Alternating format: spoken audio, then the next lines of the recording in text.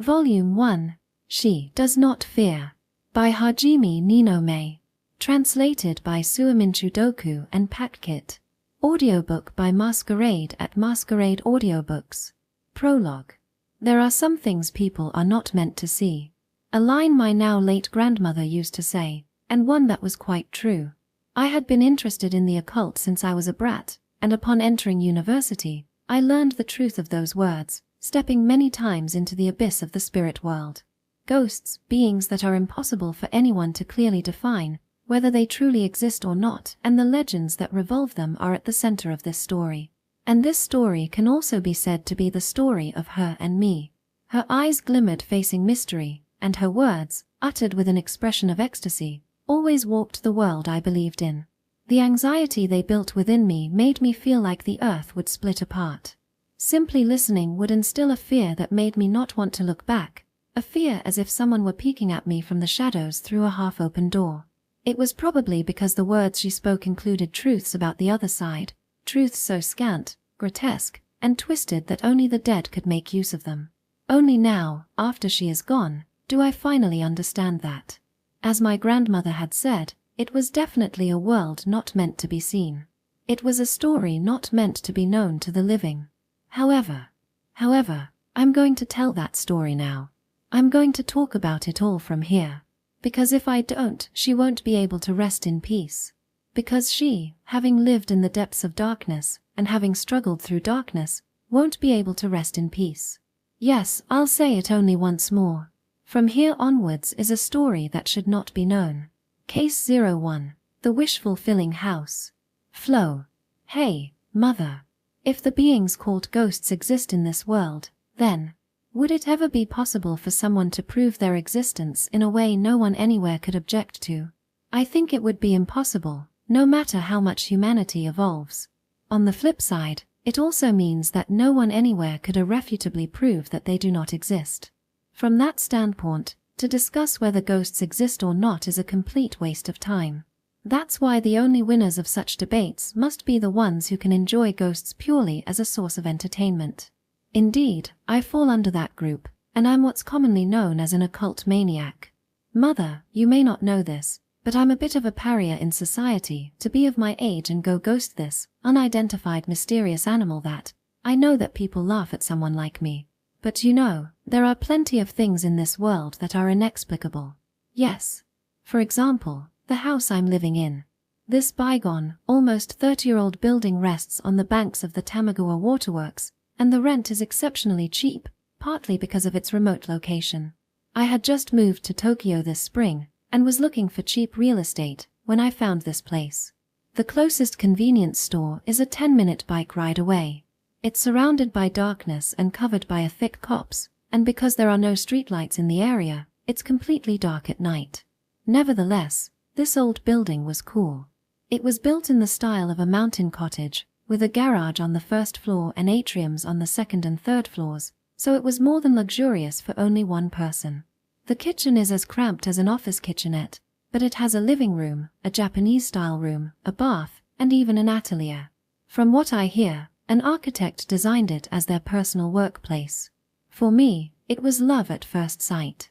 Furthermore, it was rare to find a place with a bath for just 30,000 yen in Musashino, Tokyo, and above all, it had a history that couldn't be ignored. This is the wish-fulfilling house, so said the smiling real estate agent who introduced this place to me. The architect who built this place became famous, the illustrator who moved in next became overwhelmed with work opportunities and moved to the city center, and the young couple that lived here until last month just vacated because they had a baby. You are quite lucky. After hearing that, who wouldn't sign up in a heartbeat? So, I jumped at the opportunity. There was probably a feeling of superiority too, given that my university classmates pay over twice the rent to live in rabbit cages. In any case, for a while I thought what a lucky guy I was, and how my first experience of living alone had gotten off to a good start. Yet, within a month, I realized how big of a mistake that was. When I was sleeping at night, I heard these sounds ring out from somewhere. Creaking sounds of an old door desperately trying to be opened. At first, I thought there was something wrong with the building, but it was odd that it only happened around 2 o'clock in the morning. I tried going out from the Japanese-style room in the corner of the second floor, which I had used as a bedroom, into the living room. Thereupon, the noise stopped. I thought, maybe it's coming from up above, and went upstairs to check the atelier on the third floor. But there was nothing there that could be the source of the sounds. I'd planned to eventually organize it to look more stylish, but at the moment it was a bleak room, housing nothing more than my desk and a bookshelf. I looked around, but all the windows were shut, and there was nothing that could make a sound. After that, I moved to check the toilet and the bath. But I couldn't find anything that could be connected to the sounds there either. I thought it was just my imagination, and was about to go back to bed when it happened. The sounds started up again. A creaking noise, like the sound of old wood grating. I could also hear the sound of something scratching. It wasn't a mouse or a cat or anything like that. It was an eerie kind of sound, like something trying to crawl out of some dark place after having been tormented for many years. Gradually, the sounds seemed to stop echoing throughout the house and started to feel like they were seeping out of a space right next to my ears. From that day onwards, I kept all the lights in the house turned on, and shoved in earplugs whenever I slept, but the problem was no longer just about the sound. It was about 2 weeks ago. I found something definitive. I found a 7 ? Carved with something sharp on the wall of the staircase landing.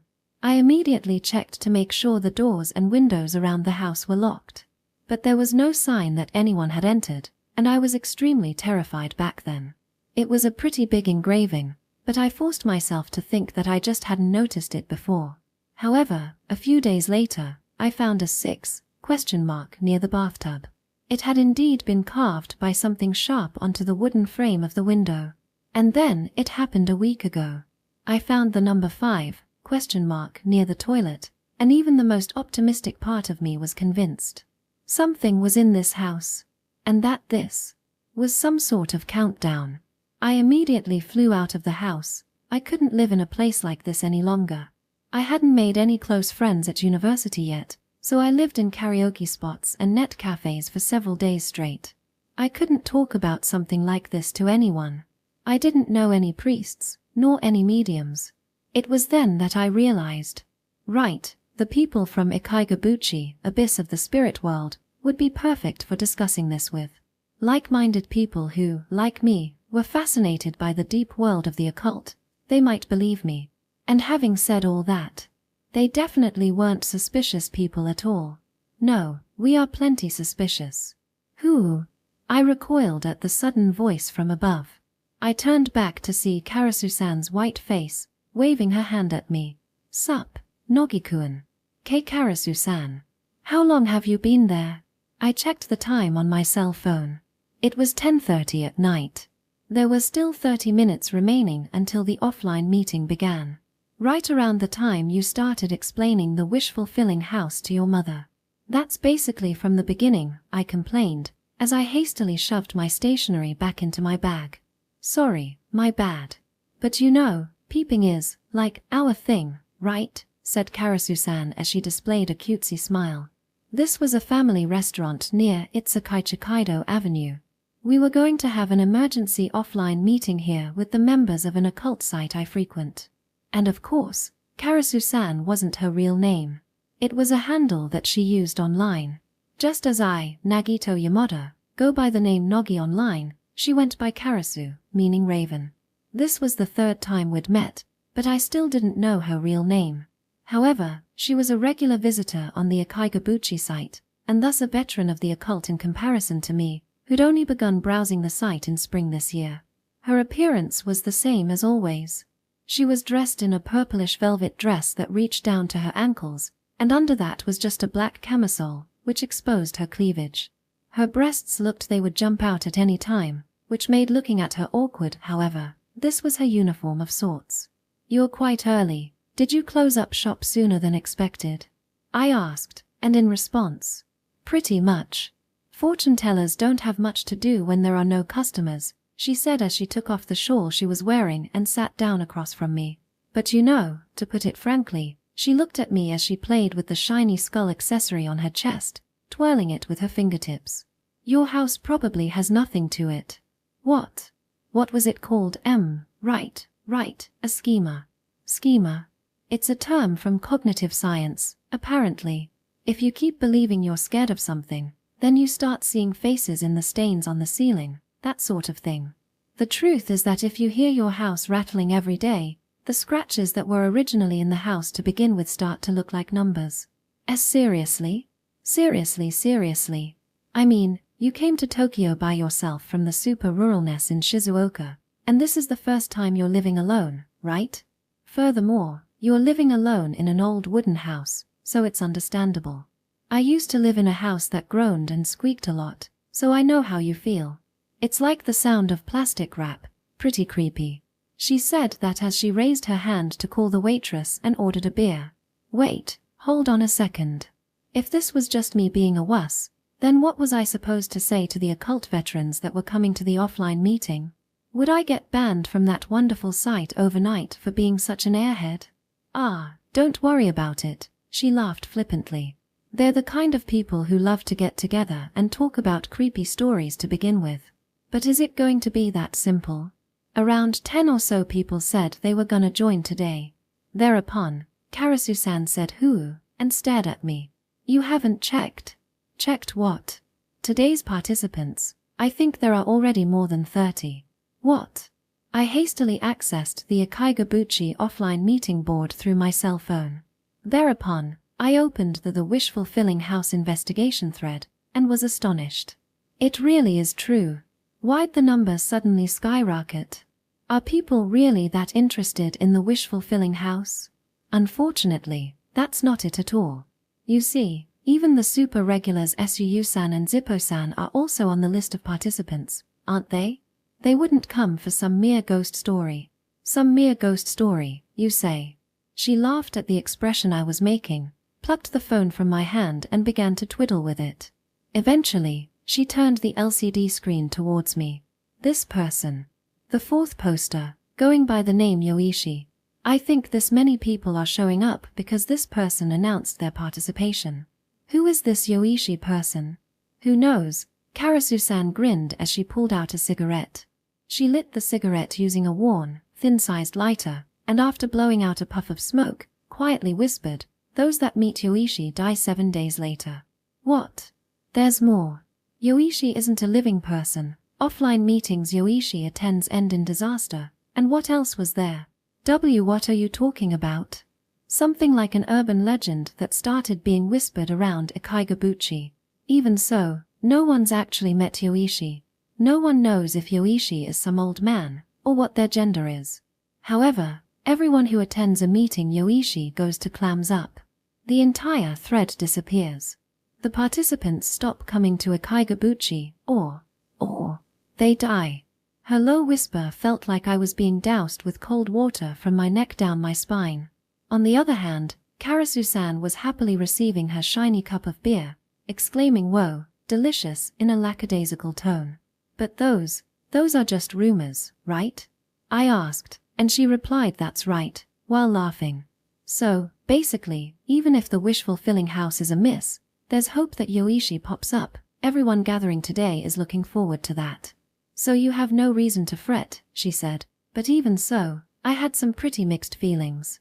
Until now, and until today, I trembled with fear alone, unable to go back home. That's why I went to the trouble of organizing today's offline meeting, in the hopes of hearing the opinions from the veterans of Ikaigabuchi. Having the story blown off immediately as my misunderstanding wasn't enough to make me go, "Ah, so that's what it was," and quell my fears. But if Yoichi has gotten interested, might the wish-fulfilling house be the real deal? Who knows? I'm just interested in seeing how Yoichi-kun's appearance turns a horror story that doesn't interest me into something eerier. Doesn't interest her. If it's still bothering you, Ikaigabuchi has a page for investigating haunted areas. You can request an investigation on there. Although I still think you'll just end up being laughed at, she laughed as she finished gulping down her beer in the blink of any eye.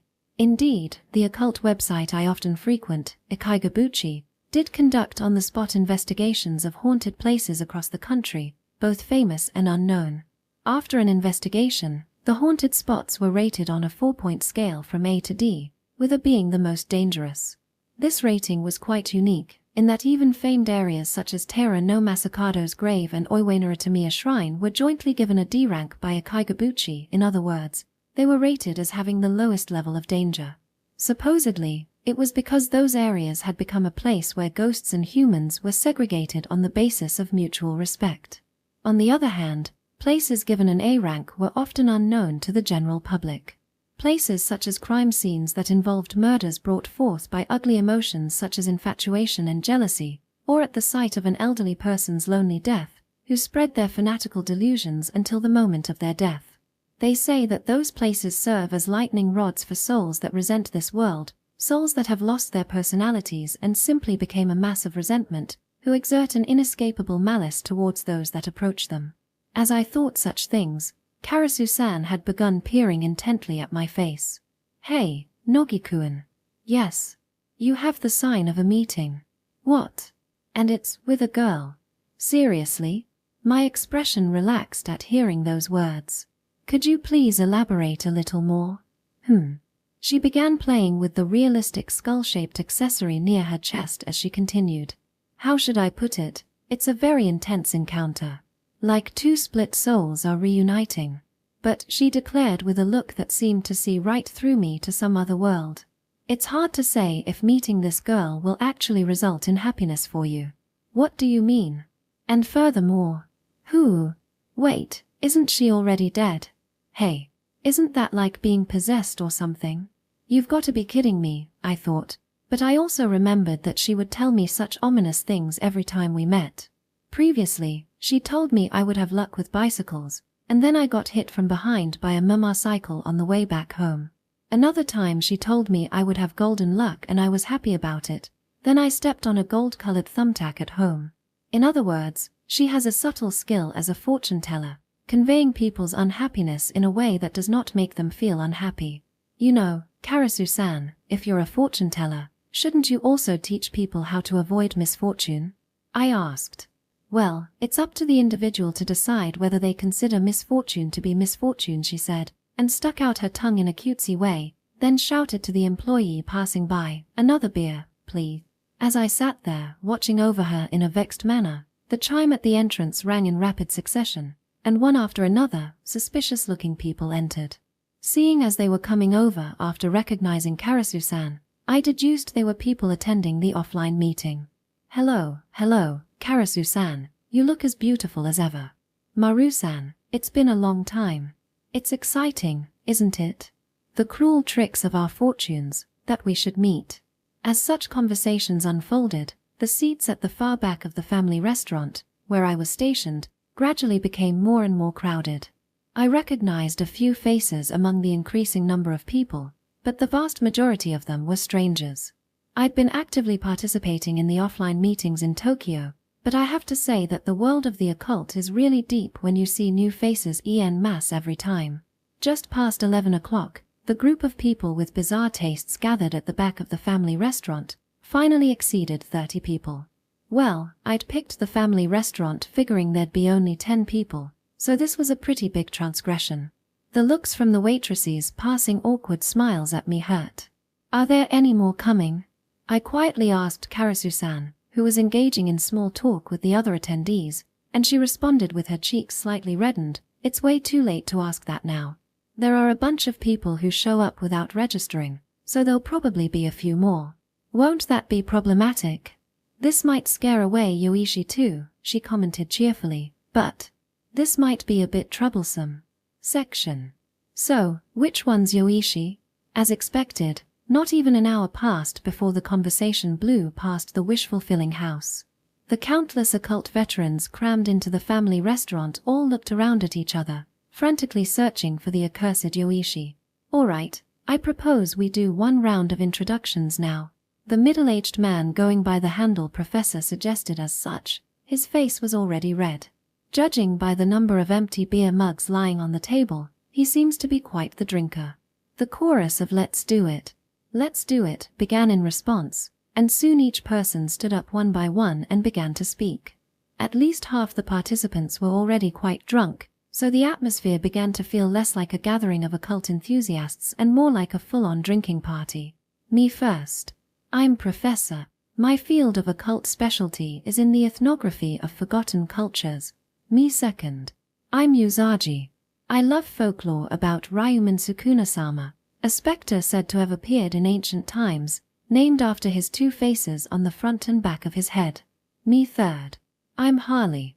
I get excited by stuff related to OOP arts. Among other things, I'm currently researching the Voynich manuscript. What are they going first, second, and third for? And why are Usagi-san and Harla-san both jumping on the bandwagon? The occult maniacs, who were more playful than necessary, began to introduce themselves one by one.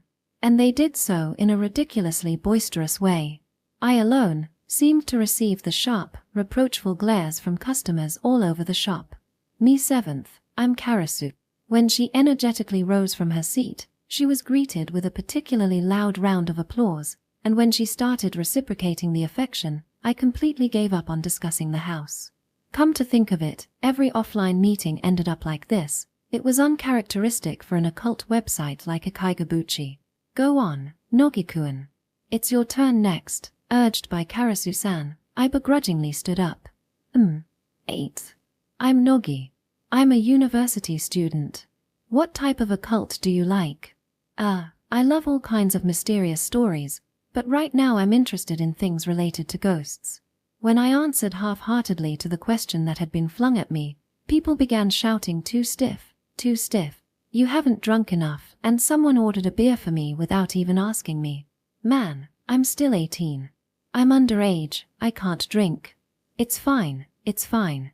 I'll drink it.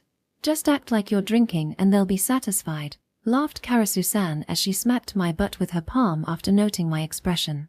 Well, in any case, that's how the 30 or so people introduced themselves in one round. And in conclusion, there was no one here who went by the handle of Yoichi. What? So they didn't show up? I showed up just to meet Yoichi. Is anyone faking their handle? Such voices arose one after another, but in the special space of an offline meeting, where it was not unusual for people to meet each other for the first time, it was hard to figure out if anyone was lying. Well, since we've all gathered, can we discuss what the wish-fulfilling house is? I began to speak, but Suyu-san cut me off. Here's what I think. As I recall, he was an old veteran of Akaigabuchi who managed a liquor store and liked collecting things like the arms of Tengu and the shells of Kappa. Yoichi might be a different handle of Krishna-san. I was listening with a sigh, but I reacted to that famous name. I see. That would make a lot of sense, replied someone. If we summarize the rumors involving Yoichi if you get involved with Yoichi you'll meet a terrible end. Yoichi isn't a living person. Those that meet Yoichi die 7 days later. Things like that. But we've never heard any concrete news of someone dying, and maybe certain threads disappeared from the forum because Krishna-san used an alt account to participate and register haunted places that needed to be investigated. That's what I think, anyway. I see, nodded Karasu-san in agreement. Krishna hasn't been showing up as well lately, so that'd make sense. Wait please, I interjected. Krishna-san, as in the administrator of Akaigabuchi, Krishna-san? Everyone's met them. We have met them, or rather, they've always shown up to meetings before. But they're not here today. You want to meet them? Yes, of course. In the first place, the reason I became interested in the Akaigabuchi site was because the person named Krishna was so fascinating to me. Of course, part of it was that I was interested in the occult from the start, but Akaigabuchi clearly held an attraction that was different from other occult sites. That was apparent, for instance, when looking at the odd sentence prominently displayed on the homepage, things that bother people also bother ghosts. Akaigabuchi was originally established as a site to promote the separation of ghosts and people. Most people can't see ghosts. That's why, regardless of whether we mean well or not, we probably bother ghosts more than they do us. It was a perspective that was both fresh and unique. And as I read articles about renowned haunted spots on Akaigabuchi, my conviction deepened. Each article was filled with care towards ghosts, and at the same time, never forgot to show respect towards both the living and the dead. I've always wondered, why are people always afraid of ghosts? Perhaps some ghosts play tricks on people, while other ghosts say, "Come on, stop it," and step in to intervene, yet no one ever thinks of the latter possibility. Maybe a certain amount of order is maintained by good spirits, and that is why the vast majority of people live their lives without ever being threatened by ghosts. That paragraph in particular struck a chord with me.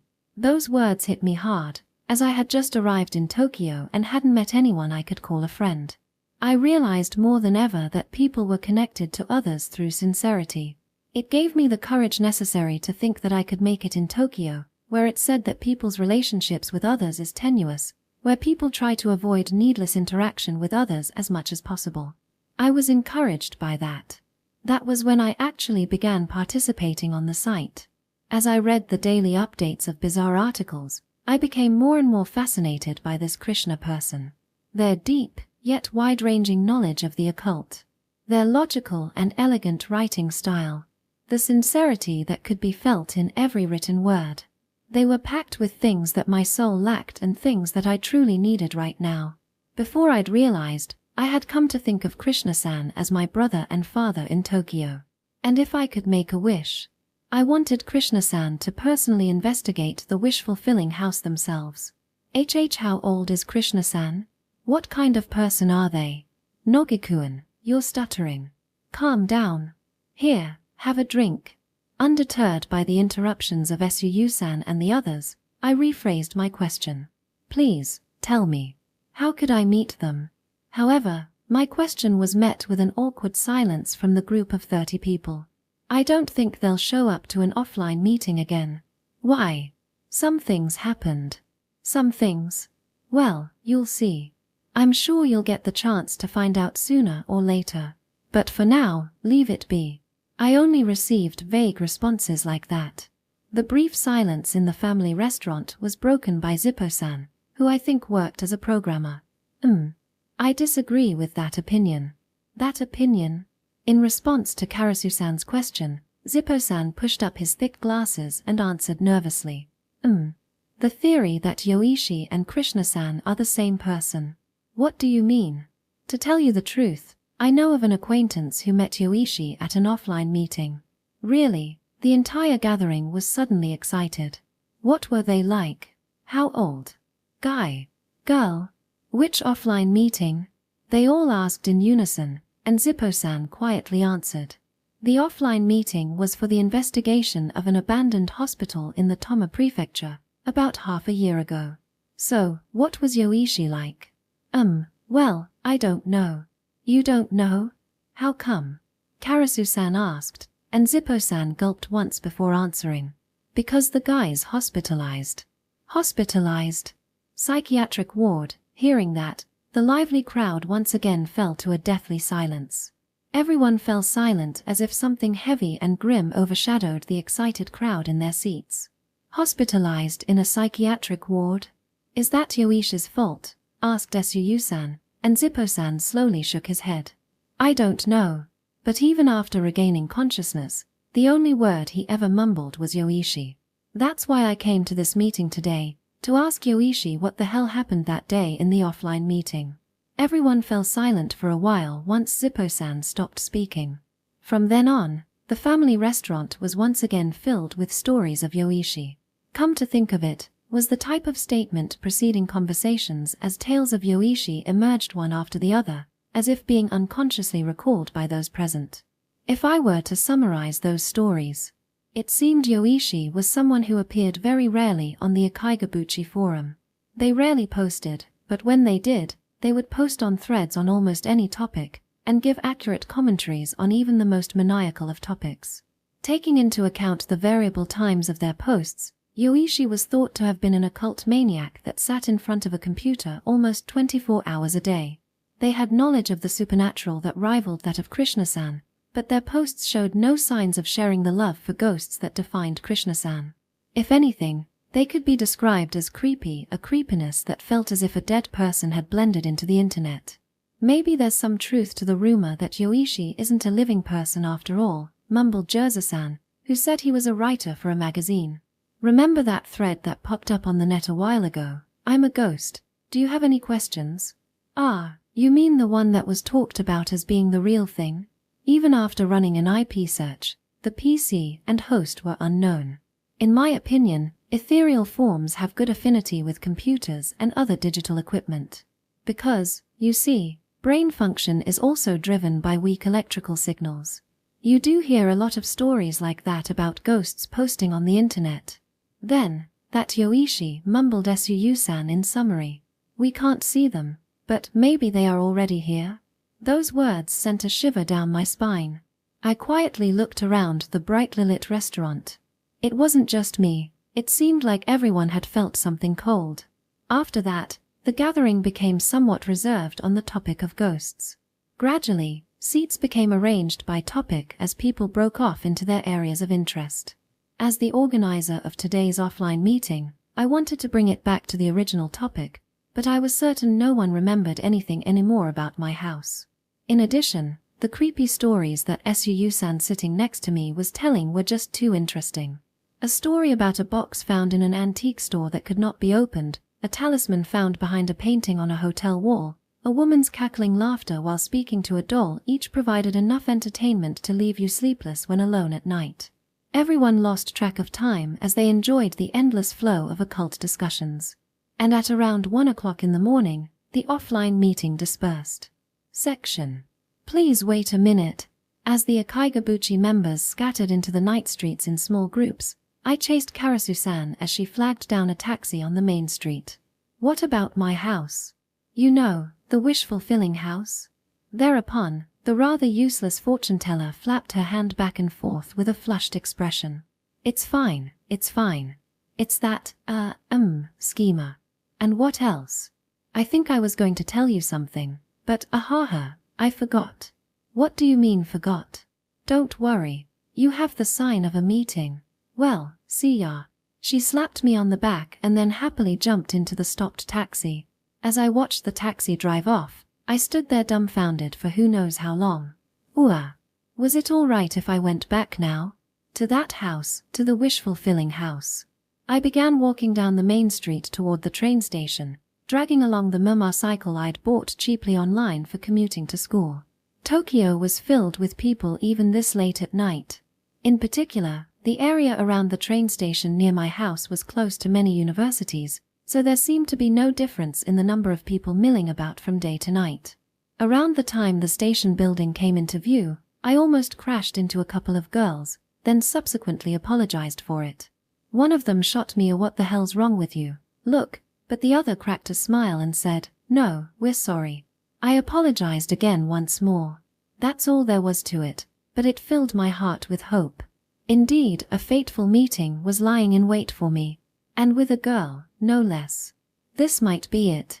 The bizarre events tormenting me at that house must surely be a catalyst for the happy times to come. In the future, I will look back at this string of events and laugh it off as nothing more than just another funny story.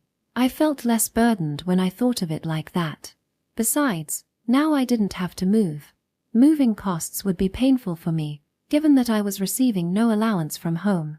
The offline meeting was fun in its own way, so it's all good, right? I muttered to myself, and finally straddled the bike. I turned around and decided to go back home for the first time in a few days. None of the people that came to the offline meeting today said anything about the wish-fulfilling house. If you look at it from a different angle, that means it can't possibly be a ghost incident. It's a bit shameful as the original poster, but all's well that ends well, right? What would have happened if I'd dragged people over to my house, and it turned out that there were no ghosts or anything at all? I'd be a laughingstock. Having finished completely arming myself with logic, I felt the pleasant night breeze on my cheeks and pedaled harder. I'd recovered to the point where I even started humming. However, I noticed something when I was about to re-enter the main street from the shopping arcade in front of the train station. For a while now, there's been a strange, uncomfortable feeling on the sole of my left foot. It was like gum was stuck to my shoe, so I stopped my bike and took off my sneaker. Then, with my left foot raised in the air, I looked at the rubber sole of the sneaker and froze. I felt my blood freeze over and the elation I felt evaporate all at once. On the bottom of my sneaker, the number 4 ? Was etched all over. Section. Damn it, schemer my ass. The countdown was continuing, wasn't it? I pushed the motorcycle along with an almost one-legged step, as everyone passing by threw me strange looks owing to my frenetic expression, but I paid them no heed. I threw away the sneaker with the 4 etched all over it on the spot. There was no way I could keep wearing such sinisterness. The cold of the concrete and the hard, scattered pebbles pricked my foot through my sock, but I didn't care. Why and when was 4 carved into the back of my sneaker? What was going to happen when the countdown ended? And what did I need to do to escape from this terror? I had no idea, but I kept on running anyway. People in fancy clothing stared and laughed, but I didn't care. I just wanted to be somewhere warm. Where? Where could that be? Eventually, I found a late-night discount shop just past the arcades, and jumped in. A ridiculously cheerful theme song was being played inside. I hummed along to the simple, repetitive melody as I checked out the wide selection of products that were quite cheap. As I leaned against a cosmetics shelf and mumbled to myself, a group of girls dressed flamboyantly avoided me as they passed by. An employee called out to me and asked, "Are you unwell?" And I finally realized that my left foot, covered only with a sock, was throbbing with pain. I looked down and saw that the sock was torn and dripping with blood. Perhaps I had stepped on a shard of glass along the way. I bought some bandages, a pair of socks, the cheapest sneakers they had, and went to tend to the wound in the bathroom. I washed the back of my foot, wrapped the bandage, and wore the new socks. The cheap sneaker had a shoddy design and wasn't very comfortable, but it was far better than being barefoot. It was an unnecessary expense for sure, but I felt comforted by it. I was afraid of staying alone in the bathroom for any longer, so I returned to the inside of the store. I wandered aimlessly around the shop as if window shopping and repeatedly took deep breaths. What should I do now? That was all I could think about, and yet I could not come up with an answer. At some point, I was absent-mindedly just standing there in front of the display window, when the employee from earlier approached me again and asked if anything was wrong, so I left the store. I had no choice but to begin heading toward the usual net cafe, but when I got there, it was already full. I peeked into the nearby karaoke box, but even it had a line spilling out onto the street. I tried a few other places, but it was the same situation everywhere. Come to think of it, it was Saturday night. There would be no vacant places until the first train. However, I couldn't think of anywhere else to go. As I wandered around the station dragging my bike around, the police shot me suspicious looks. I almost felt like it would be more comforting to be arrested, but some level of common sense still remained in me, so I turned back to the main street. The headlights of cars on Itsukai-Chikaido Avenue illuminated me as they passed by. Numerous cars that normally looked like exhaust-emitting devices to me, but today I felt consoled by them. It was reassuring to eye things that could be scientifically explained. However, I may have reached my limit. This was the same as being completely homeless, wasn't it? I had no one I was intimate with in Tokyo, where the lights never dim. I had no place to go. On top of that, I was running low on funds. Without knowing why, I looked up at the night sky, but even in a cloudless sky, there wasn't a star to be seen. Only a dark space spread out as if it were painted over. Maybe I could call my sister in the morning and borrow some money, and then I'd go straight back to Shizuoka. Tokyo was too much for me, which was something humiliating to say, but all this was just too unexpected. I'd imagine most people would have trouble with such a case as well. Mother, I'm sorry. You supported me so much in my move to Tokyo. Then at that very moment, at the end of the night road, I spotted an intense light. When I lifted my head, I realized I'd come straight back to the family restaurant. I see, this place is also open 24 hours. That was enough to make me feel like I'd found a million allies, and my knees almost buckled. The drink bar here alone was cheaper than the net cafe, and it was a Saturday night, so there were plenty of people inside. I should have just stayed here from the beginning. Ha ha ha, with a dry laugh like that, I probably looked pretty unapproachable to any passerby. However, the moment I left my motorcycle at the bicycle parking of the family restaurant, and was about to enter, I was startled. There was someone there even more bizarre that would make anyone stay away. Outside the restaurant's large, glass window, and amidst the thicket of fern bushes planted to cover the restaurant, was a girl fully dressed in black. Even though it was spring, she wore a black long coat. Her long hair stretched down her back, Her skirt and even her boots were all pure black. Yet her complexion alone was abnormally white. And because she was lurking in the darkness, it looked as if something with only a face was floating. What is she doing? She was just standing there in the middle of the thicket, pressing her forehead against the glass as she stared into the restaurant. It was so creepy I took one step back, when she slowly turned to face me. Her cheeks were shockingly white, and every part of her face was like a dream. She was modeled so perfectly that it made me feel like she was too good to be true, like a life-sized bisque doll that had accidentally been left there. That was the impression I got. A girl whose color was the night itself. Unexpectedly, those words popped into my head. Those were the colors of the girl's eyes. Maybe it was because of the lighting, but it strangely felt like a large proportion of her eyes were taken by her irises and pupils, and under those long eyelashes, they seemed to glow jet black. Below her straight-cut bangs, they shone a dark color as they gazed upon me. By any chance, are you? Those words naturally came out of my mouth. Yoichi. The girl merely nodded in silence. Section. Yoichi isn't a living person. Those that meet Yoichi die 7 days later. Offline meetings that Yoichi attends end in disaster. What I'd heard earlier floated around in my head as I stared at the girl in front of me. 7 glasses were laid out on the table in front of Yoichi, each with a different type of drink, including iced coffee, cola, orange juice, and Japanese tea. She'd effectively created her own drink bar. Aren't you supposed to take just one at a time? I asked her in an exasperated tone, but she replied, as long as I drink everything, there should be no problem. She spoke without taking her eyes off the glasses, and took one sip after another. She drank the orange juice, then the iced coffee, then the warm Japanese tea, and then the cola.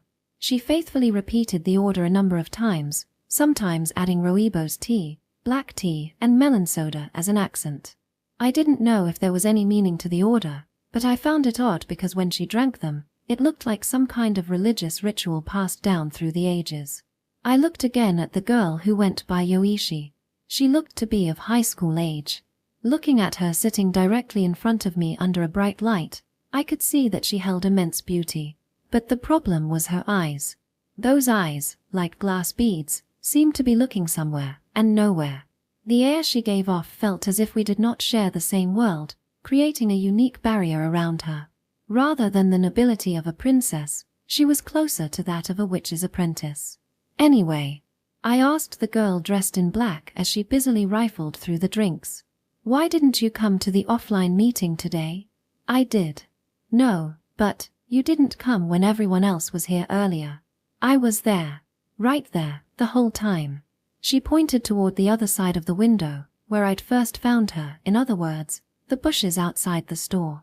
Out there. With her forehead pressed up against the glass.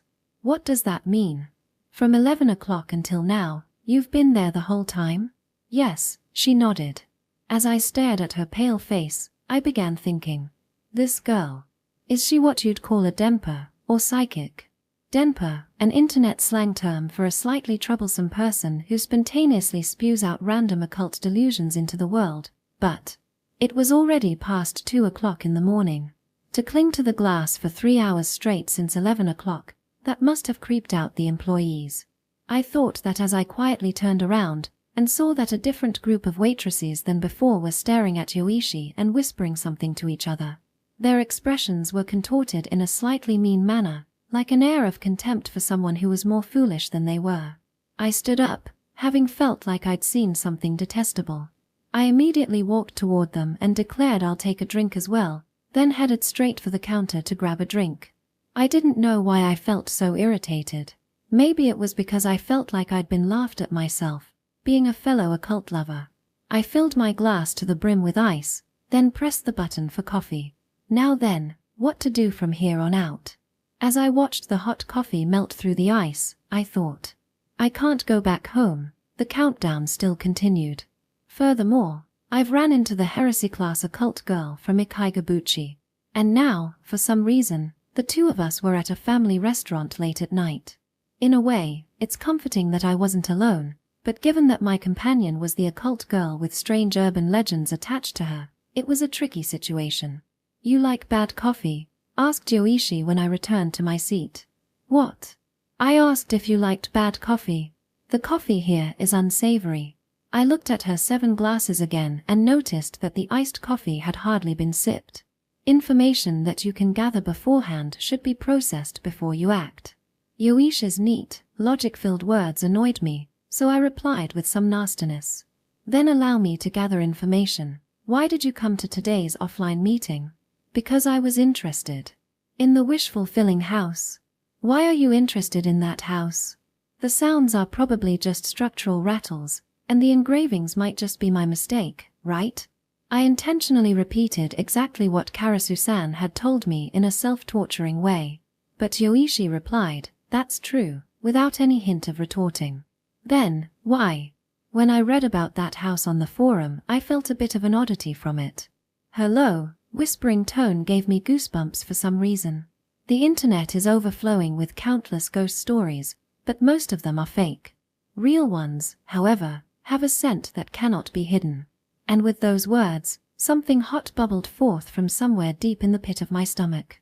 Having a Dempa believe you isn't really something to be pleased about, but I was, to be frank, simply glad to finally meet someone who would listen to the source of my fears. It was true, that place was the real deal. I was already in tears because of the numbers carved on the sole of my shoe a moment ago. Hey, what is it? Is it a ghost or something? Are you the type that can see them? What do you mean by the real thing having a scent that cannot be hidden? I couldn't stop myself from blurting out questions in succession, and Yoichi replied nonchalantly, while she stared at her glass of orange juice. To answer your first question, it may not be a ghost. What? Secondly, it's not that I can see everything. Lastly, a feeling. Real ghost stories have a subtle lack of cohesion. Yoichi began to speak, a sudden change from her dazed attitude from before. Strange phenomena occur. The people involved become afraid. When you investigate, you find out that someone committed suicide there, and I won't say that such stories with a convenient outcome are all fake. However, the really interesting ghost stories transcend that. There's a sense of discomfort, as if something important has been skipped over. The only thing that can fill in that gap is a theory of the other side. So basically, what's happening? What are those frightening sounds in my house? Why are the numbers being scrawled, and why are they counting down? When the numbers run out, what's going to happen to? Before I'd realized, I had almost stood up as I shouted. What's going to happen to me? The restaurant went deathly silent, and everyone was looking at me. Embarrassed, I sat back down. However, I didn't even know what was going on anymore. I had no idea what to do from here on out. I scratched my head, feeling sorry for myself, when Yoichi quietly muttered, "So, you are the one who posted that story." I looked up, and saw a mysterious glow in Yoishi's cold, dark eyes. I nodded, and told her everything that had just happened.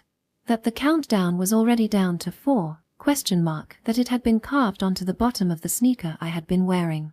I explained all of that as I trembled. How does someone even carve that? Is something from that house haunting me all the way here? I complained, almost in tears, when I gasped. Yoishi's eyes, which resembled glass beads, were now brimming with life. Then, she suddenly raised her finger to the tip of my nose and said, "Hey, close your eyes." Hoo-hoo. She turned her beautiful white face directly at me, and peered into my eyes. The shape of her facial features took over my field of vision, and to be honest, my heart raced. Why do I have to close my eyes? Just do it. Flustered, I did what she told me to do. As I closed my eyelids tightly, some kind of inappropriate fantasy ran through my head, but I did my best to brush it away. Imagine. Her lips moved on the other side of my eyes, and she spoke commandingly. "You are now standing at the entrance of your house." Her voice, somewhat gentle and commanding, made me stand in front of that house, whether I wanted to or not. Imagine yourself standing in front of the entrance to your house in as much detail as possible. As if prompted by her words, I recalled the house that stood in the dark. Black, its pointed, mountain cottage-like shape. The reddish-brown roof, the mountain cottage-style structure, and the atelier built by an architect exclusively for himself. The walls were stained nicely and covered with ivy halfway up to the second floor, and the white paint on the wooden windowsills had begun to peel off. The first floor was a garage, and the second and third floors were living quarters. The house that I rented for 30,000 yen, which didn't even have a kitchen. The house where strange sounds would begin to ring out from somewhere at night, and where a number would be engraved somewhere the following morning. My legs began to tremble, but I clutched my knees tightly with my hands and managed to hold on. All right.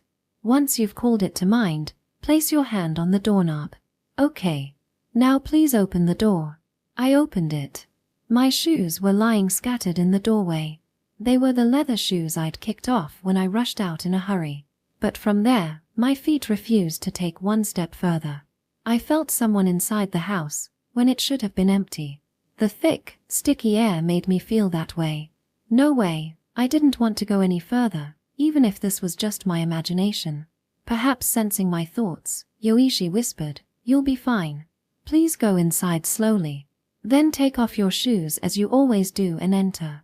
Once inside, open all the windows in the house. It doesn't matter which order you do it in. Open them precisely, one by one, with complete certainty. Windows. Why open the windows?" I wondered, but obeyed anyway. I approached the living room window, unlocked it and opened it. From there, I moved to the Japanese-style room I was using as a bedroom and unlocked and opened the window there. Then from the Japanese-style room to the bathroom. Opened. Next, the bath. Opened. From there, I proceeded to the third floor. There were 2 windows there, one by the veranda and one next to my desk. I unlocked and threw both of them open with precision. I'm finished. Then, this time, please close the windows in reverse order. Close them in order, starting with the last one you opened. Having no other choice, I did as she said. The window on the 3rd floor by the desk. Veranda window. Then down to the 2nd floor, and the bath, toilet, Japanese-style room, living room. I closed them all. All right, you're done. Now open your eyes. Hearing Yoishi's voice, I opened my eyes to the blinding fluorescent light. I wasn't aware of the bright pop music filling the restaurant until now, but suddenly, I could hear it. Right, I was in a family restaurant. As I rubbed my eyes to get used to it, Yoichi asked me, "How was it?" "What do you mean how was it? What was the point of that? Was there anyone in the rooms?" At those words, my hair stood on ends. There was. On the staircase landing linking the 2nd and 3rd floors. I think I saw a middle-aged man wearing ashen-colored clothing. He looked vacant and motionless, yet he stared at me with his eyes, as if he was watching everything I did. I couldn't catch him in the front of my vision, but out of the corner of my eye, I could definitely see his presence. There wasn't there? Yoishi's black eyes shone somewhat delightedly. "Was it someone you know?" "I don't know. Never seen him before." "No. How could that be? How is it possible to recall someone in your imagination that you've never met before?" With the house still markedly visible in my mind, Yoishi's joyful voice echoed. "Scared?" I looked, and saw Yoichi had come close enough that I could feel her breath. "Hey, are you feeling scared right now?" "I'm scared. Or perhaps I should say, I'm scared of your eyes that look like they are going to devour every part of me. Tell me in more detail. What did they look like?" Taking a deep breath, I explained while trying to stop myself from trembling. "A gray, worn suit. I don't think he was wearing a tie. The suit seemed a bit big, but that may have been because the man was thin. His hair had streaks of gray, and I couldn't make out his face. His long hair seemed to have grown out in a messy way. The shoes he wore were black." In response, Yoichi went as she stroked her well-shaped chin. After a moment of silently gazing around in midair, she turned her gaze toward me once more. "Hey, how about we go?" "Go where?" "To your house. Right now." Section. Why did things turn out like this? It was a night with a beautiful moon. I was pedaling hard on the motorcycle. I passed through the residential area to the north of the train station near the family restaurant, and from there, I continued west along the drainage channel. The drainage channel was called Shimokoa and was one of the tributaries of the Tamagawa waterworks. This river gradually curved northeast, towards the area I lived. Every time my bike bounced off the bumpy road, Yoishi's body would press against my back. I could feel the bulge of her small breasts through my jersey, and I indulged in misplaced delusions of how we looked like a nice couple. However, clinging to my back was a Denpa girl dressed entirely in black. Her arms wrapped around my waist were oddly cold. Aren't girls supposed to have a higher body temperature? Shouldn't they be like soft, warm, and smell nice? However, I couldn't feel any body heat from Yoichi, who was sitting in the back seat of my bicycle. In fact, if it turned out that she was someone only I could see, I wouldn't even be surprised. That's how far away from a date this nighttime bicycle rendezvous felt like. The residential area became increasingly distant, and fields belonging to landowners began to spread out in their place. Street lights, too, diminished in number. It felt like there were more stars in the sky, and the smell of grass became stronger. We were close to my home. Quite rural. Shut it, I replied to Yoichi after a considerable period of silence. I didn't mean that in a bad way. I didn't realize Musashino still had places like this. That's why I figured the rent was so low, I grumbled with a hint of self-derision. Houses became even sparser, and after passing by a few old shrines, we entered the area lined up with dense groves of trees. A short distance along this narrow path would lead to my house. To be honest, I didn't want to come at night. I spoke towards my rear. It's a phenomenon that only happens at night, so we must go at night. Yoichi readily replied. It was actually a pretty good argument. For a short while, we both remained silent, until eventually, Yoichi asked, "What was your wish?" "Who? After all, you took the trouble of living in the wish-fulfilling house, didn't you?" "Took the trouble," she says, "but the truth was I just had no money for anywhere else. Nothing special. I just wished that my family's business would go well, that's all." I answered. "A family man, how surprising," Yoichi commented, devoid of emotion. "Surprising is pretty harsh," I started to reply, but then the house beyond the Black Forest came into view. "Is that the one?" "Yeah." Looking at it again, I'm amazed that I had rented such a place. It looked like a haunted house no matter how you looked at it. As soon as I slid the motorcycle into the ground floor garage, Yoichi jumped off the rear seat of the bike. I pressed the switch on the steel column and the garage ceiling light turned on. That was all it took to significantly reduce my fear. Yoichi began walking about on her own, looking at the building from several angles. "A magnificent building," she said, as she began walking ahead of me. She went up the stairs to the entrance on the second floor. Not having any other choice, I placed one foot on the stairs, but could go no further. As for Yoichi, she quickly climbed the stairs, casually opened the door, and took a glance inside. Ah, right. Now that I think about it, I rushed out without locking the door. That means I'd left it unlocked for several days. How careless of me. All I could do was look from the bottom of the stairs. It was pretty pathetic of me, but I was the one that experienced the fear. I'd say it's animal instinct to not want to get any closer unless safety is ensured. How is it? Dark. Well, of course it is. And with that, Yoichi quickly went inside. I was afraid of being left behind at the bottom of the stairs, so I rushed after her. When I opened the front door, the lights were already on inside. Yoichi stood right next to the light switch and glanced around from the ceilings to the walls. Lights really are a great thing. I was calmed just by it being bright, so much so that I didn't know whether those creepy happenings were real or not. When I was about to take off my shoes at the foyer, I saw that Yoishi's knee-high boots had already been neatly taken off and arranged. She might have had a better upbringing than I thought, but then it struck me. Come to think of it, we hadn't even properly introduced ourselves to each other yet. "Hey, I know it's belated," but I turned toward her and said, "I go by Nogi online, but my real name is Nagito Yamada.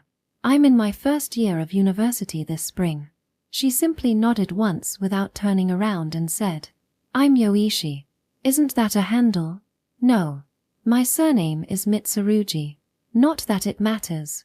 "Yoichi Mitsurugi?" She was a very strange one indeed. What kind of person reveals their real name on the internet and doesn't give a shit about their surname? 5? Was on the wall of the toilet? She asked, as if suggesting that the conversation we just had was a waste of time, So I pointed to the far end of the second floor and said, "That way." Yoichi silently moved in that direction. Without hesitation, she opened the door, turned on the lights, and peered in. I quietly followed. "See? It looks like the number 5, ? Doesn't it? It's not a schema or whatever, right?" I asked Yoichi from behind. "You know of words such as schema?" she asked in a condescending manner. "Well, I mean, I am an occult maniac, after all." That was a lie. It was a piece of information I had only just acquired. If you look at a meaningless shape with prior knowledge of a specific set of information, the brain tends to recognize the figure in line with that information that is a schema in cognitive science. But this is without a doubt a 5? Even I see it that way. Yoichi spoke as she traced her fingertips over the engraving, paying no heed to my words. Well, even if it wasn't a schema, it didn't solve the problem. If anything, it made things worse. If this was truly a deliberately written 5? Then someone or something in this house wrote it. 6? Was near the bath. After she finished carefully examining the 5? Yoichi switched on the light in the room with the bath just opposite to the toilet and opened the door. She moved her face right in front of the symbol engraved into the windowsill. As I watched the scene from behind her, I caught the smell of something odd. Truth be told, it had been bothering me since I met her, but now that I was in an enclosed space with her, it became clear to me once more. "Are you wearing some sort of perfume?" Yoichi wordlessly shook her head. "Wait, but this smell on you." That's when I realized what that smell was. I'd smelled it in club rooms during middle school. A somewhat sour, nose-curdling smell, as if something was rotting. I totally understand this is a rude thing to ask a girl," I asked, pinching my nose, "but when did you last take a bath?" Yoichi turned around and looked at me quizzically. Then she looked up at the ceiling. I had a bad feeling about that gesture, as if she was searching through distant memories. "What?" "It was so far back you have to think about it." "I don't quite remember, maybe last month." What the hell? Get in the bath. The bath? But I'm already here. That's not what I meant. Do you not take showers? Wash your hair? What does that have to do with the numbers counting down? Yoichi seemed completely bewildered as she asked me, but come on, I'd heard about the term dirty girl, and I know French royalty were famous for never taking baths, but this is contemporary Japan. Do high school girls that don't take baths for a month exist? What you say lacks reason, she said flatly, and then peered closely at the windowsill once more. It is unmistakably a 6? She quickly turned around and asked, "How about 7? She really had no interest in anything other than the paranormal. Sighing, I reluctantly guided her. It was on a wall on the staircase landing to the 3rd floor. This was the place where the middle-aged man I didn't know was standing during the pseudo-word association game Yoichi had me play earlier. As expected, I didn't feel like following her there, so I just gestured towards it. Yoichi wordlessly climbed the stairs and leaned against that wall as well. That looks like 7? 2, right? However, Yoichi didn't immediately answer. Instead, she took out a mini flashlight from her pocket, shined it at the number 7, and looked all around it. Is there something strange about it? This is certainly a 7? But it's strange. I was about to ask what's strange, but at that moment, Yoichi suddenly vomited.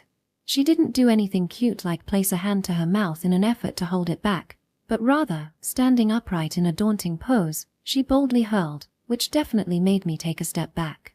She was used to vomiting, that's what that posture gave off, and I ended up completely seeing it through to the end.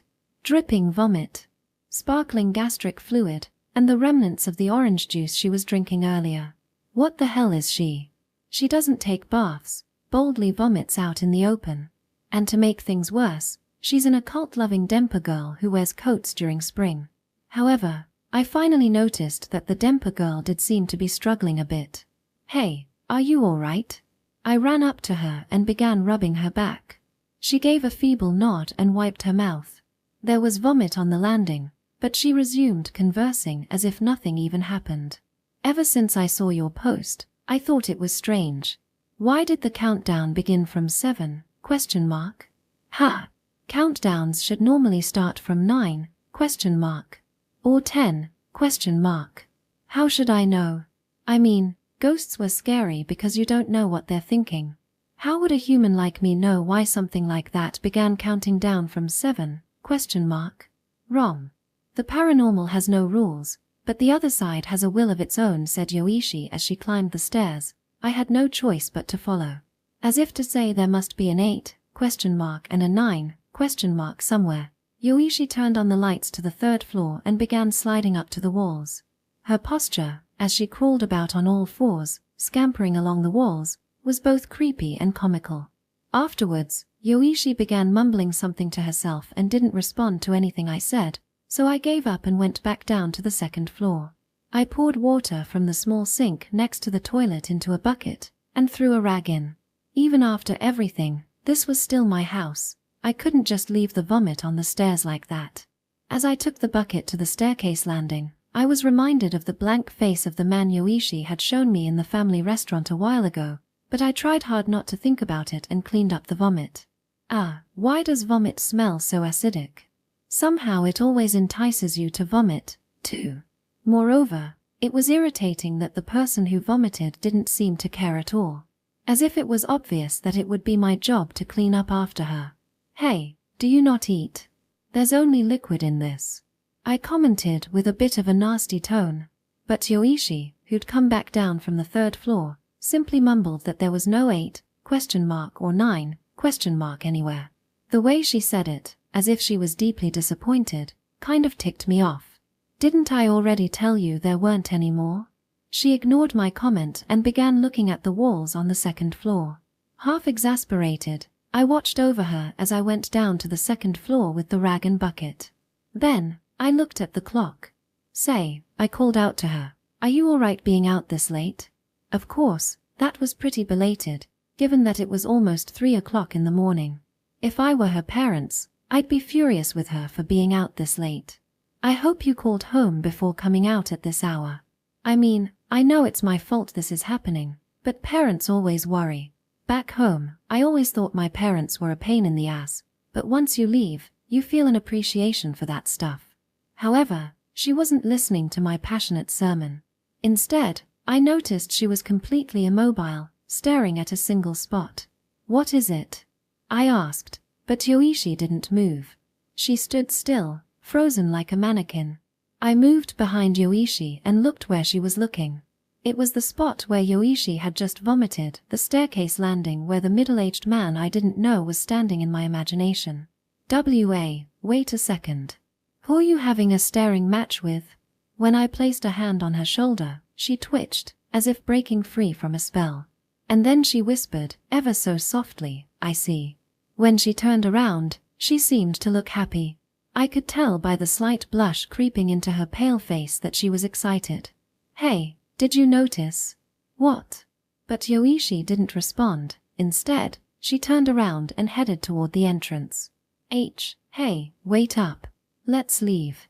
She quickly put on her deep black boots, then walked straight out of the entrance. I hurriedly put on my sneakers and chased after her. Trying not to look inside, I shut off the lights, closed the door, and remembered to lock it this time. After that, I stuck close to Yoichi as she staggered down the stairs. We arrived at the motorcycle left inside the garage. Yoichi looked up at the building once more, and said, "This building is very interesting." "What are you talking about?" "Under the stairs to the 3rd floor. There exists a meaningless space." At that moment, goosebumps broke out all over my neck and back at once. I see. The eeriness that I'd felt all along about this house, I finally understood it. Indeed, it had always felt like something was odd about this house. And that was the area under the stairs which I could never reach. The area under the stairs that I just couldn't get into, whether from the outside or the inside. I'd often heard stories about doors that couldn't be opened, and this was similar in that it was a space where we didn't know what was inside, but its existence could be felt somewhere. And, look at this. Yoichi pointed at the mailbox by the staircase entrance on the ground floor. My full name was written on a piece of paper the size of a business card, with 3 lines inscribed on it, crushing the name from above. It was unmistakable. The number 3, Question mark. The countdown continued. Yoichi placed her face almost right onto the engravings and mumbled happily, "This place is the real deal," but I spoke in a hollow voice. "I can't take this anymore." Section 4. My brand new apartment was fantastic. The floors were nice and clean. The wallpaper was new. The unit bath was sterilized. It wasn't right comparing it to that house, where the remnants of the previous inhabitant drifted everywhere, but I definitely learned that it wasn't right to skimp on housing expenses. This was even further from the university, but at least there were houses nearby. I could walk to a convenience store, and there were plenty of streetlights. Anyway, this apartment, whose surroundings were brightly lit, even at night, was introduced to me by Karasusan. From what I heard, one of Karasusan's acquaintances was the landlord, and Karasusan herself was also renting a room here. It annoyed me a bit that her room was a warehouse, apparently a storage place for strange magical items and costumes, but I couldn't complain. The rent had rocketed to 50,000 yen, but it was a cheap price for a 10-square-meter apartment with one bedroom, a kitchen, a loft, and a unit bath. It had been more than a week since I looked at that paranormal house with Yoichi. It was a Sunday afternoon, on a rare day with no part-time work and no lectures. I opened the window and took in the pleasant breeze as I sprawled out in my empty room. At any rate, the previous week had passed by quickly. First, I cried to my big sister to borrow some money to move here, then did so immediately. I didn't want to enter that house ever again, and while it was expensive having to hire movers, it was worth it. Furthermore, this apartment's walls were so thin they made you almost want to pick up your neighbor's ringing phones, which made it feel like you were among living people. You could greet gloomy people in the hallways, and if you opened the window, you could hear the lackadaisical voice of the bamboo pole merchants. Basically, this place was overflowing with life. For me, that was extremely important. I'd been drained of mental energy to the extremes, and I needed the comfort of living amidst people more than anything else. I didn't meet Yoichi again. That night, I gave her a lift to the family restaurant and parted ways. Everything about her was a mystery, other than the fact that she was a high school student and that her real name was Yoichi Mitsurugi. I spoke with her for a little bit as I pedaled hard back to the train station as if running away, but in the end, I never found out what was going on with that house. She didn't try to explain, and I wasn't in any mood to ask. However, I had a strange conviction that there was something dangerous there. I was the one who heard the creepy noises every night, and I even got a countdown, but somehow, I made up my mind because of Yoichi's one phrase, "This place is the real deal." I immediately thought that this was not a place I could deal with. If you think about it that way, it's thanks to her that I was able to make the decision to put myself in a peaceful place like this. But it's true what they say, once on shore, we pray no more. Now that it was all in the past, I was truthfully somewhat curious. What did she notice? What was the countdown all about? And just who was Yoichi anyway? It was hard to explain, but she seemed different from the average occult maniac. She wasn't just getting a thrill by being close to danger, but she was also a daredevil who didn't hesitate stepping into areas that a person's instincts would say are dangerous. In other words, she had a sense of uneasiness about her that couldn't just be explained as someone who wanted to die. Whenever she said something, I felt like the world I believed and lived in was about to collapse. Sometimes I would take a peek at Ikaigabuchi, but Yoichi never appeared in any threads. And of course, no one replied to the thread I'd started anymore, and it got buried deep to the point where it was hard to find. Krishna-san descended upon various threads, but they never touched on me or Yoichi's case. I was tempted to write that it was real, but I had no means of proving myself, and I still felt a little uncertain about the whole thing. At the same time, I buried myself in my normal daily life again. Indeed, the everyday normal continued. Increased rent and utility bills that can't wait. My scholarship alone was insufficient, meaning I had to start working part-time in earnest soon, so I started a part-time job at an Italian restaurant near the station. I also had to pay back the moving funds that I'd borrowed from my big sis. So I started working whenever I had no lectures. My urban survival began with a week of exhausting physical exertion and forced workplace smiles, and in an instant, a week had flown by, and it was that sort of day. My first university lecture in a while had just ended, and I was stuffing my textbooks into my bag, when I suddenly realized an unknown girl was staring at me. She was short, yet her breasts were big enough to be noticeable through her clothes. Her hair was bobbed and cut straight like a Zashiki Warash's. She had a baby face that resembled that of a middle schooler, and her red-framed glasses really suited her. "Who is that?" When I stared right back at her, she cleared her throat once and came over to me. She started taking something out of her pocket, then put it back. I figured it was some sort of paper. She walked over to me, standing bolt upright, but in the end, never took out that piece of paper. She had a somewhat vexed expression as she glared at me, although her babyish face made it lose its bite. She then clicked her tongue and turned away. "Che, wait." I couldn't stop myself from calling out to her. "If you need something, just say it." In reply, the bobbed-haired girl turned back around and said, "Morin." Morin? No matter how much of a mild-mannered and sincere of a person I wasn't one to stand being insulted by a girl I'd never met before. "Why are you being so rude? What's your name? What grade are you?" I asked, but she simply snapped back, "Shut up. It's your fault in the first place." Then she pointed her small index finger at me. "People like you are the reason these things keep happening. Learn your place, fool. Fool. You." After that, she rapidly asked me, "Do your shoulders ache? Do your ears ring? Are you able to sleep at night?" Was she some sort of doctor's apprentice? I mean, did this university even have a medical school? While I was bewildered, the girl finally pulled out the piece of paper from her pocket. She thrust it in front of my nose. Before I could even pick it up, she ran off like a rabbit, and by the time I picked it up, she had already left the classroom. The hell was that?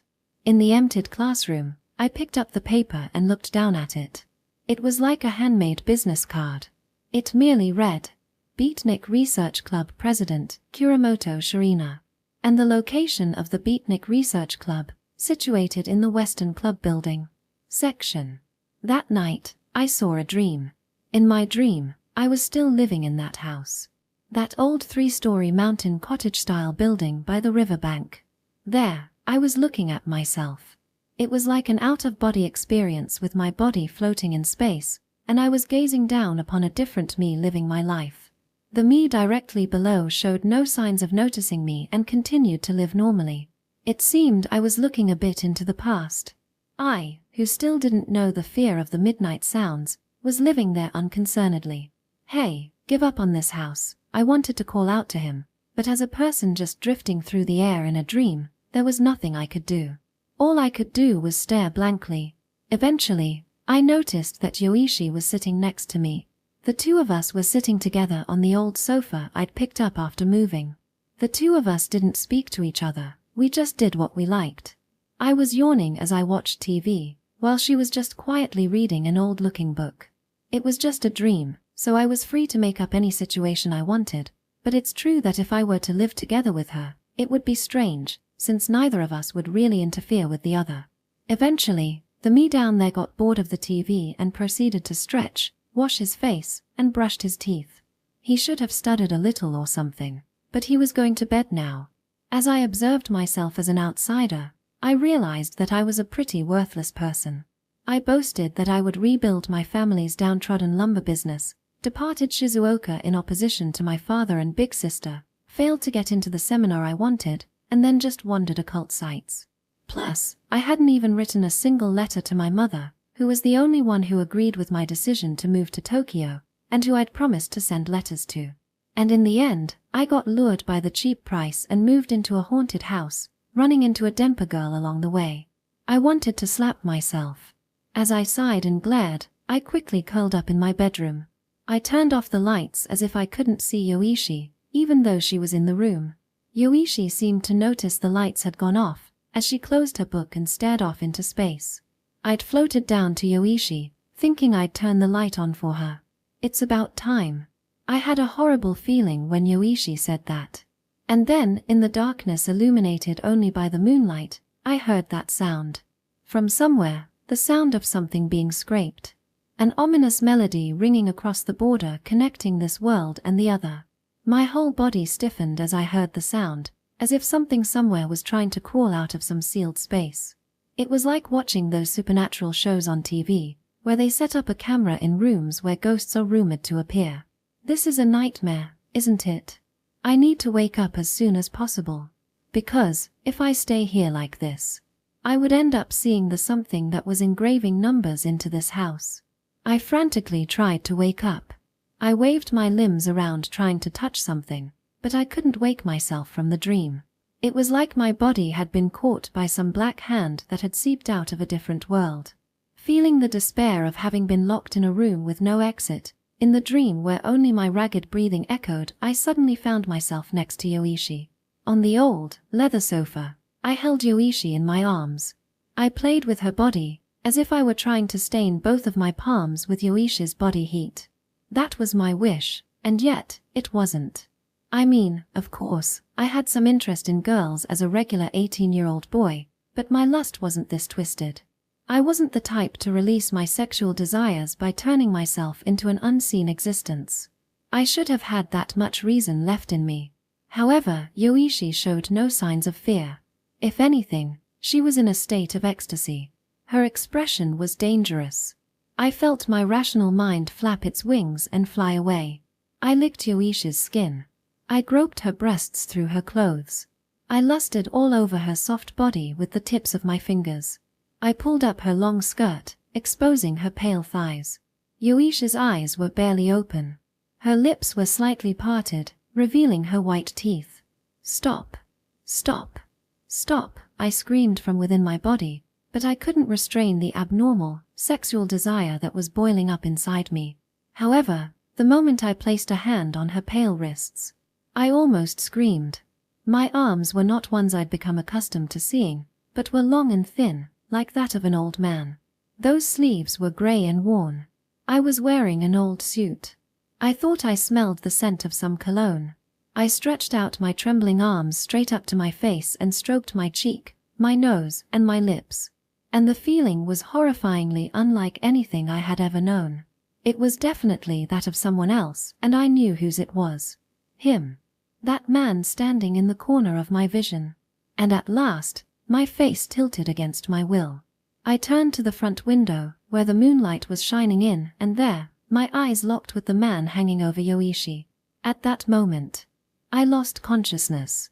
Section. I awoke with a violent shudder. I was in my new apartment, lit by freakishly blinding fluorescent lights.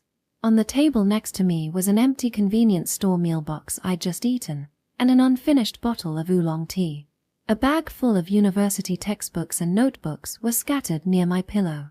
There were cheap curtains on the sash leading to the small veranda, which swayed from the night breeze coming through a small gap in the sash. I let out a deep breath. My heart was still pounding. I came home from my part-time job, ate some food, and then fell asleep at some point it seemed. Stop fucking freaking me out. Cursing no one in particular, I grabbed the bottle and gulped down about a third or so of the remaining oolong tea. I felt so incredibly thirsty that even lukewarm oolong tea tasted delicious. After finishing it, I finally calmed down and ruffled my hair as I exhaled sharply. Calm down. It was just a dream. It's only been about 2 weeks since that thing happened. It's not surprising that I still have some fear somewhere in my heart. That's why I saw that dream, that's all it is. I mumbled in an effort to convince myself, but my heart still didn't stop pounding. I could still vividly feel Yoichi's soft body in both my hands. It was then that I realized something had been ringing in my head the whole time. It was a small, but definite warning sound, like a phone from the neighbor, like a cell phone left ringing in my pocket. What's bothering me? I looked around the room. There was only a barren room there, with barely any furniture and fresh white wallpaper surrounding me. Nothing had changed since I went to sleep. However, the bell inside my head kept ringing relentlessly. What the hell is it? I stood up and looked around the room again. There was nothing out of the ordinary. The after effects of the scary dream were just lingering inside me, that's all. I was trying to make myself believe that, when I noticed it. Next to the wall was a ladder leading to the small loft. The light for the loft was different, so that place alone remained dark. Just then, I felt something cold travel down my spine. Why did I end up picking a place with a loft? That dark area, where someone could unexpectedly peep in from at any moment, amplified my unpleasant thoughts. But apparently, the warning alarm inside me felt like it was directed straight at the loft. I mustered the courage to look up, and the warning sound grew louder. I swallowed once and turned on the light next to the ladder to the loft. I placed a foot on the ladder, climbing it one step at a time.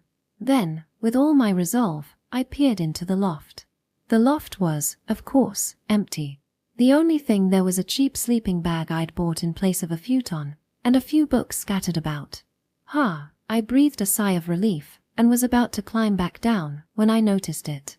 On the other side of the sleeping bag, on the furthest wall at the back, I saw something. Scratches. 2 lines had been violently etched, one perpendicular to the other. I let out a silent scream and fell off the ladder.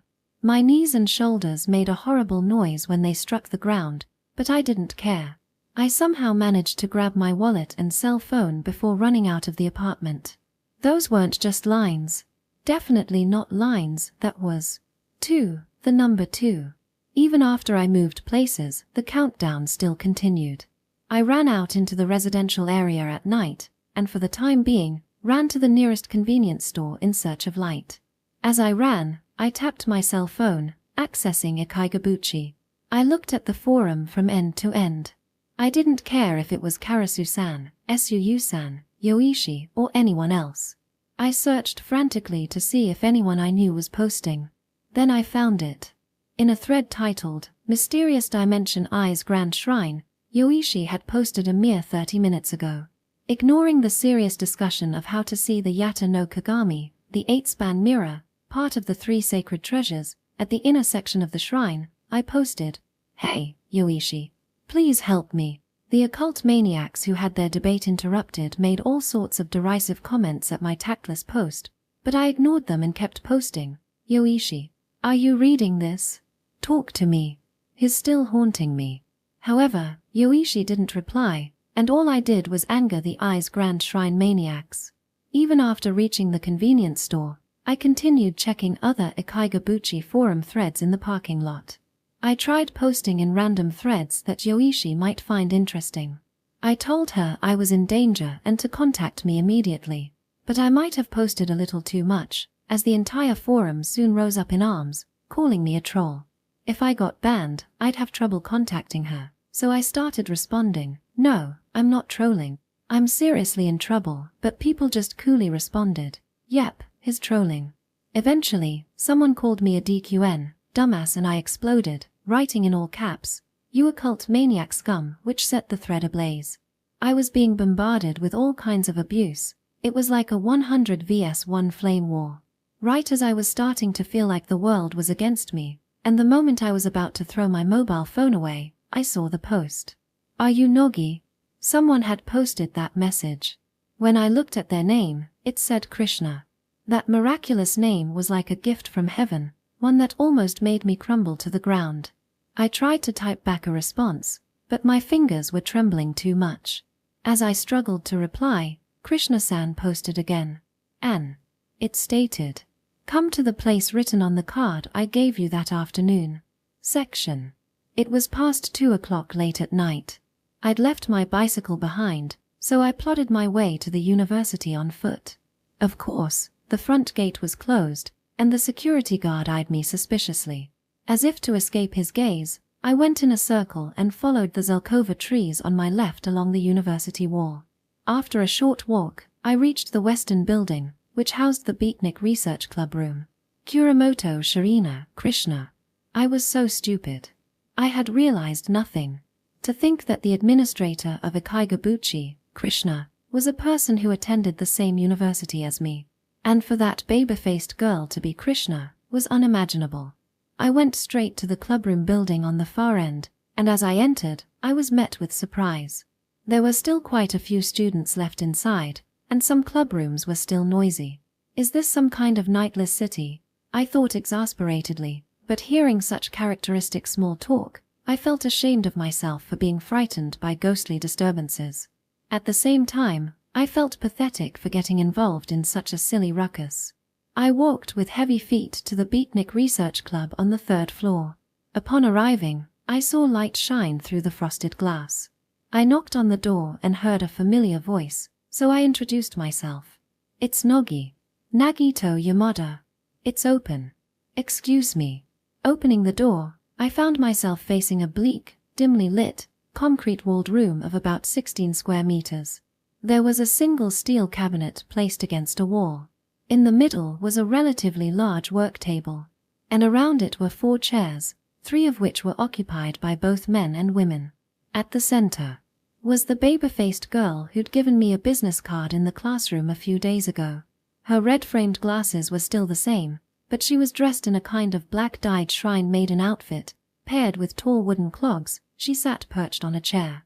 This suited her too well.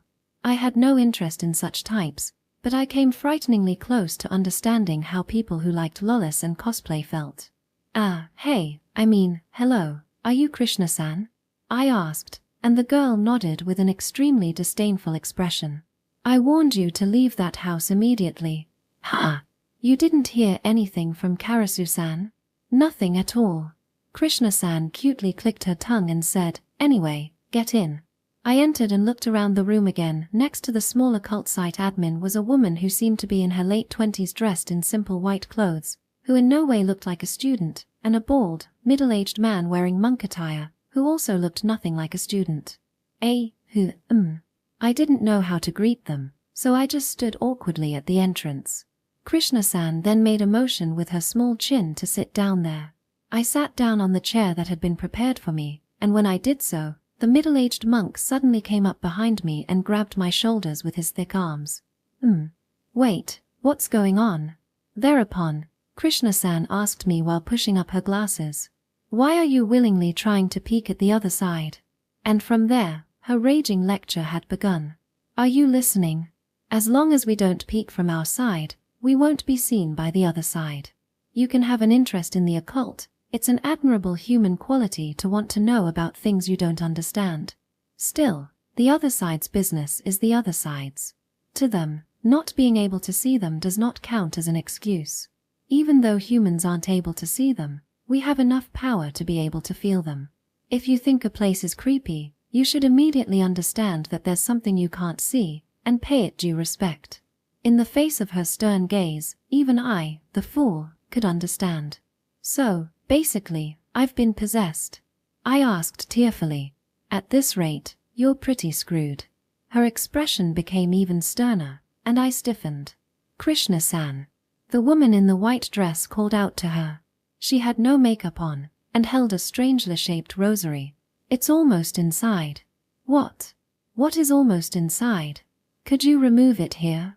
I can try. The two finished their strange conversation. Wait, Krishna-san. Who are these two? I asked while trying to escape the rather strong monk. Ikaigabuchi investigators, she bluntly replied. Investigators? I'll explain later. Just shut up and obey. It's pointless. The main body isn't here. I heard from a feminine voice, seemingly far away. It seems we will have to go to that house, after all. That does seem to be the case.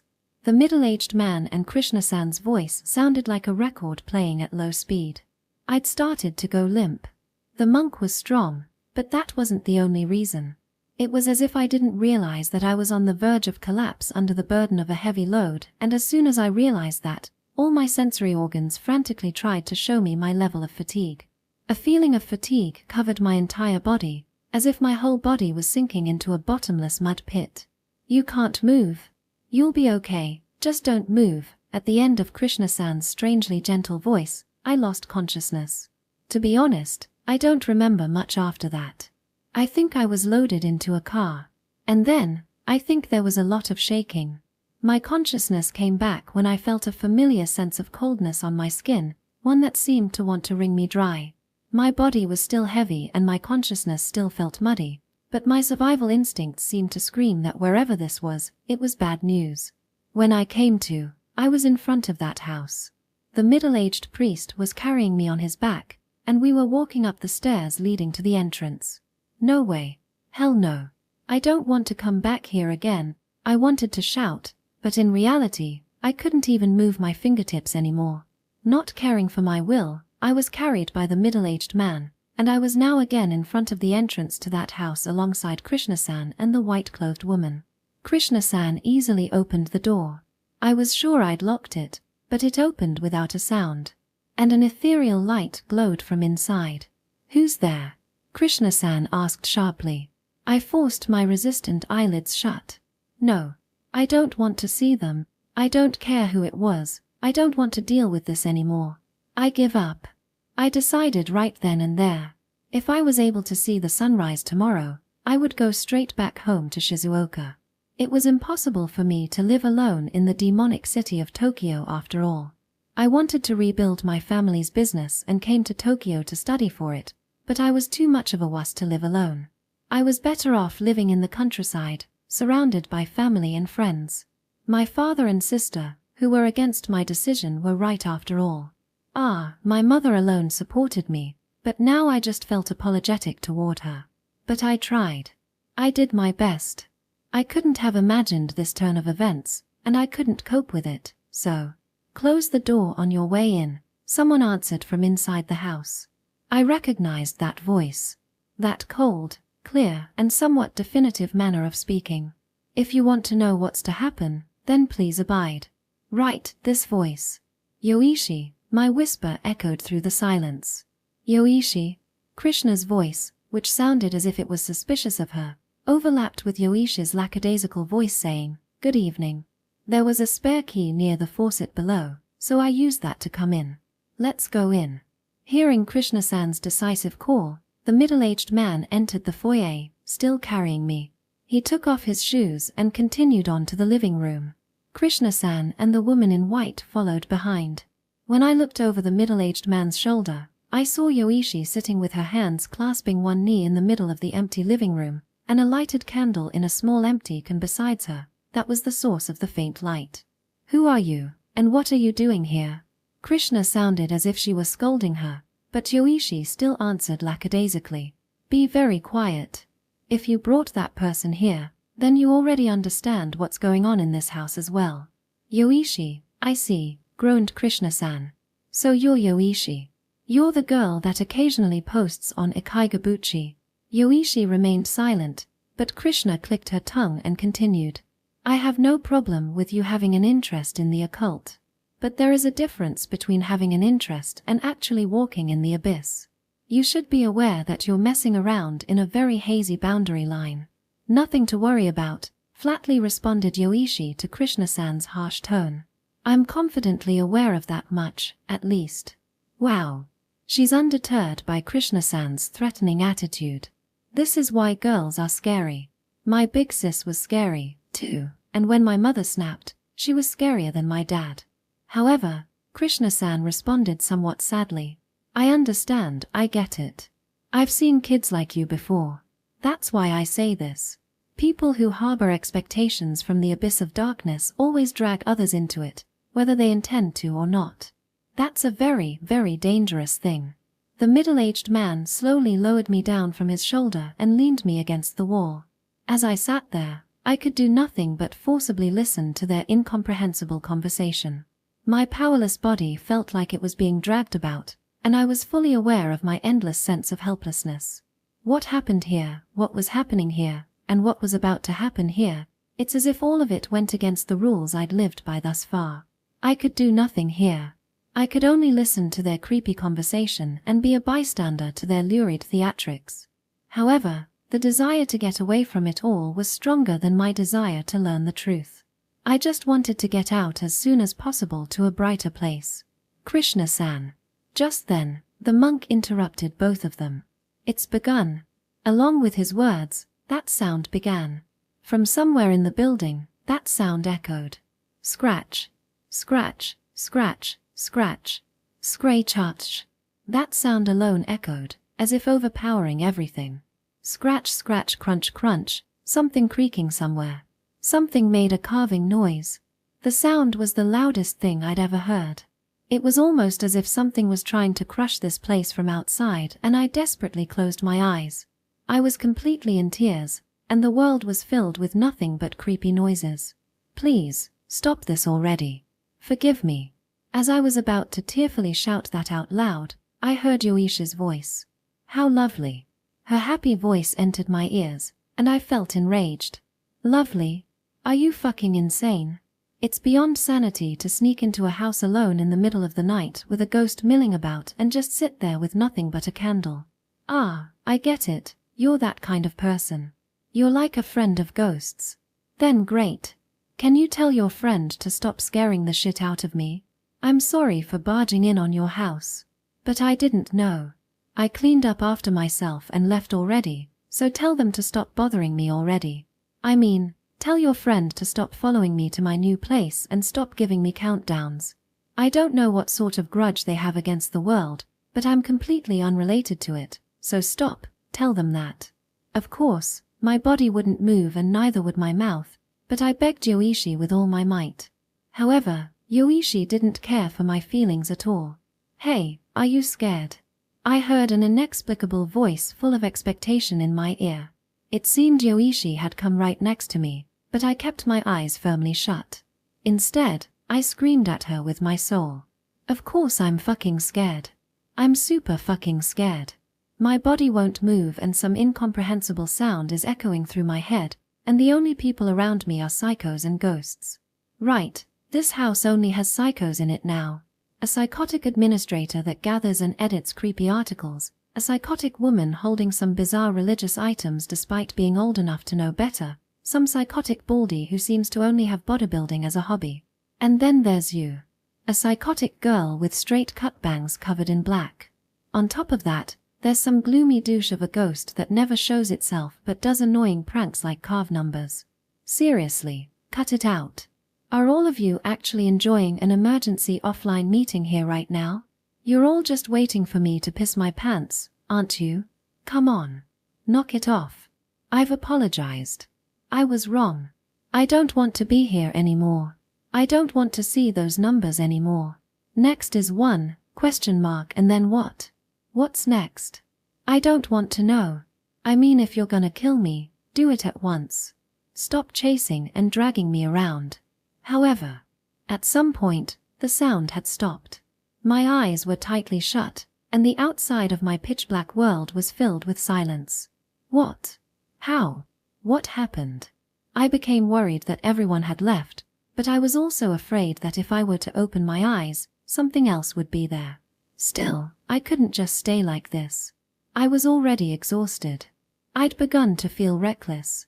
If you're gonna kill me, just do it. I don't want to be hunted to death like this.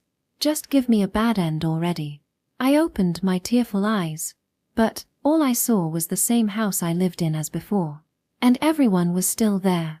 Krishna-san stood in front of the door to the bedroom. The woman dressed in white stood in the middle of the living room with her eyes closed. The monk lingered by my side, and Yoichi alone stared at me emotionlessly. Everyone was standing at the same spot they were before I had closed my eyes. I met my tearful gaze with Yoishi's eyes, who nodded once in return. She then looked straight down. I followed her sight. It focused at my feet. As if cutting across the space between both of them, a thick scratch had been carved into the floor. I screamed, pulling my sluggish body away from it. But I was paralyzed with fear, and could only move in a strange, squirming way. However, I got out of there anyway, mobilizing everything I could to move. I already knew it was coming. It was 1? It's 1. It's all over. I'm tired of this. I'm going home, back to Shizuoka. Calm down, Nogikuan. I heard Krishna-san's voice call out to me. Before I realized it, she'd started calling me Nogikuan, but I couldn't care less at the moment, and continued to crawl away. I was desperately trying to flee from that number. I won't. What's the point of me staying here? What's going to happen next? What's going to happen to me? Pull yourself together, Nogikuan. Krishna-san's voice sounded out once more. Ouch. Goddammit, it must have been the monk.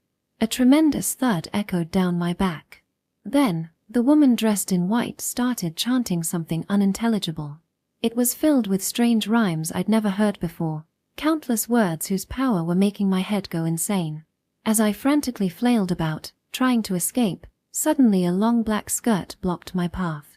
It was Yoichi, dressed in her usual black clothes. Move, I said in a trembling voice, but this time her eyes weren't glass beads, nor was there a glimmer to be seen. Rather, this time, Yoichi had a look of fascination as she reached out to me with her hand. Give me that thing. That thing. The thing you're holding, she said, and I looked at what I was holding in my hand. It was the key to my apartment. It was the key I'd left in my pocket. I was holding it with my backhand, and there were wood shavings stuck at the end. For a while, I didn't know what that meant.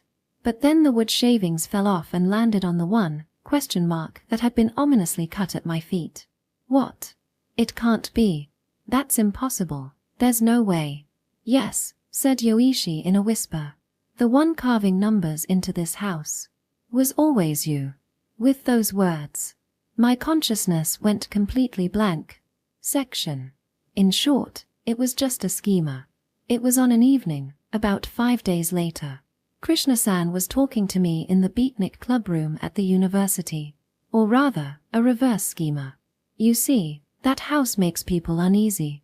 Krishna-san and I were facing each other in the club room, with the beautiful evening sun shining through. The house makes people uneasy, I repeated like a fool, and Krishna nodded in confirmation. In the past, Ikaigabuchi investigated similar places too. There are many reported cases around the world where the structure of a building causes strange psychological changes in the people who live there. Some of them turn into murder scenes, and there have been many cases of people who lived there turning to crime. There's no actual scientific proof for the correlations, but I'm of the opinion that they exist. People's minds, after all, are unstable things that can be manipulated in any direction by the slightest load. Wait a second. What exactly do you mean by that? Basically, that building wasn't built for people. Those words sent a chill through me like I was gripped by the heart. I'll avoid saying their name here. But the architect who built that building was a promising young man who had won several architectural awards since his university days. As she spoke in remembrance, Krishna-san was illuminated by the golden sunlight, and her beautiful straight-bobbed black hair glittered. He was supposedly a very serious person. Maybe too serious. He was the type of person that wondered what buildings are, and he would lose sleep pondering over that. Above all, he loved seeing his clients happy, so he put his ingenuity to the test. One day, however, he realized the futility that arose when one person asked him for a different design, and he watched the house he'd put his blood and soul into demolished in the name of renovation. Families change. Preferences change. It's an inevitability in life that can't be avoided, but he couldn't bear it. If you took care of it properly, it would last over 100 years. Sometimes, people should adapt to the building.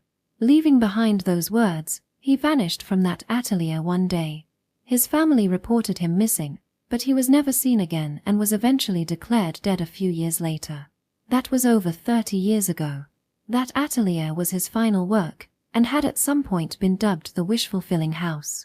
Krishna-san pointed out the third-floor window to a visible residential area. This country tossed aside countless traditions with the westernization of the Meiji era. One of these traditions, I believe, is housing. Tiled roofs became scarcer over the years, and the number of buildings that can be lived in and passed down through several generations has become rare. We have entered an age of mass production and mass consumption. We weren't inheriting treasures anymore, believing instead that you could reset life every few decades. That way, we could satisfy the economic activities of supply and demand. But I can't help but feel that this is weakening something that was inherently important to the people of this country. That story made me recall something. My father said something similar. It takes 30 years to grow one strong, healthy tree. And yet, the Japanese lumber industry found itself in danger of going out of business in the face of massive imports of cheap lumber from emerging economies. It wasn't that he was worried about his job. He was afraid that the idea that you could get an unlimited amount of cheap wood would become ingrained in the minds of the people of this country. In the past, people would pray to the gods of forests, cut trees while offering gratitude towards them, then carefully built houses with that wood. Whenever they rebuilt, they tried to reuse the original wood whenever possible. Even on this earthquake-riddled island nation, Horyuji Temple has retained its majestic appearance even after 1,000 years. He said that the skill of the carpenters who understood the finest details and characteristics of the wood was, of course, amazing, but what was more important was their reverence toward nature's gifts. I always agonized over having been born into a family whose business dealt with lumber. Did I take care of the buildings I lived in as I grew up? Did I ever think about the feelings of those who built them? I thought of the construction sites for renovation and new buildings I saw every day within this grand city, and wondered if a day would ever come when his wish would be fulfilled. According to Krishna-san, everything originated from the design of that house, which was the intent of the architect. When an architectural friend of Krishna-san took a look at the house, they noted that while it looked simple, it used extremely high-level techniques. Even the rattling of the house was due to the fact that the beams and other structural elements had some mechanisms in them to make the structure squeak, in order to protect the building from wind, rain, and earthquakes. The meaningful space under the stairs is the center point of a sturdily built house. The kitchen, which gets overused the most, was deliberately omitted. The living spaces were deliberately cut off from one another. It was certainly a house that was built to last. Krishna-san mumbled as she pushed her red-framed glasses up. Normally, houses should revolve around the inhabitants, but not in this case. The inhabitants inevitably begin to feel like the house was built for something other than themselves. This causes a disturbance in the mind's equilibrium. What do you think would happen when a boy who just recently arrived in Tokyo with few friends decides to live there? So, in other words, it had nothing to do with ghosts. Indeed, you're probably much more mentally fatigued than you realize, having moved to a city alone and all. Then there was that sound. You must have endured it at first, despite feeling afraid. But eventually, you reached a limit, and then what do you think a person would do? Under her glasses, Krishna-san gazed at me with her big eyes. They create a reason to escape from their fears. Create a reason? Yes. They create a reason for the sounds. In other words, you were subconsciously carving numbers into the walls of the house at night. But I was speechless, and Krishna-san leaned in closer. Think about it, Nogi-kun. Where does fear come from? It comes from the unknown. That's why people study and learn. They research inexplicable things to escape from the fear of the unknown. All human wisdom has been built up to escape fear. Cooking developed out of fear of starvation, clothing developed out of fear of external temperatures, and buildings and weapons developed out of fear of external enemies. Everything began with human fears. You thought there was an inexplicable sound at night. However, no matter how much you searched the house, you couldn't find the source of the noise. Of course not. You'd have to know that the house was deliberately designed to make sounds, but you had no way of knowing that. So then what did you do?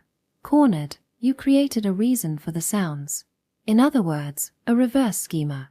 Is that even possible? No, it had to be. Otherwise, how would the number 4, have been carved into the back of a shoe I'd been wearing all along? I was the one wearing it, so it had to have been me. My lower body was trembling. Another self acting independently of my will. No, I was terrified of the fact that I was not in full control of all my functions. Well, Krishna-san sat back down and sighed. It was also my fault for knowing there was such a property nearby, and neglecting it. I'm sorry, she said, as she bowed her bobbed head, which flustered me. No, no, no, please don't. It all started with me being greedy because I wanted to skimp on living expenses and didn't immediately move out. Please raise your head, I frantically said. It was your fault, she nodded readily. There are no shortcuts for granting wishes. I had no excuse at all, and I just hung my head. However, I realized there was one question that was still unanswered. Wait a second. Then why were the numbers counting down? Krishna-san shook her head, saying I don't know. Ha! You don't know? When I asked back, Krishna-san's big eyes glimmered with amusement for some reason. I don't know, but I think you probably carved a 10? On the wall. A 10? Not a 7? Right, the number 10? But maybe it wasn't meant to be a number to begin with. It could have been anything for you. Carving anything on the wall as the source of the sounds would have alleviated your fear. But here's where a certain coincidence occurred, which was the cause of this incident. There was an accidental scratch on the spot where you carved, right from the start. You subconsciously remembered carving 10, somewhere. Yet when you woke up, it overlapped with the scratch that was originally there to create 7, And that was what gave birth to something else inside you, a ghost. I recalled the first time I saw the numbers, the feeling of uncontrollable anxiety. It was the feeling of knowing that something was happening that I couldn't cope with or understand. After that, you continued carving numbers into the wall in accordance with the sound you heard after sleeping. The countdown was probably because of your subconscious desire. If the numbers went up, they would go on forever. I think it was a hope that somewhere along the line it would end one day. Krishna-san then added with a mischievous look on her face, "But you're quite simple. If the countdown had truly finished, you may have ended your life. I'm glad we made it on time." And with that, she showed me a soft smile for the first time. "All right. I hope you've learned your lesson to not enter the world of ghosts out of pure curiosity, and you should respect all beings as well as the living. That's the main goal of Ikaigabuchi, after all." And the Krishna-san who said such things with complete seriousness was, as I had imagined, a pure and straightforward person. Although she had a far more Mo-like character look than that of a father or big brother. Section. And with that, the complex, tangled and inexplicable threads had been unraveled. According to Krishna-san, she'd realized that the structure of the building caused anxiety in the psyche of its inhabitants the moment I made my first post. In an effort to keep it under wraps, she indirectly tried to tell me through Karasu-san, but Karasu-san was pretty careless to begin with, and she became drunk on top of that, so the important message never got across to me, which is why things had escalated to this point.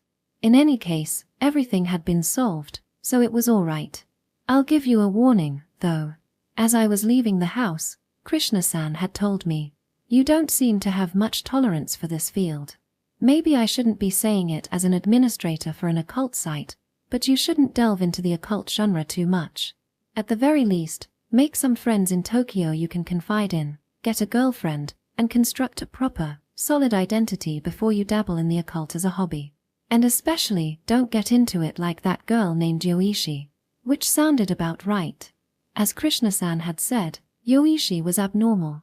She had, how to put it, it was as if she had her feet planted firmly on the other side.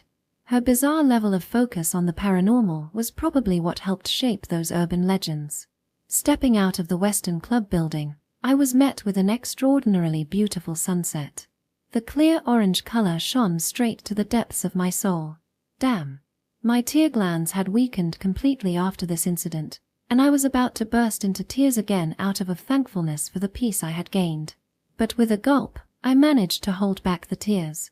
There were a lot of students about, and beyond the gate of the Western Club building was the affiliated high school. There were many high school girls going home as well. I didn't want to embarrass myself as a university student. Just then, I suddenly noticed one of them was staring at me. She was a slender girl with beautiful black hair and fair skin. Her uniformed figure was dazzling, and the way she stood there made her strangely stand out from the rest of the world. Wait, what?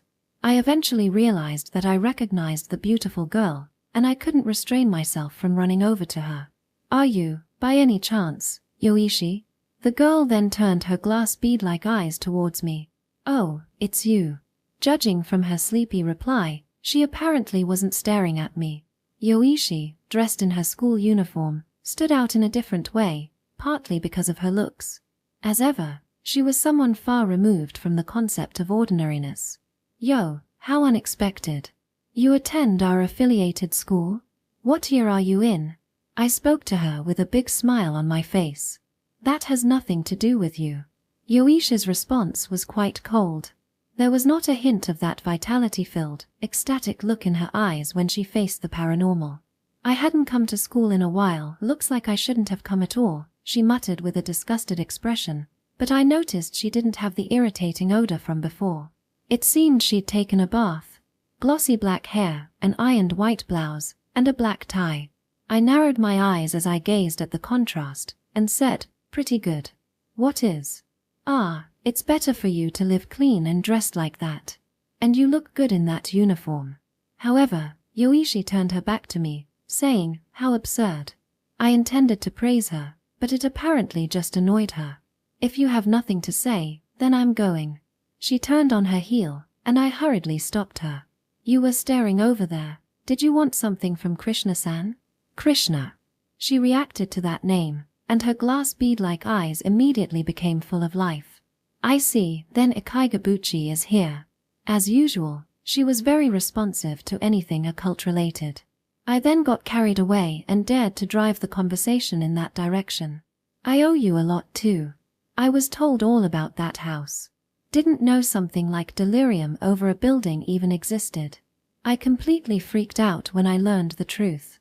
I was probably on a high after having been freed from my bottled-up anxiety. I kept on rambling.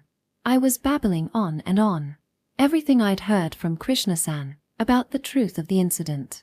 I talked about the architecture of the house, the regret of the architect who disappeared, and even the housing problems that Japan was facing today, and so on. However, Yoishi's reaction was worse than I'd expected. Without turning towards me, she muttered emotionlessly, "That's good to hear," and walked away. I was weirdly bothered by her somewhat lonely, slender back that looked as if it would fly away if someone blew on it, so I followed her. "You're looking kinda down. What's up? Is something still bothering you?" The moment I said that, I remembered. Come to think of it, that day, she said something to me at the house. "Did you notice?" Right. What did she notice back then? When I asked her that, she halted in her tracks. She slowly turned around and answered with another question. "Do you really want to know?" Those cold black eyes were going to swallow me. I heard something inside me say, "Don't do it." "From here on was a story you shouldn't know," it warned. "You can still turn back," said Yoichi. "If you peek from this side, you'll end up being seen by the other side as well. It's that kind of story." Those words, also spoken by Krishna-san, gave me goosebumps once more. But I wonder why. At this moment, a bizarre sense of excitement assailed me. I wanted to view the world as she did. I wanted to stand where she stood. I wanted to know the secret of how her words would always shake the world I believed in so much. "I'll listen." "So tell me," I said, and the moment I did, either my mind was playing tricks on me, or did Yoichi seem to have a slightly forlorn expression on her face. However, I would only later realize that this was the turning point. A bizarre, grotesque, irredeemable story about wandering through the darkness of humanity began right here.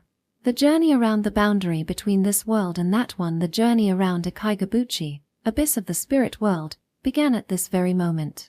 Eventually, Yoichi nodded once and then began to narrate.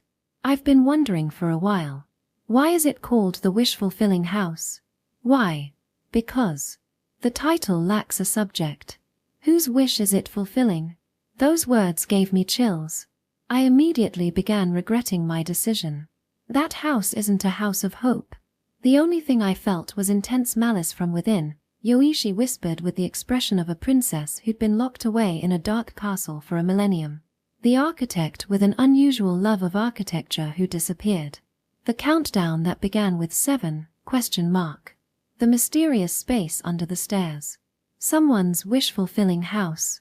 There's only one answer that ties everything together.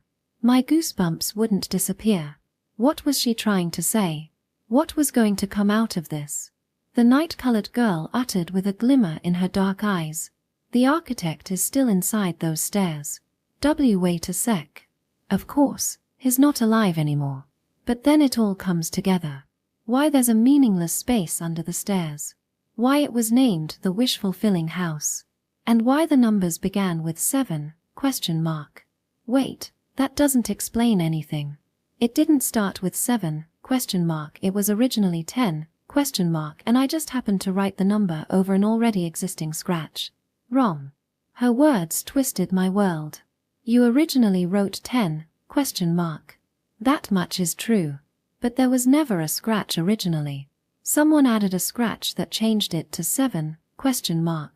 How can you say that happened?" "I saw it." "Saw what?" "I saw your scrawled 10?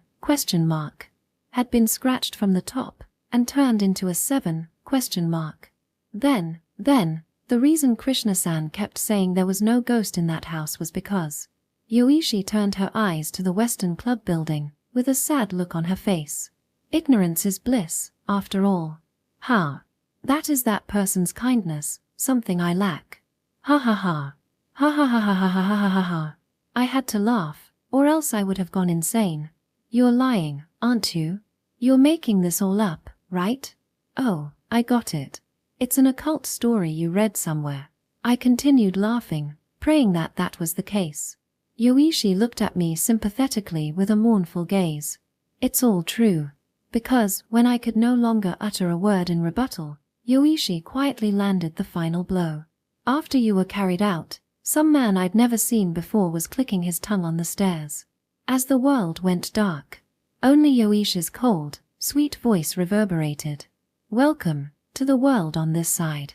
Case 02, Self-Responsibility. Wish. Darkness is as lukewarm and as bottomless as water. So wrote an American mystery author in his only work translated to Japanese, The Despair of the Baumkuchen. I found that book in my high school library, and it was seriously good. I don't usually read books, so the fact that I'm saying this leaves no doubt about it. The author depicted a somewhat twisted world in a comical fashion, and it gave me the rare experience of not being able to put down a book. I tried to find that author's other works after I came to Tokyo, but I could never find anything. I eventually found out that the book I read of his was the only one that had been translated into Japanese. At the same time, I learned something very disappointing. Right around the time I was reading his book in high school, far away in America, the author drunkenly fell from a dam and died. They say it was a rainy night. There are those who say it was a suicide and others who say it was an accident, but as someone who'd read his book, I'd always found myself fascinated by the night that he'd stood upon the dam before his death. Just dark, overflowing, bottomless water. Perhaps he could not overcome his desire to learn what lay in the depth of darkness. I thought about such things. Standing smack dab in the middle of bottomless darkness. Indeed, darkness was like water. It seemed to cling to you like a lukewarm substance, and it would quickly engulf any weak light like that from a penlight. And even more so in the abandoned hospital in the mountains, where the moon was hidden by clouds. Hey, shouldn't we get back soon? I couldn't deny my voice was trembling somewhat. Hey, let's go back, shall we? I mean, the shattered glass is dangerous, and the concrete is beginning to crumble. And there may be some DQN whore out for blood around here. I tried listing all the reasons to run away as I thought of them, however. There is no such thing as a safe haunted place in this world. Yoichi Mitsurugi muttered in her usual emotionless tone. With penlight in one hand, Yoichi kept moving ahead in her school uniform. Her summer high school uniform, with its black tie and white blouse, seemed to melt into the darkness, inexplicably reminding me of a scene from a perverse film. If we weren't where we were, it may have been a fun event, but her beautiful, yet emotionless face scared me instead. It was just past 2:00 in the morning. Yoichi Mitsurugi and I were visiting a certain abandoned hospital deep in the mountains of Hachiuji. The windows were shattered on the linoleum-tiled floor, with the tattered remains of medical records covering them. Peeling wall posters hung at an angle, and with a penlight, they gave the appearance of a blooded woman beckoning you. Worst of all, even though there's supposed to be nobody around except us, there was a strong sense of people hanging all over the place. Originally, there were several ghost stories set in this abandoned hospital. Yoichi's happy mumbling dramatically lowered the surrounding temperature. Like the one that says that even though there's no electricity, low mechanical noises can be heard from the basement. One about the ghost of a female nurse wandering around, and another one about how an empty wheelchair begins to chase you. Hey, stop it. This isn't the time or place to say that kind of stuff. But there was one interesting rumor amongst all those trite stories. Yoichi's voice brimmed with vitality as it echoed through the darkness. A rumor in which the number of people visiting this place changes. The number changes. I asked in return, is that such an unusual rumor? Like, people enter in a group of 4 and then somehow it's grown to 5, right?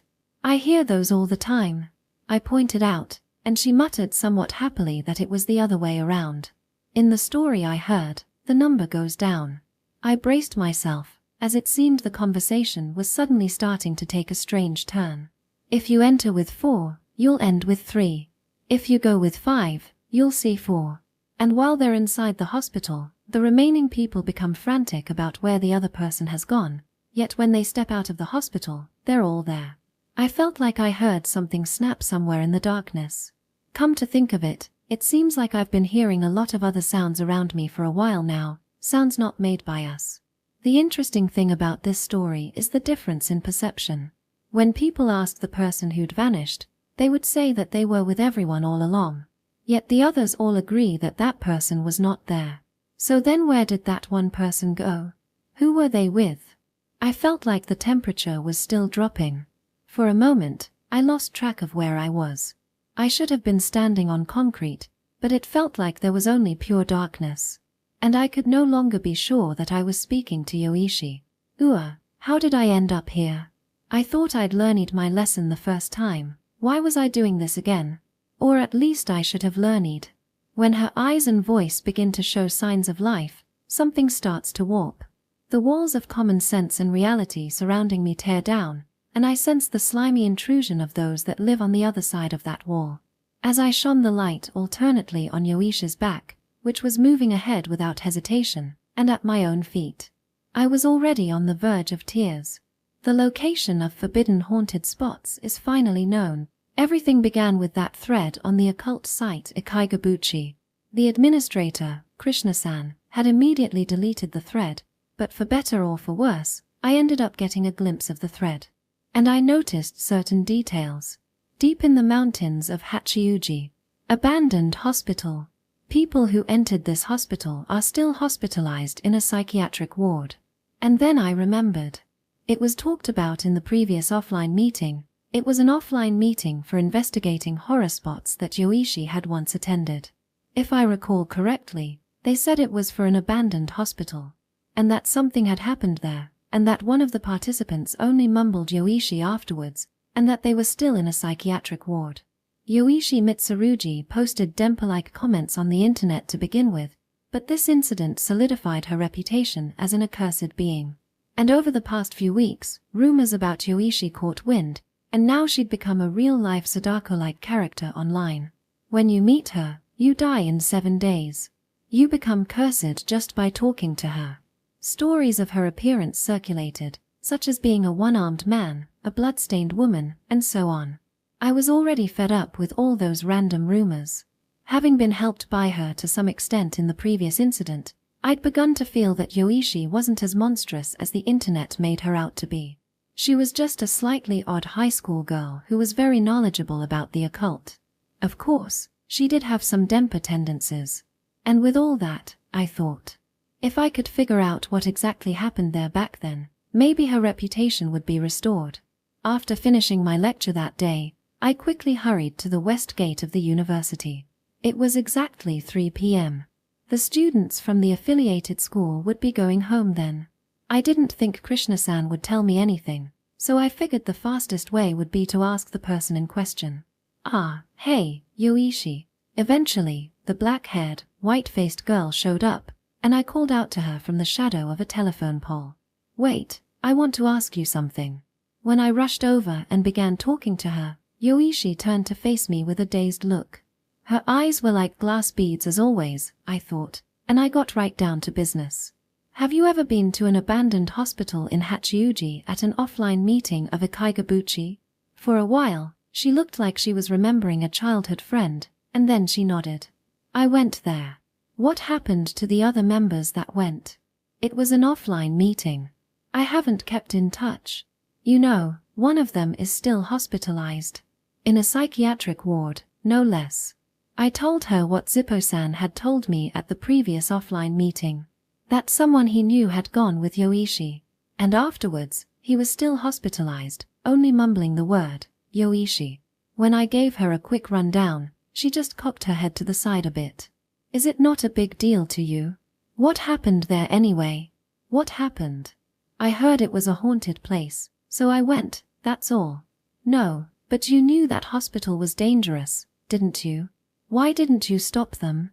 They were not the kind of people who would stop if I told them that it was the real thing. That might be true. I'd probably be even more tempted to go if someone said that to me. But, no. That wasn't the problem. I found out last time that she was special. She was distinctly different from the average occult lover. She must have known that hospital was truly dangerous. To know that, and to not warn people of that, what sort of person would do that? And then she spoke, as if reading my expression. People are responsible for themselves at haunted places. Just like how it always is in this world. The cold way she said it, I don't know why, but it made me inexplicably angry. Do you not care? You're being treated like a denper because you say things like that. I ended up saying that. But she simply sighed. You can't put a trap in people's mouths. Especially on the internet. She muttered, and started walking away again. As expected, I started feeling foolish. I was worried about her and tried to support her, but her attitude was quite rude. Still, as I watched her thin back as she walked away, I felt an irresistible sense of sadness. She was like a stranger that walked alone in the windswept wilderness. She was, in a sense, nothing more than a forsaken being, carrying all the pain and misery of the world by herself. God, fine. I ran after her again. Hot on her heels, I decided to continue the conversation anyways. Then tell me the truth. What happened there? I'll post that for you. And then Yoichi stopped, and peered at my face with genuine wonder. I don't understand what the point of that is. Shut up. Just tell me. I said once more, and something wriggled at the back of her dark eyes. Do you really want to know? Her empty gaze terrified me. Something was beginning to open past those dark eyes that seemed to capture everything. At the same time, the safety device inside me began blaring warning sirens. Stop, someone yelled. I had a feeling an inescapable story was about to start. If you want to know, no matter what. Yoichi muttered, staring somewhere in the distance. It would be faster if we go there. Go. To that hospital? Yoichi nodded once, and then furrowed her brows slightly. To be honest, I don't really understand that place yet. What? My head hasn't been able to come with an answer that makes me go, so that's how it is. That sort of thing is quite rare. I'd become speechless, and my legs froze, however, Yoichi added. From this point on, you're responsible for your own actions. And so, Yoichi and I had arrived here after taking a train. I see. So this is what they call reaping what you sow. I'm wandering around this creepy place because I thought I was going to help her without knowing my place. In the dense darkness, we'd descended to the basement of the hospital and had progressed along a dark, damp, and humid passageway. My breathing became more ragged than it should have been, possibly due to the dirty, stagnant air. My heart pounded so heavily it almost felt like it had ripped through my clothes, and I'd thought countless times that I couldn't go any further. So why was I still hanging on? Why couldn't I just grab Yoishi's hand and say we're leaving? That moment, I heard a snapping sound somewhere, again. I was so unnerved, it was as if something had taken hold of my heart. What was that sound? We've been hearing that for a while. I asked, but Yoichi simply said, who knows, as she continued. Who knows? You heard it, didn't you? It was pretty loud. I stood bent over, and kept swinging my light around. Here. Yoishi's voice came from ahead. I looked toward her, and saw that she had stopped in front of a certain room. I drew closer, and saw that her penlight was illuminating a sign reading Second Resources Room. What about this place? From this point on, one person disappeared. I gulped once, then asked. In other words, what? That rumor about the number of people decreasing was real. You should have said something important like earlier. I snapped back at her in exasperation, but things finally began making sense. In other words, Zippo-san's friend who was hospitalized was the one that disappeared. Of course they'd be stuck in a psychiatric ward if they were stuck here alone in such a creepy place. Even just by standing here, my knees were about to give out no. Wait. If that were the case, why would he have been mumbling Yoichi? Why did she end up stuck with a badder reputation? Yoichi quietly shook her head. Wrong. The one who disappeared was me. I was horrified at hearing those words. I was with them the whole time, yet when we left the hospital, they said I was the only one missing. We checked after we left the hospital, but our recollections matched perfectly up to this room. Yet, when we left the hospital, we remembered things differently. To them, I wasn't there, and to me, I remembered being together with them the whole time. If that was the case, who were the people I was with? I gazed at Yoisha's profile as she happily explained what happened. I thought, I shouldn't have come after all. Why did everyone's memories diverge? How did it happen? I want to know. Yoichi drew close to the door with an ecstatic look on her face, then turned around once. Hey, are you scared? She asked, gazing into my eyes. How does it feel to be scared? And with that, she disappeared into the room. Left behind alone in the dark corridor, I hesitated. I'm scared. Of course I am. Well, I'm going home now, good luck. How much easier it would be if I could just say that and leave. However, when a human's level of fear passes a certain threshold, their legs become immobilized. The very act of going out of the flow is likely to provoke something unseen and, conversely, requires tremendous courage. Furthermore, her being high school girl made it especially challenging. If I were to run now, I would never be able to escape from the title of King of Wusses for the rest of my life, having left a younger girl alone in a dark hospital. I had no choice but to wedge myself through the gap in the slightly ajar door. It was even darker inside. If there were a density to darkness, it felt like this place had become even more dense. When I shone my light, I could tell it was a space of about 24 to 26 square meters in size. In the middle was a desk, and various unfamiliar tools were scattered around it. In the corner of the room were several fallen cabinets with shattered glass, and the papers stored inside were also scattered out onto the floor. I kicked something over and I shined my light on there. It was a crushed beer can. When I looked closely, I saw the remains of cigarette butts and snack bags scattered around. Probably in large part, the remnants of those ill-mannered that Krishna-san despised so much. On weekends, this place probably turns into a place where the bored locals visit to test their courage. This must be a pretty popular spot, I said, and far off in the darkness, an indifferent voice replied, probably. I pointed my light at her and found Yoichi next to a cabinet. She shone her light into the drawers, illuminating the fallen medical records, but eventually picked up something and walked over to me. We were all looking at this together last time. Yoichi shone a light on the thing she held out to me, an old university notebook. What is that? I used my light as I opened it, and realized it was a journal. Letters were written from end to end inside. Inside, there were letters written in a continuous line, most of them in hiragana. Judging by the occasional colored pencil illustrations of cars and people, it appeared to have been written by a child patient. Flicking through, I noticed that the writing stopped about halfway through the notebook. It was dated August 16th, 1991. And there, scrawled in large letters on a full page, "Please fix my sickness." Those clumsy words stabbed into my heart. The name matches, so it's probably this child's. As I stared dumbfounded at the yellowed notebook, Yoichi handed me a sheet of paper from the side. It was a medical record.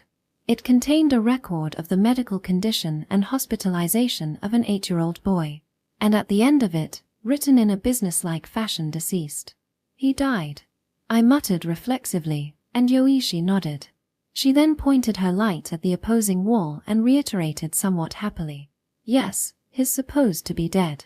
I was struck speechless when I saw the wall illuminated by the light. There, written in hiragana, in the same handwriting as the notebook, "I'll do whatever you ask if you fix me." The writing on the wall was enormous. Each letter was the size of 2 human heads, and in addition, it was written at a height where even an adult would have trouble reaching. Did this boy write that? Who knows? Yoichi said, as she shined her light from one end of the wall to the other. But the problem isn't who wrote it and when. Then what's the problem? I thought, but it seemed like it would become even creepier, so I resolved to ask her only after we'd returned to a brighter area. "See, I've grown a bit." But, that moment, the lights cut out, Everything became covered with darkness, and I visibly recoiled. Hey, why'd you turn off your light? After I said that, I realized. Wait. Yoichi wasn't the only one holding a light. I held a penlight in my hand too, and I hadn't pressed the switch. Nevertheless, for it to become pitch dark, I heard a snapping sound somewhere, again. It seemed to echo from afar, yet it also seemed to sound close to my ear. It sounded as if the air had split and cracked an invisible wall. And at the same time, I smelled something. A stomach-churning rotten odor, like a river filled with floating dead fish. Hey, Yoichi. I called out to my surroundings in a trembling voice, but there was no response. See, cut that out, hey. I fumbled with the switch of my minilight in hand as I shouted, and then, snap, crack, snap. Sharp sounds echoed around me. This is that. The roommate sound of saran wrapping. And then suddenly, my arm was grabbed. I was about to shriek, but it made me crouch on the spot. Silence. I kept my mouth shut at Yoichi's sharp whisper. And then, silence and darkness reigned over the area. No. At the edge of that silent world, filled with tension, I could feel something tilting. I could hear a stream of small sounds. Was someone else here? Or was it an animal? A bug? I tried to think that way, but I could clearly sense that small presence had a will. At the very least it wasn't an animal, as it was something that held the same complex and hopeless emotions as that of a human. And I could tell that it was slowly coming to our room from the far end of the hallway. I was completely in tears. And from the bottom of my heart, I acknowledged that I was a wuss. If I could leave this place with my life, I would never again enter a haunted place. I wouldn't be enticed by Yoichi's bizarre words again. I would finish my letter to my mother, and from here on out, I would take care of my parents, devoting himself only to my studies and part-time work. Right. I'd come to Tokyo to turn around the fortunes of my family lumber business. Yet I was delving into an occult site and was being punished for roaming around in a place like this. This was punishment for not writing the letter to my mother as I said I would. I was wrong. I'll live a proper life from now on. So please, I beg of you. I have no idea what's going on, but please leave this world. Go to that other world. However, as if to destroy my impromptu and earnest prayer to the gods. Vanish. Yoichi's inexplicable shout roared, and the desk beside me made a tremendous noise. It seemed Yoichi had kicked it hard. Something was shattered by that, and a large sound echoed through what used to be a quiet, abandoned hospital.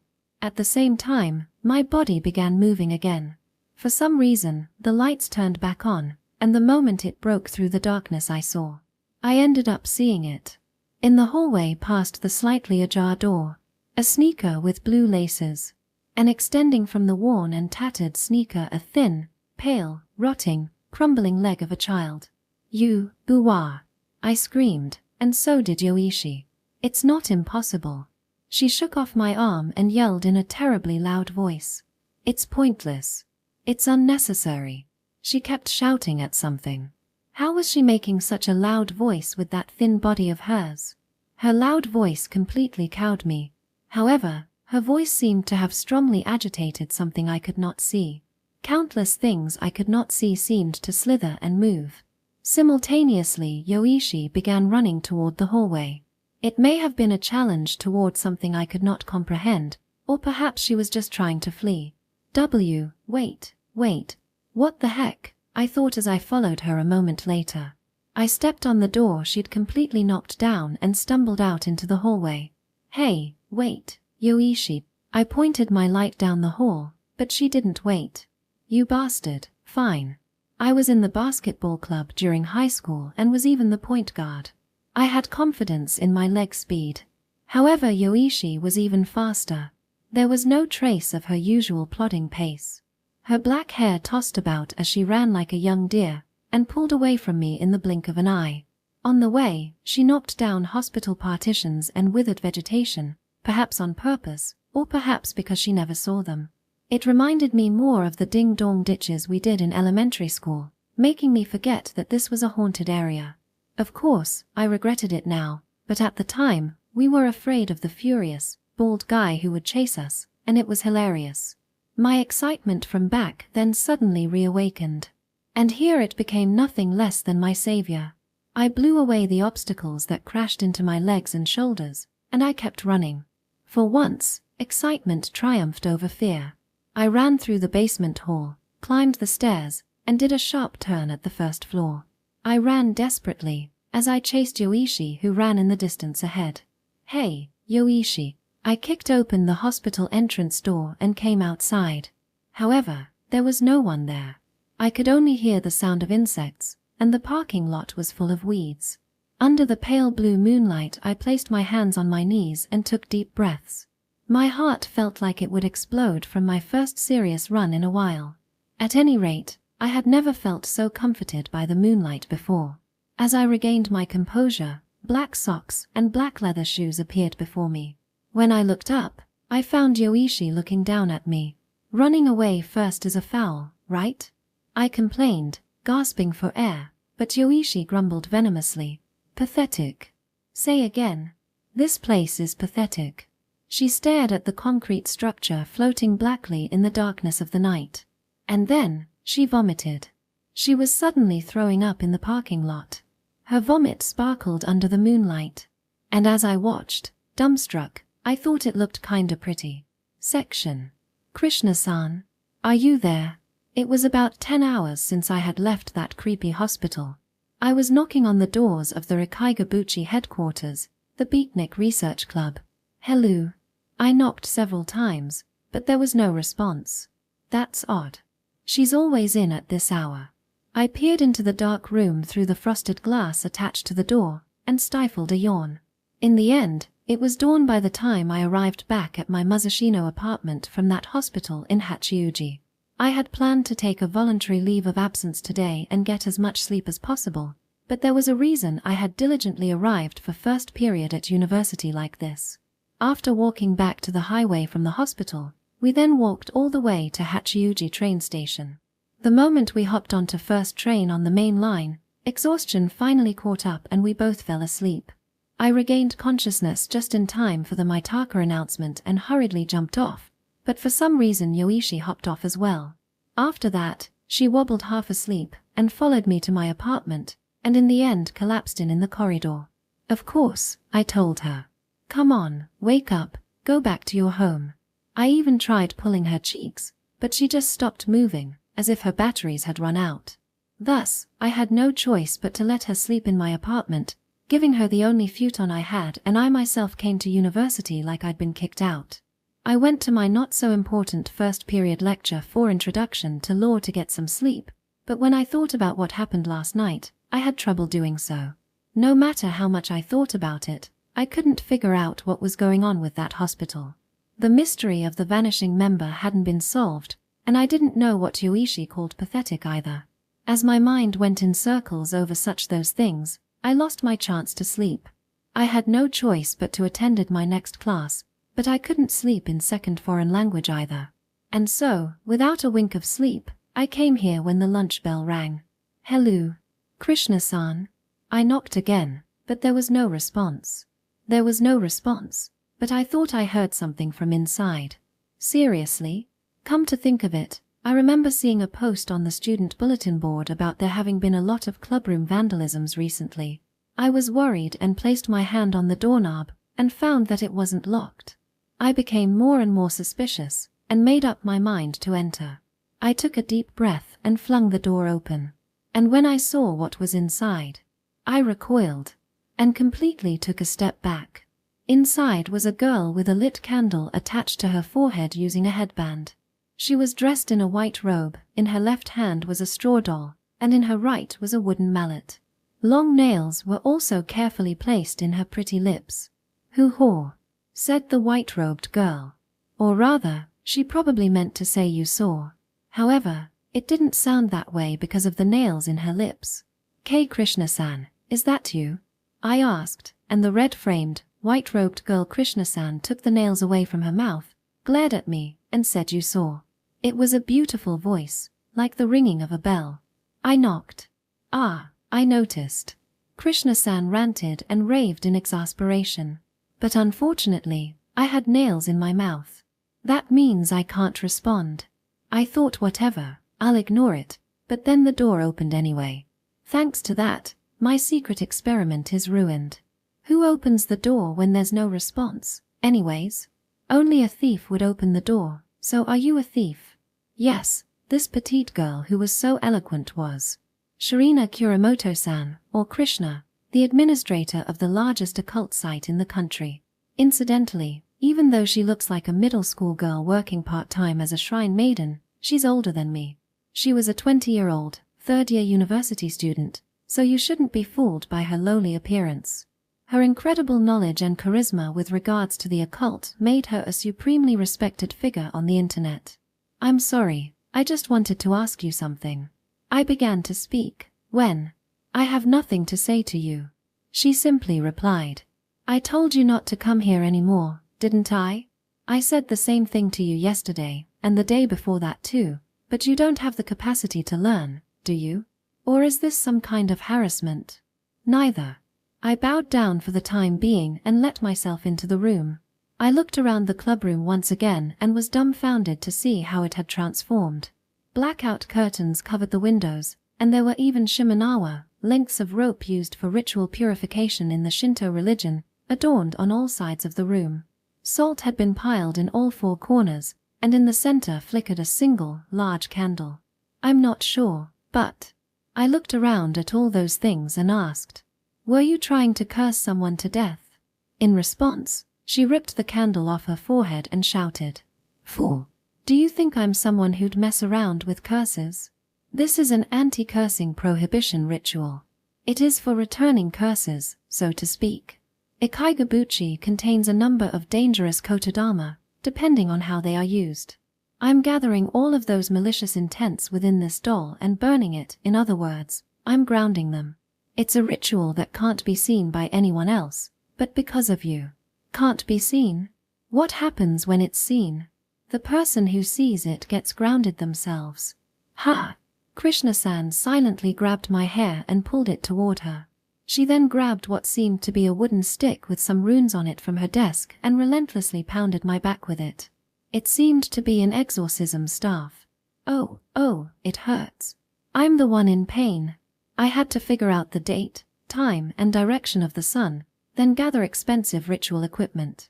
Do you know how much time, money, and effort went into preparing for this day? Then don't forget to lock your door when you're doing something that important.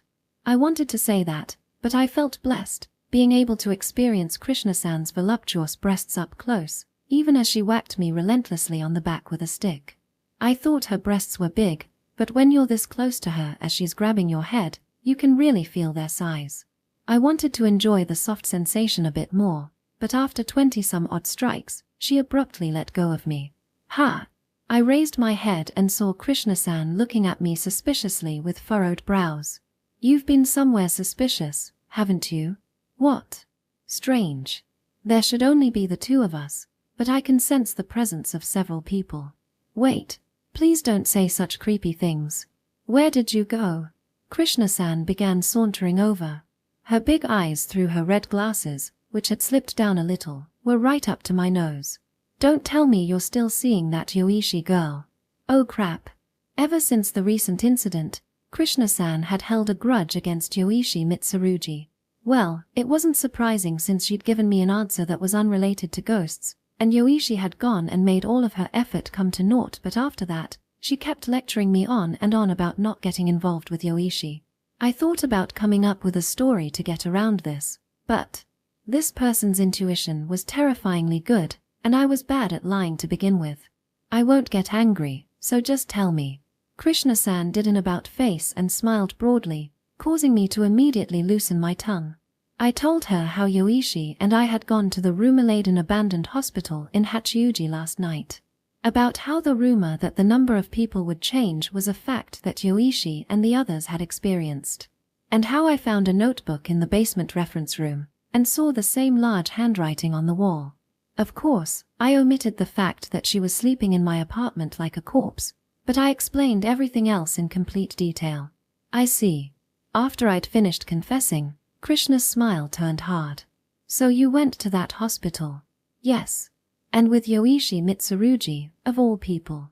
Yes. And you saw something and ran back home. Yes. You are such. Articulating every syllable with feeling, she declared. A hopeless idiot. I was suddenly grabbed by my collar and slammed into a chair. Krishna-san picked up a pen and paper that was lying on the table and drew a single line down the middle. All right, listen carefully. This side of the line is where we live. In other words, this side of the Sanzu River. And the other side of the line is the other world, or the other side of the Sanzu River. When you try to learn about the other side, you cross the line. If you peek from this side, the other side will also always be able to see you. She told me this every time we met, and I hung my head and listened. See, they say if you come close to someone with spiritual powers, your spiritual powers grow stronger as well, right? Well, that saying isn't quite right. When you view a paranormal incident, it means you're peering into the other world, and the sense of knowing that comes with that is dangerous. If you know, then you'll always end up getting involved with ghosts, and that is a painful thing. It's like having someone stare at you up close all the time. In contemporary Japan, there is very little scientific research on this, and there are no organizations that will help you. You'll continue to suffer alone, eventually grow tired and choose to die. Even as chilling thoughts ran through my head, I looked at Krishna-san and said, "But, if that were to happen, you'd help me, right?" You Krishna-san blushed bright red and spat. "Idiot. Don't think of me as some superhero on TV. All I can do is acknowledge the existence of the other side, and warn people. If a paranormal disturbance actually occurs, all I can do is request help from those trained in that area, so in reality I can do almost nothing. Anyways, forget about that hospital. Also, you shouldn't see that girl again for the time being. And don't come here anymore," Krishna-san said, trying to end the conversation unilaterally. However, I wasn't one to agree and back down that easily. "Then, tell me one thing. Was Yoichi really the reason for that incident 6 months ago? Even though she's the one that disappeared, why was it Zippo-san's acquaintance that was hospitalized?" And then Krishna-san stared at me with a serious expression. "So that's how it is." She mumbled, then let out a long sigh. She then sat in a chair, leaned back as she stared at the ceiling, scratched her bobbed hair, and finally spoke. "You're trying to clear Yoichi Mitsurugi's name. Well, how should I put it? To be honest, that wasn't the only reason. The irrepressible main ingredient of my personality, of wanting to see scary things, was probably also a factor. But I did notice the winds had shifted a bit in my favor, so I decided to keep the conversation going. In any case, I can't imagine Yoichi was the reason. But the writing on the wall, the disappearing people, and the word, pathetic Yoichi had said, I don't understand any of it." Krishna-san nodded in agreement. "I don't understand anything about that hospital either." I was stunned as the occult site administrator, dressed in a shrine maiden outfit, explained. "That place has too many stories about it. Even though this is a common trend for abandoned hospital-based haunted places, but even so, the rumors surrounding that hospital are too diverse. There have been sightings of wheelchair-bound ghosts. There are inexplicable sounds. There are ghosts of nurses, ghosts of children. There are some that got lost, only to be hospitalized after their return. And now, people vanish entirely. The more information you get, the more inexplicable it gets. To be honest, I've never seen this pattern before. Come to think of it." Yoichi said something similar. That this situation was rare, that her head hadn't come up with an answer yet. "I understand lots of rumors crop up around eerie places, but the pattern of haunted places generally ties everything together with a single line. For instance, at the famous Hachiuji Castle ruins, there are many sightings of samurai spirits due to the tragic tale of the castle's fall, and near married couple rocks, the ghosts of young men and women are often reported due to tragic love stories. In other words, there's always a root behind the rumors. But the abandoned hospital lacks that. Instead, it's like a wild tree, with each branch growing as it pleases, and the speed of its growth is frightening. I've seen lots of haunted places, but even I don't know the truth to that one. Even this person has things she doesn't know." It was a somewhat fresh surprise, and I once again felt how profound the world of the occult was, when, nevertheless, Krishna-san furrowed her brows. Those words on the wall are bad. Bad? Why? However, Krishna-san didn't reply, instead abruptly asking, "First of all, what do you think ghosts are?" Ghosts? I went and conveyed the first thing that popped to mind. You know, the ones that are often depicted in paintings and so on, having a grudge with their hands hanging down. I see, the triangular hood with the burial clothes, is it? Well, that's pretty typical, but... Krishna-san stood up and took out what looked to be an old album from the bookshelf. What does this look like? A third of the photo on the page she flipped to was a vast expanse of land, and the rest was a clear, blue sky that cut through all the rest. It was probably somewhere in Hokkaido or somewhere. A concrete paved road stretched on, and densely packed areas of grass fluttered on either side of it. The rest was white clouds and a blue sky. It looked like a pleasant landscape photo that could be used in a tourist brochure. What does it look like? Welcome to a summer in Hokkaido, that sort of thing? Look carefully. Krishna-san's cute fingers pointed at the blue sky. A cumulonimbus cloud parallel to the ground, and a cirrocumulus cloud far above. Ha! Do cumulonimbus clouds and cirrocumulus clouds appear at the same time? When I realized that, I felt goosebumps. Wrong. This wasn't a cirrocumulus cloud, it was a face. Countless, white, hollow faces floated in the sky. Eep. Krishna-san gave me a slight smile as I jumped back and as she slammed the album shut. According to the person who is my teacher, it is said that people who die with lingering regrets in this world stay behind in some form or another. Sometimes with just an arm, and sometimes with just an eye. In other words, it's rare for them to retain their human form. Moreover, after some time, they end up forgetting what it was they regretted in the first place. In short, they become just hollow, floating matter. However, this hollow, floating matter can combine. Combine, like, together? Yes. Be it dogs, cats or humans, ghosts that just float aimlessly combine. And they expand without end. My teacher said the largest he'd seen was the size of Mount Fuji. A giant mass covered with painful expressions throughout was just wandering above the ocean. I was horrified at the thought of that scene. A giant mass formed only with countless dog, cat, and human heads. Countless negative emotions stretched out across the sky. Then the sky I was always casually looking up at was full of such things floating around.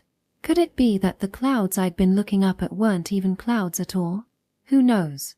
Whatever the case may be, that floating matter slowly disappears over time. There are those who've seen ghosts of warriors, but I've never heard of sightings of Joman ghosts. Apparently, there are reasons for that, but it takes a significant amount of time, like hundreds of years, for them to disappear. In other words, there are still countless, enormous globs of ghosts floating around this world, and here's the problem. When they get caught in some kind of spiritual magnetic field, they stop there. For instance, enormous sacred grounds areas, or murder scenes with tremendous amounts of hate, they have a tendency to stay at those places. So, in other words, that's... I finally understood. In other words, that's what's called a haunted place. The presence of countless people I felt yesterday in that abandoned hospital. Countless stares. Recalling those presences, which still lingered on my skin, I once again felt a chill crawl down my spine. And the problem goes back to the words you saw on the wall. Krishna-san pushed her glasses up and continued. I don't know what kind of idiot made their prank, but it continued the words from the notebook. Please fix my sickness with I'll do whatever you ask if you fix me. It became context. In short, it created meaning. I swallowed, and Krishna-san asked. What happens when you give meaning to a place where a collection of ghosts floating aimlessly gather? I felt something cold down my spine. They desperately seek meaning. They must seek meaning because their existence is so weak. I suddenly imagined a mass of floating thoughts turning to look towards me at the same time. That collection of countless faces was probably imagined them from the photo I'd just seen, and suddenly, those blank stares overlapped with Yoishi's glass bead-like gaze. You wanted to clear her name. I can respect the intent behind the action. Krishna-san muttered with a somewhat distant stare. But there are some things people shouldn't see. I felt my heart freeze. In reality, this shore and that shore are designed to be separate. That girl Yoichi easily crosses the boundary, and that is an extremely dangerous thing. Her words and deeds include things that people must not know. No, something that people inherently know, but because they have chosen to forget, they remain people. Yet her words contain them. Her words. I felt like I had solved the mystery of why Yoishi's words bewildered me so. I felt that even if Krishna-san said the same thing, I would only be excited, but when she said them, it felt like the something would shift out of place. As if the walls of common sense I'd believed in were crumbling, I'd feel uneasy, as if I didn't know where I was standing. That's what I experienced last time, and this time as well. Unfortunately, though, it's very difficult to save children like that. Krishna-san looked somewhat lonely, and I thought, she must have tried saving people like that with all her strength in the past. But she was unable to in the end. Maybe Yoichi resembled someone in her past, and even if I were wrong, I'd lost the will to keep asking questions. I somewhat understood what my own limits were. My mental strength, my assertiveness, my knowledge about ghosts, they were nothing compared to the baby-faced administrator in front of me. Yoichi, too, would continue jumping into the paranormal even if I were to try stopping her. And I, a stranger, can't keep following her every time. To clear Yoishi's name was something way beyond my powers, I realized. Thank you very much for everything. As I stood up weakly, hoisting my bag over my shoulder, Krishna-san handed me a white bag. This is coarse salt purified by Susanoo no Mikoto from the Amamiya temple. Place this by the entrance to your room for a week. If something odd happens, let me know immediately. Yes, I answered, as I opened the door. Oh, yes. Krishna called me from behind. You didn't take anything out from that hospital, did you? I laughed as I stepped out into the hallway. I'm not that reckless, I said, and closed the door. I went out into the hallway, and proceeded down the dark concrete path as I clutched my head in my hands. I wanted to tell her everything, but I was unable to, due to my stupidity. I opened my bag and took out a notebook. It was the notebook with "Please fix my sickness" written in it. Section. Overlay. When I went back to my apartment, Yoichi was no longer there. She'd noticed the key I'd placed on the desk, as she'd locked it and placed the key in the post.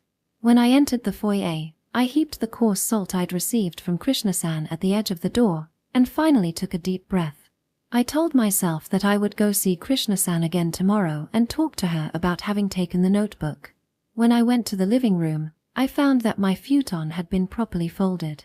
She may be well raised after all, I thought, and at the same time, I was worried if she would be all right after having stayed out all night. Where did she live, anyways? What high school year was she? Was she a part of any clubs? What subjects was she good at? What were her hobbies? Did she have any pets? What were her favorite books? I knew nothing about Yoichi. I didn't know where she lived, her phone number, or her email address. If I wanted to contact her from here, the only way to do that would be to make a post on the Rakaigabuchi forum. For such a tenuous relationship, the only thing that lay between us was the great question of life and death, between the world on this side and the world beyond. It was like suddenly dating in a castle keep without even filling the outer moat. Well, I'm probably thinking of dumb examples because I'm tired. I'm just gonna sleep.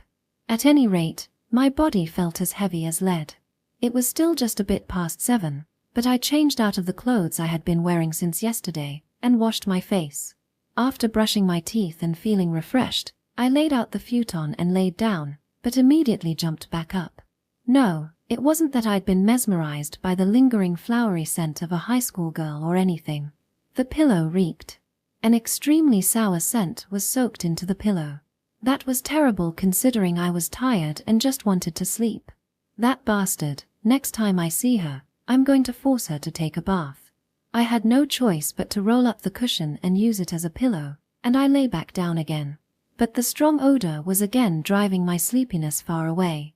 Since sleep was out of the question, I remained lying down and looked up the Hachiuji abandoned hospital on my mobile phone. I had looked it up on my computer before, but hadn't checked using my phone. But when I saw the search results, I was astonished. Even on a cell phone specific search site, or perhaps because it was a cell phone specific site, I got an absurd number of hits. That place is actually pretty famous. I began opening the pages on the search result from the top. For the most part, they were community forums, or some occult sites specializing in the local area. But I found a single keyword common in them all. The phrase that it was a hospital that grants wishes. I'd heard that phrase somewhere, I thought, and realized it was something I'd been brandishing myself up until a while ago. 4. There are no shortcuts for granting wishes. I mumbled the exact same words Krishna-san had told me, and I looked at the posts on the site with a smirk in my face. I jokingly felt like I was looking at a group of cute juniors. My height grew. I got a girlfriend. My hernia got better. I got a job. I won a lottery. Every forum was full of those types of posts. Hey, are you serious? I suddenly got up and kept reading. It seemed those words written on the notebook and the wall, "Please fix my sickness, I'll do whatever you ask if you fix me," had caused such rumors to spread. There was even a wiki with information, so I took a look. There's a resources room in the basement of the abandoned hospital. There's writing on the wall saying, "I'll do whatever you ask if you fix me." Say "I will fix you" 3 times at the wall, using your real name. Say your wish, in return, give me. Afterwards, return something in the hospital back to its original position. Say to the wall again, "I fixed it. Your wish gets granted." Was apparently how it was summarized. How absurd. I groaned. And as I read other related sites, I slowly became depressed. I found a picture of someone screwing around inside that hospital. Someone who burned medical records and had bonfires. Someone peeing next to that, and another making a peace sign with a beer can. I see. No wonder Krishna-san was enraged. She always said, "The moral deterioration of the Japanese people has been severe in recent years. Since ancient times, the Japanese have been a noteworthy people in their reverence for invisible beings. This may be tied to the belief in 8 million gods, and there are indeed many gods in Japan. As the saying goes, when you die, you become a Buddha. No matter how much conflict you may have had during your life, you must be revered no differently than a god after death." From the point of view of a contemporary mind, it may seem that we just can't decide who to worship, hence we erratically believe in just about anything. But I still think that the Japanese disposition to fear and revere the invisible is not a bad thing. Well, maybe it's because we still believe in a vague mountain god in my hometown, and so respecting other such entities is something I take for granted. My gaze fell on the bag I had left next to the living room door. I crawled closer and took out the notebook. It was the journal filled to the brim with the clean writing of the 8-year-old who had departed from this world. I opened the yellowed, worn pages and read through it from the beginning. The boy was apparently admitted to the hospital initially for a checkup. He was looking forward to going back home as soon as possible. However, as the hospital stay dragged on and the number of tests increased, the boy's letters seemed to have become smaller and less cheerful. After that, he began writing mostly about what he'd do if he could leave hospital. He wanted to ride a bike, play soccer with friends, go out with his family, go fishing for crayfish, play video games, run as hard as he could. He wanted to be able to do things that children normally do. Midway through the middle of the notebook, he began just wanting to go home. He wrote that the examinations were painful. He wrote often about suffering from seizures. My breath caught in my throat at reading the heavy sentiments that could only be expressed by one who had suffered. And that's when it finally dawned on me why I'd clutched at the notebook in the darkness, and why I brought the notebook out and never let it leave my side. I couldn't stand it. I couldn't stand the thought of this boy, who died so young, to be left alone in that dark room. He was me. I had infantile asthma when I was child. It went away as I grew up, but at the time, the mere hint of an attack was enough to send me into a panic. It felt like air was being sucked away from my surroundings, that I'd been plunged into a bottomless, deep ocean alone, as I was beset by a severe inability to breathe. That sense of blinding despair, it still remained there, soaked into my body. When I was sleeping and felt the signs of an attack, I'd run crying to my parents. And at that time, I found one thing more comforting than any doctor or medicine: the palm of my mother's hand. As she stroked my back with her warm palms, a strange feeling of security spread through my chest, and before I knew it, the attacks had stopped. I looked down at the last page of the notebook. Please fix my sickness. I had a mother, but did this child have anyone to act as a bulwark against his suffering? Did he have a safe place to run to? That was probably the reason why I brought this notebook with me. Suffering until death and continuing to become a plaything in a haunted spot after death, I couldn't forgive that. However, I let out one long breath. Nevertheless, I still didn't know what to do with this notebook. If I were to take care of it to the end, it would probably be best to wipe away the writing on that wall, but I didn't have the courage to go back there again. Sheesh. I'm such a worthless wuss. I scratched my head, when, suddenly, my cell phone vibrated. I jumped a bit and answered without checking who the caller was. Yo, little Noggy. I stiffened at the bright, carefree voice echoing from the receiver. It's me. How ya doing? Hi, sis. Yes. It was Akira Yamada, genetically my bigger sister. What I mean, hi, sis. I told ya to let me know when you're coming home for summer vacation. Incidentally, my big sis was a bit of a gangster back in the day, so she still talked like that. Sorry, about going home. Auburn is the best time, right? Around the end of July, then. Hey. I shuddered as a low, cool air drifted in from the other end of the phone. Tell me an exact date. Unlike you, I work. I need to ask for paid leave. Ya here. Akira, 4 years older than me, graduated with a 2-year degree at a junior college near our home in Shizuoka, and worked at a company in our hometown. I'd never won against her in a verbal spat, and I don't think I could win against her in a physical brawl either. On top of that, I'd also become indebted to her because of the incident the other day. Basically, my current position was the worst and weakest in my 18 years of life. Mum and Dad are waiting for their useless son, and you're all grown up now.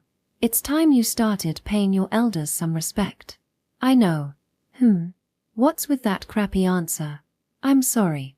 I understand. So, when? Around the end of July? They should post the mid-year exam dates next week, so I'll call you immediately after that.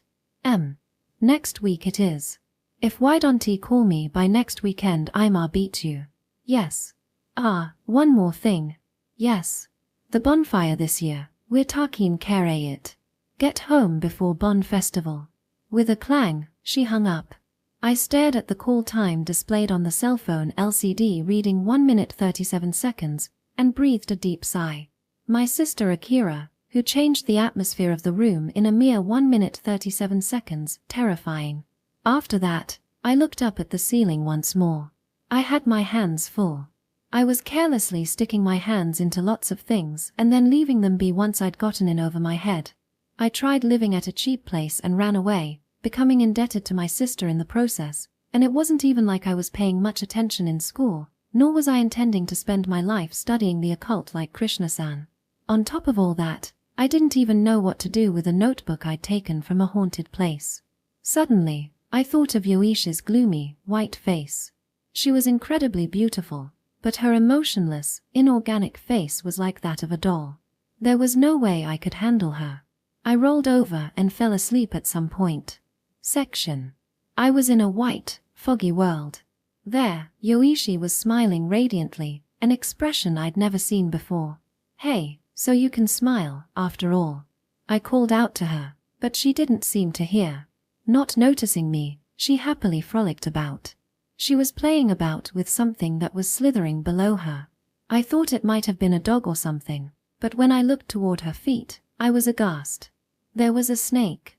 No, it wasn't a snake. It was a creature I had never seen before with an unusually long torso. At the end of the torso was a face. And, it too, was Yoichi. A face even gloomier than Yoishi's usual gloomy, darkened face was stuck there. And the human Yoichi kept kicking it incessantly, laughing to her heart's content. Hey! Stop it, I called out, and human Yoichi turned towards me. Then the snake Yoichi also looked at me. And both of them asked at once, Why? Why, you ask? It shouldn't feel good kicking a person.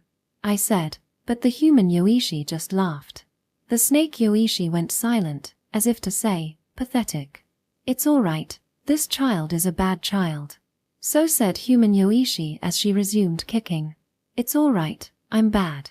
The snake Yoichi said and continued to suffer while being kicked. I kept shouting at them to stop, stop. But the more I shouted, the more the two of them got lost in kicking and being kicked. Eventually, Snake Yoishi's stomach was kicked open, and reddish-black blood began seeping out into the area. I opened my eyes. What sort of dream was I having? The room's light remained on. I absent-mindedly checked the time on my mobile phone and found that it was past 1:01 a.m. I'd been sleeping for just about 6 hours. My throat felt thirsty, so I stood up and was about to get some water from the kitchen. I heard a bizarre sound from the apartment hall. It sounded like something being dragged along. Was it my neighbor? I thought of leaving it be, but eventually that something went thud and bumped into something. And then silence. Now what? I fearfully crept to the door, looked through the peeping hole, and was shocked. There was a revenant there. No. Yoichi Mitsurugi, who could only be described as a revenant, stood stock still in her school uniform. Hey, what are you doing? I asked through the door, but she didn't respond. I had no choice but to unlock the door, and open the door, and there was Yoichi wobbling in place. I'm asking what you're doing there. When I said that again, Yoichi seemed to have finally recognized me. Her glass bead-like eyes turned to me, and she mumbled, "Oh, you. What do you mean, oh, you? Don't act like you've coincidentally met me when you're standing in front of my house. How long have you been I was about to finish, and then I realized. Yoichi was drenched from head to toe. I was a little shocked to see that her drenched blouse had become transparent and I could see her undergarments, but I could see brown water dripping from her skirt. And moreover, it was putrid. It was the most putrid she'd ever been. Were you cleaning the gutter or something? I asked, pinching my nose. I've never had a part-time job like that. She answered with a serious look. Good God, it was impossible to have a conversation with her. In any case, making a racket in the hallway this late at night would bother my neighbors, so I let her in. And when I closed the door, her odor was even more painful. I immediately decided what I was going to do right then. I could do nothing about the contamination of the hallway, but beyond that, I decided to stop it at all costs. I decided to eliminate the rotting odor before it reached the living room. Come on, I grabbed Yoichi by the collar and dragged her into the unit bath.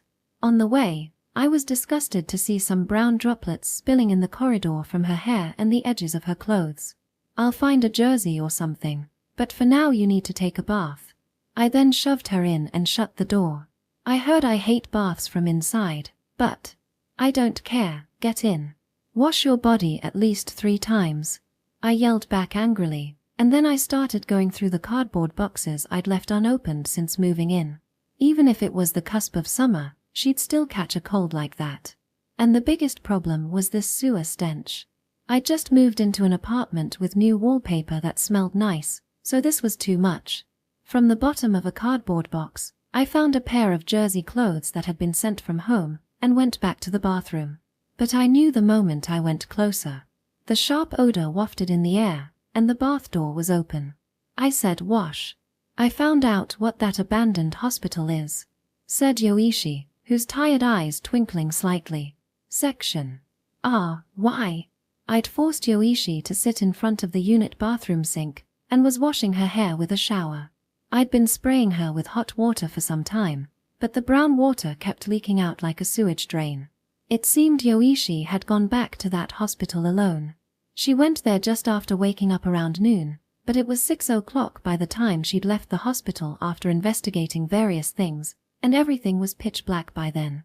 Her penlight battery had died, and after wandering the mountain at night, she fell into the river. Use a taxi or something, I said, and she fell silent. Don't tell me, they turned you down? Well, it's no surprise given how drenched she was. In all likelihood, she walked all the way to the train station like this, and ignored all the shocked looks as she came here. I sighed, imagining Yoichi sitting alone on the train, soaking wet, with her immediate vicinity vacated. Listen, Yoichi. I ran hot water through her hair and gave her advice as someone older than her. Appearances are important in this world. People say that looks don't matter, but making a good first impression is quite important. That's how you get off to a good start. That's why you should at least take a bath every day. And if you're going to someone's house, go at a normal hour. You probably don't care what time it is, so I'll tell you, it's 1:30. That's when most people are asleep. But it was as if Yoichi wasn't listening to a word I'd said. She'd shut her long eyelashes together and looked like she was comfortable staring somewhere else. This was starting to become silly, but the brown water had finally returned to being clear, so I put shampoo all over her head and forcefully rubbed. It lathered up beautifully and the unit bath was immediately filled with the scent of shampoo. "So what did you find out about that hospital?" When I asked that, Yoichi answered, eyes still shut. "I have nothing to do with the incident that happened there." "You mean about Zippo-san's friend?" Yoichi nodded slightly. "Then, what about you disappearing?" "I don't want to talk about that." "Don't want to talk about that? Then why'd you come here?" I thought, as I kept washing her hair. "There's a ghost online," she said, words that made no sense. "Have you read self-responsibility horror stories?" "You mean the ones that say it's your own responsibility if you read past this?" Those were famous online, horror stories that were said to curse you just by reading them. There were several patterns, like becoming possessed by knowing the story, or being possessed if you understood the meaning, those types. But to be honest, I didn't really believe in them. "Those are make-believe, right?" I said, but she began explaining, "Not all of them. Ghosts are very sensitive to things that notice them." The way she said it gave me goosebumps. If you talk about ghosts, ghosts gather. If they know you can see them, they come closer. All of those stories conform to this nature of ghosts. I told you before that the really interesting stories always have some sense of discomfort in them, but that's why. If you describe the facts about the ghost accurately, it becomes a strange sentence. Because there is a truth about the other side that is difficult for humans to comprehend. That's why when a story has some incompleteness, it's, in a way, actually complete. As ever, she was terribly verbose when it came to talking about ghosts. "I don't get it, but..." I asked anyways. "What do self-responsibility type ghost stories have to do with that abandoned hospital?" "They're identical in that you become possessed once you know the truth." At those words, my goosebumps crept down my neck to the bottom of my feet. In other words, she wanted to say that I shouldn't ask anymore.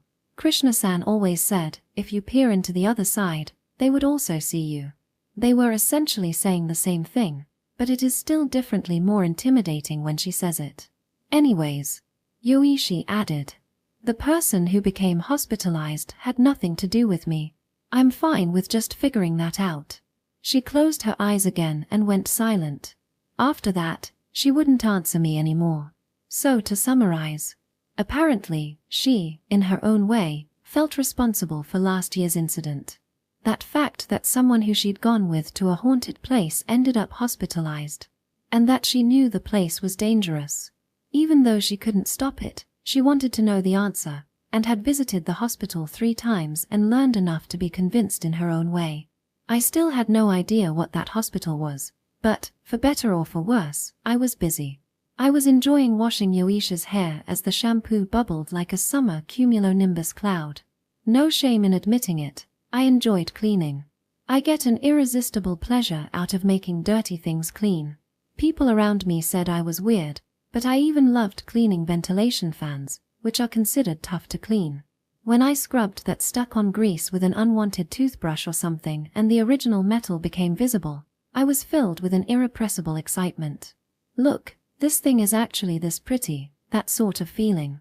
I don't know if it's because of this, but I liked the last scene of The Ugly Duckling. When the duckling is actually a swan, I like that sort of thing. European folktales, about bear hide, and such. In that sense, Yoishi's dirty head was a fun challenge to me. In the end, I ended up shampooing her hair 3 times. Afterwards, I rinsed it too, and almost felt regretful that my house had no treatment, because Yoishi's hair had become so polished and smooth. I placed a towel on her head and wiped. "Look at that. If you clean it properly, it becomes this pretty." I wiped the fogged mirror in front of us with the towel to show Yoichi her face. As our eyes met in the mirror, my heart skipped a beat. Yoichi, with her clean, wet hair, was incredibly beautiful. Her glossy skin and dark, thin, straight eyebrows were exquisite, and the large dark eyes beneath them were as beautiful as the clear night sky. She was probably just dazed, but her half-opened lips had a seductive curve. She was just like that, a waste of treasure. However, instead of saying thank you, Yoichi said in a tone devoid of emotion, "You're useful." I was about to say, "Are you serious?" Suddenly, something strange assailed my nostrils. I looked at her uniform. Come to think of it, she was still wearing her muddy uniform. I wanted to take it off and clean her all over, but that was way beyond what I could do. "You do the rest. You can use the soap there." I stood, but the strange odor grew stronger. It was like the smell of rotting fish I used to smell from the factory near the river when I was a child. Odd. The ventilation fan is on in the unit bathroom, and the smell of shampoo should have been lingering in the air until now, at least after washing her hair. And then Yoichi suddenly said, "Did you, by any chance, take something from the hospital?" Ha! At the same time, she stood up and tried to go somewhere. Before she vomited. She vomited again. The toilet bowl was right next to her, but she vomited the sparkling intestinal liquid right onto the floor. "Hey, you, Yoichi!" I was about to shout at her when I got a jolt. I saw the reflection in the mirror, which almost fogged up again with steam, on the other side of the unit bath. In the hallway was a blue-laced sneaker. The legs were pale and discolored, worn and battered like a drowned body. Unlike me, frozen in place, Yoichi suddenly shouted, "Get out!" Or rather than a shout, it was like a threatening howl, and I jumped up. Still dripping saliva from her mouth, Yoichi had turned around to the other side of the mirror to the hallway. Hey, Yoichi. I fearfully looked in the direction Yoichi looked, but there was no one there anymore. Only the droplets from Yoichi remained in the hallway. Hey, wait. But before I could stop her, Yoichi crawled out into the hallway. Drops of hair and river water dripped from her clothes. She slithered into the living room on her own, scattering them everywhere. She splendidly barged onto my new carpet and continued. And without any hesitation, she went to the bag I'd tossed aside and started rummaging through it. "This." She took that notebook out of the bag and looked at me. "So you had it then?" I didn't know how to explain it, so I just kept quiet. And Yoichi said at me, "This is how I got here." Section. Hey, where do I go from here? I was frantically pedaling the bicycle and yelled out the question. "Somewhere no one goes to," Yoichi replied as she sat on the rear seat of the motorcycle. She held the notebook in her hand, which was wrapped in newspaper. "So, about why you came straight to my house from the hospital." Yes, I was following this. Soon afterwards, Yoichi quickly ran down the hall to the kitchen and rubbed the coarse shrine salt that had been left on the coffee table over her hands. She sprinkled it on her freshly washed head and on her still wet clothes. And then, with astonishing speed, she said, "I'm borrowing this," and covered the notebook with the newspaper that had been left there. However, she had a look of ecstasy. She was sealing something terrible, yet her joyous look made me realize how dangerous things had become.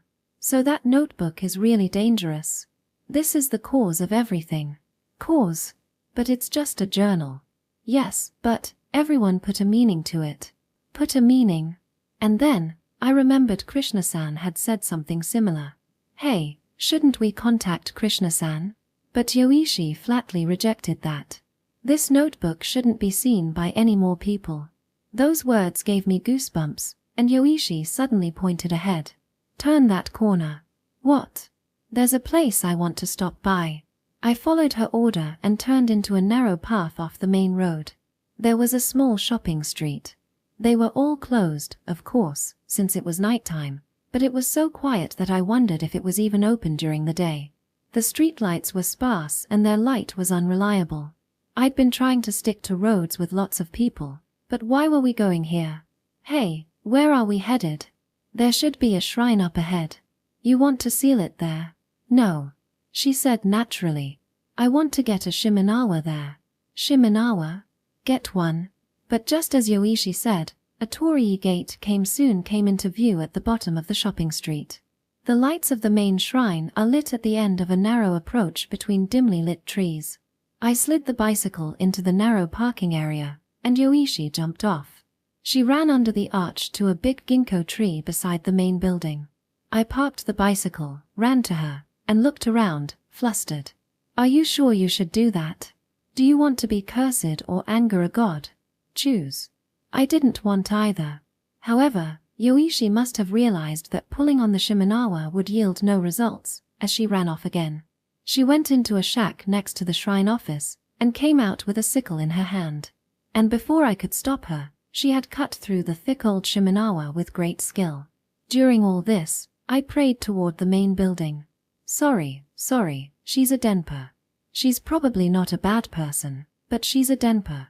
There's no such thing as a god, so don't worry, she said, holding the newspaper wrapped around the notebook in her left hand, and the Shimenawa in her right. Then why do you need Shimenawa? Things that people have prayed to for a long time contain an equal amount of power. It wasn't the first time I didn't understand what she was talking about. In any case, I frantically followed Yoichi, who ran back to the bicycle. When we were both seated, I took off, as if escaping.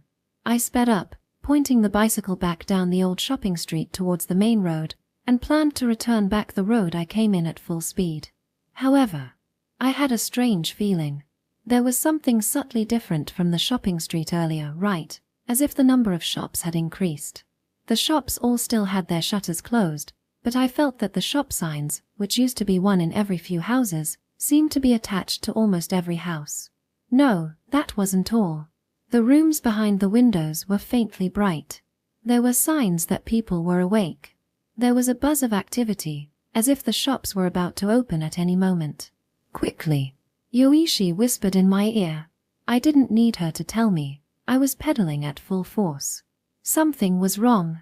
Strange things were happening around me. No, were about to happen. I could sense people in the narrow alleys between houses. I could sense them looking at me, but I could no longer look back. I could feel the shutters of the stores beginning to open as I was passing by. I felt like the area behind me suddenly brightened, but I did my best to ignore it. I just kept pedaling and pedaling. Give it back. Suddenly, I felt like I heard that voice. I could feel countless hands closing in behind us. Sorry, I repeated in my heart as I endured. My whole body was already covered in sweat. I sped the bicycle toward the end of the seemingly endless shopping street and dashed out onto the main street. That moment, blinding light filled my retinas. I could hear a blaring horn sound. It was a truck. It was coming at us from the side, about to crash into us head-on. Wawawa. I desperately turned. But it wasn't enough. I couldn't get out of the way. We were going to be run over right as I thought that. My cheap motorcycle performed a feat of mobility I never thought possible. It felt as if time stopped, and when I looked back, Yoichi was hanging on for dear life. Her long hair flowed, and her center of gravity had gone so low that her face almost scraped against the ground. Pedal. That word snapped me back to reality, and I pedaled with all my might. The tires, which had been slipping all over the road on both wheels, gripped the road at that moment. The balance of the vehicle was suddenly restored. It was just by a hair. The truck honked again and grazed us as it passed by. The air pressure of the truck passing by struck us, but we kept our balance. For a while, I couldn't think about anything, and Yoichi was silent. From ancestors to whatever, I gave my thanks to every god I could think of. Section. When we entered through the torn wire fence, we found ourselves on a wetland overgrown with weeds. The surrounding area was completely dark. Whenever the moon hid behind a cloud, we couldn't even see each other's faces anymore. The ground was soft, and the area was filled with the displeasing odor of sludge. Only the sound of insects could be heard from there. We were north of Musashino, at a disused reservoir. I looked around, speechless, to see Yoichi had a penlight between her lips and was diligently tying random stones around the notebook with the Shimenawa she'd just pilfered. What are you doing? Sinking it, she muttered, as if it were something obvious. I looked at the darkest part of the darkness in front of me once more, at the reservoir. The pond, which was 30 meters square, stood quietly in the darkness. Say, as the insects kept buzzing, I asked, "Do we really have to do that?" Yoishi's white face, illuminated by the light, looked my way. He has nothing to do with this, right? He just got sick and died. Why does he have to be sunk in such a lonely place? That's mere sentimentality. Have you read this notebook? All he wanted was a healthy body. Anne. My eyes had gotten used to the darkness, and a sludgy reservoir full of floating algae was spread out before me. And he has to be sunk in a lonely place like this. Those that fall into darkness must be treated as those that belong to the darkness. What? All criminals have circumstances that cause them to stain their hands with crime. They may have been abused by their parents. They may have been raised in a socially disadvantaged environment. It could be the result of exposure to heartbreaking malice. And yet, once you've fallen to the darkness, there's no coming back. Yoichi never stopped, and I just watched. What to do? What should I do? Yoichi indifferently continued her work. There was no hesitation in her actions. But her slender back stole my eyes away again. To me, it looked to me like she was tying herself. Like she was trying to eliminate her dirted self. Like that dream. I recalled the scene of human Yoichi relentlessly kicking snake Yoichi. Stop. I found myself holding Yoishi's hand. Let's think of something else. There is nothing else. Like a temple or an exorcist. It's not something they can deal with. For some reason, her usual judgmental tone of voice was somehow intolerable on this occasion. How can you say that? I looked at her white face. You don't know until you've tried. I do know. Turning her jet black eyes, which were darker than the darkness around her, to me, Yoichi spoke. Once a person knows the depth of the darkness, they will end up possessed by those depths. I became speechless. I thought of the author who disappeared into the dam on a rainy night. I thought that was just romanticism that existed in stories. I thought it was just high school delusions. However, the words that she uttered now had a weight behind them that could not be easily denied. But, I shook my head. I wanted to ask, is it really okay to let someone be possessed and be swallowed up? What does it matter if you know what the darkness is? What's the point of sinking to the bottom of the dam? People die eventually. You can leave the joy of darkness for that occasion. I love mysterious things too. When I see something that can't happen, I'm thrilled by the profoundness of the world. But just like my father prays to the mountain god when he cuts trees from the mountain, it was like paying respect to the existence that we can't see, to something that far surpasses human strength, to nature. You might say it's the same as paying homage to it. I learned that from Mother. When I was a kid, I trembled in fear of the seizures that I couldn't predict. One morning, I was awakened at sunrise, and was taken to Mount Eboshi. I remember entering the mountain in the pitch dark, and I clung to Mother's hand, rubbing my sleepy eyes as we climbed. The mountain at night was a demonic place where you couldn't see your feet and the sounds of strange animals rang out from everywhere. I climbed, terrified, with my eyes mostly shut, clinging to my mother's hand as my only source of dependability. I didn't know why Mother took me out into the mountain at night. But when we arrived at the summit, when Mother pointed her finger at the rising sun, I let out a silent scream. The darkness was split asunder, and the sight of the sunrise drenching everything in overpowering light made me shudder with awe. I was shown, with a persuasive power that outweighed 1,000 words, that we too are simply being kept alive by the biological miracles that make up this world. As I thought such random things, you should come to Fujiida one day. I ended up saying, I'll show you the early morning view from Mount Eboshi there. And if you can still spout that line, then try spouting it. Yoishi's large eyes widened, as if she was a little surprised. Ah, I'm stupid. I'm really stupid. I thought, but I couldn't take back my words. I had no choice but to stick out my chest. That's how it is. What you say lacks any logic whatsoever. She let out a small sigh, and I couldn't fault her for it. Anyways, I'm not sinking him there. I snatched the notebook from Yoichi and held it close to my chest, as if to embrace it.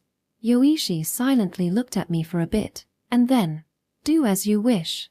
Eventually, she spoke those cold words, turned her back to me, and left. Section. I know that I'm an idiot and a wuss beyond saving. I know that well. Basically, that was it. As you'd expect, I ignored Yoishi's warning and brought the notebook back home, and within a week, strange things started happening around me one after another. For example, one rainy morning, on the bus ride to university, I saw it. I was holding on to the strap in a daze, and there he was, a little further away. A man wearing a kamishimo ceremonial kimono, like you'd see in a historical drama. The color was faded, and he stood there elegantly. Despite his conspicuous attire of an indigo-dyed kimono and white hakama, no one so much as glanced at him. Of course, cosplay was all the rage these days, so I looked away. However, when the bus arrived at a stop and I looked in that direction again, he was gone. I thought he had merely gotten off. Then I looked outside, and almost fainted. For some reason, he was standing on top of a building next to the main street. He was aloof and walking on the fence on the roof of the building. And then, during a university lecture, I suddenly heard the sound of a whistle. It was somewhat wistful and lonely, being carried softly by the wind. I was listening to it, thinking how elegant it was, when I suddenly realized that it wasn't coming from outside. It was emanating from the classroom, or more specifically, from beside me. I hurriedly glanced around, but, of course, no one was playing a flute. I mean, if you were blowing a flute during a lecture, you were bound to get scolded by the professor. I quickly suppressed my pounding heart and breathed deeply a few times. However, I still heard the flute. The melody wasn't long enough to follow, but it also wasn't short enough to ignore. And yet, the tune was distinctive and lingered in my head. I became scared and covered my ears. That moment, I felt goosebumps, as if water was splashed on my back. I could still hear it. I could hear it even though I was covering my ears. When I realized I was hearing it from inside my head, I covered my mouth to stop myself from screaming, and leaped out of the classroom. During lunchtime, it happened again when I was playing basketball with some guys in the gymnasium. When I'd cut off the ball and was dribbling through opposing territory, the opposing player, who was part of the basketball club, did a quick cover. That moment, I saw someone raise their hand in the corner of my vision. I quickly tossed a pass intended to bypass the opposing defense. However, what I heard was an out-of-bounds whistle, and my teammate cursed at me. "What are you doing?" "Ha! You were running there, weren't you?" I asked back, but my teammate answered, "I was on the other side." I cocked my head in puzzlement and continued to play, but on 2 more occasions during that game, I tossed a pass to someone who only existed on the edge of my vision, to the irritation of my teammates. What was going on? As expected, I felt abnormal and wandered outside the gymnasium. I went to the drinking fountain at the side of the entrance, turned on the water and drank as much water as I could. Then I sat on the bench to the side and raised my head. The sky was blindingly clear, but despite it being clear, I felt like something was dark. As if the world I was used to seeing was slightly foggy. Like an old, discolored photograph, there was a world I wasn't related to. There was only a sense of dismay, as if me and the world I lived in had unexpectedly parted ways. I guess it's that thing's fault. The notebook was still in my house. I brought it home in the end, but I kept it tied shut with Yoishi's Shimenawa out of fear, and placed it at the back of my closet. So far, I had been resting peacefully, as nothing had happened since, but a part of me must have still been worried about it. Maybe that's why I've been feeling like I've seen strange things recently. Just then, someone sat next to me. I subconsciously slid over a bit for them. But when I saw the shoes they wore, my heart skipped a beat. It was a worn sneaker, tied with blue laces, worn without socks. My whole body froze, and I couldn't move. I don't remember how I was even breathing. Sound disappeared, and the world was covered with white fog. I just continued sitting there. Nice weather. I heard a voice after what felt like an eternity had passed. I snapped my head up and saw Ishikawa's smiling face, who attended the same language class as me. He was a pretty typical university student for this fairly well-to-do university. "You okay?" "Ah, yeah." My body was able to move again. I glanced secretly to the side and saw that there was no one sitting there anymore. I opened my fist, closed it. It moved. However, my palms were soaked with sweat. Just off work? No. It looks like you haven't gotten enough sleep. Ha ha ha, Ishikawa laughed. He was incredibly capable at getting good work, good company, and good connections, so when I looked at him, I suddenly felt ashamed at how terribly unrealistic and ridiculous my worries were. Hey, Nagito, listen. Ishikawa looked like he wanted to talk and started jabbering all by himself. The other day, I had a joint party with some girls from a nearby women's university. One of them was a real softie. She started talking about the type of guys she liked, so I just indulged her. Then she gave me her phone number and stuff. Is that right? She was kind of weird. Yeah, I guess so. But you know, Ishikawa spoke after a pause. I'd fuck her. Those words made my intestinal juice churn. I felt as if I had been thrown into a filthy, sludgy factory effluent. I felt nausea rising in my stomach and I ran out of there. When I stood up and looked at Ishikawa's face, it looked like something different. Like something dark and inhuman. I was going nuts. Anyway, I'm at my limit, I thought. At that moment, the sky suddenly darkened. I thought the clouds had come out and looked up, but the sky remained clear. The clear sky stretched on forever. But it was dark. My surroundings alone were dark. I kept running, while being assailed by such an illusion. I ran through campus at lunchtime, heading toward the Western Club building.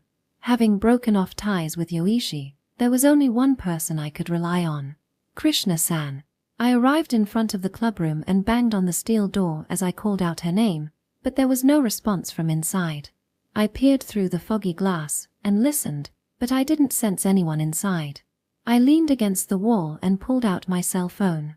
I dialed Krishna-san's number, which had been written on her business card. The time it took to connect seemed endless, but I waited patiently, catching my breath. Hello. I became teary at the voice I heard. Krishna-san, I'm in trouble. I felt like I was about to scream. What? What happened? I think I might be possessed by something. I told her everything this time, without leaving anything out. I told her about the notebook I took out from the hospital. That I'd kept silent about it. How Yoichi was going to throw it away, but I ended up bringing it back home. And how my daily life was becoming more and more tenuous. I told her everything, and pleaded.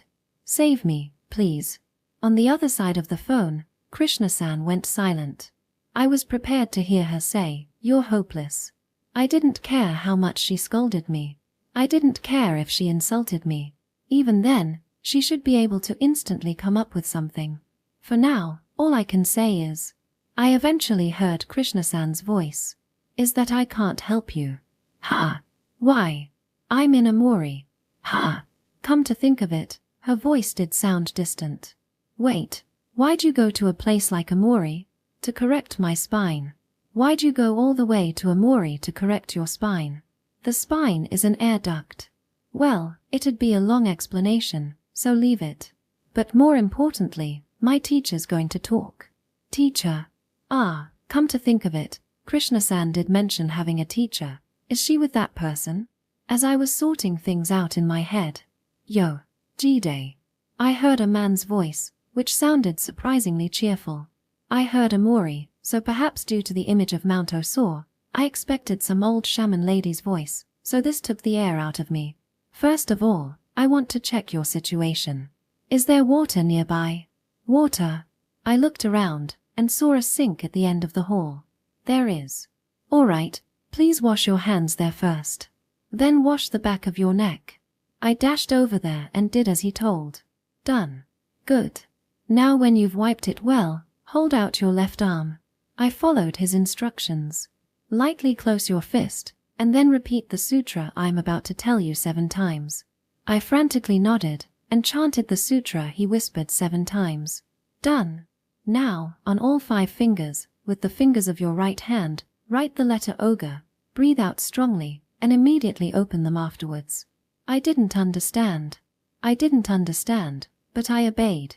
My opened hand was drenched in sweat, and my fingers twitched, probably due to nervousness. Then, his voice suddenly became lower. Which fingers are trembling? My middle finger was trembling a lot, and my ring finger trembled to match. When I told him it was my middle finger, the man on the other side of the line went silent. Hello? Don't shut up all of a sudden. You're scaring me too much. Excuse me. Can you hear me? Is it bad if it's the middle finger? I shouted, and from the other side of the phone came a ridiculously bright voice. Out. Hey. Section. Hello. Hello, Nogikuan? Ah, Krishna-san. Can you hear me? Are you okay? I had lost consciousness for a moment from that shout, apparently. I'd slumped over the sink. Where'd that bastard go? I felt anger bubble forth and asked. Teacher's using clairvoyance on you right now, Krishna-san said from the other side of the phone. Well, we don't have a photo, so all we have is the information and the direction. I don't know if we'll get any details about what's possessed you and what's causing it. Is that teacher of yours someone trustworthy? I asked, and Krishna-san laughed a bit. Who knows, he's an oddball. But I am sure of his judgment. I can guarantee that.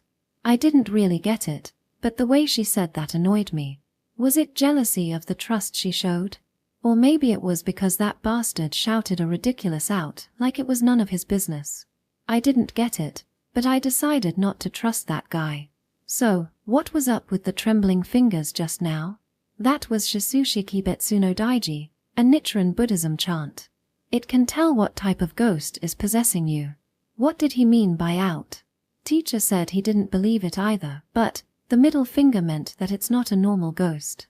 Not a normal ghost, then what? If I had to give a word, a god. A high god or a demonic god, whatever the case, it's not an ordinary wandering ghost. Wait. Why something like that possessing me, I thought, but then I remembered.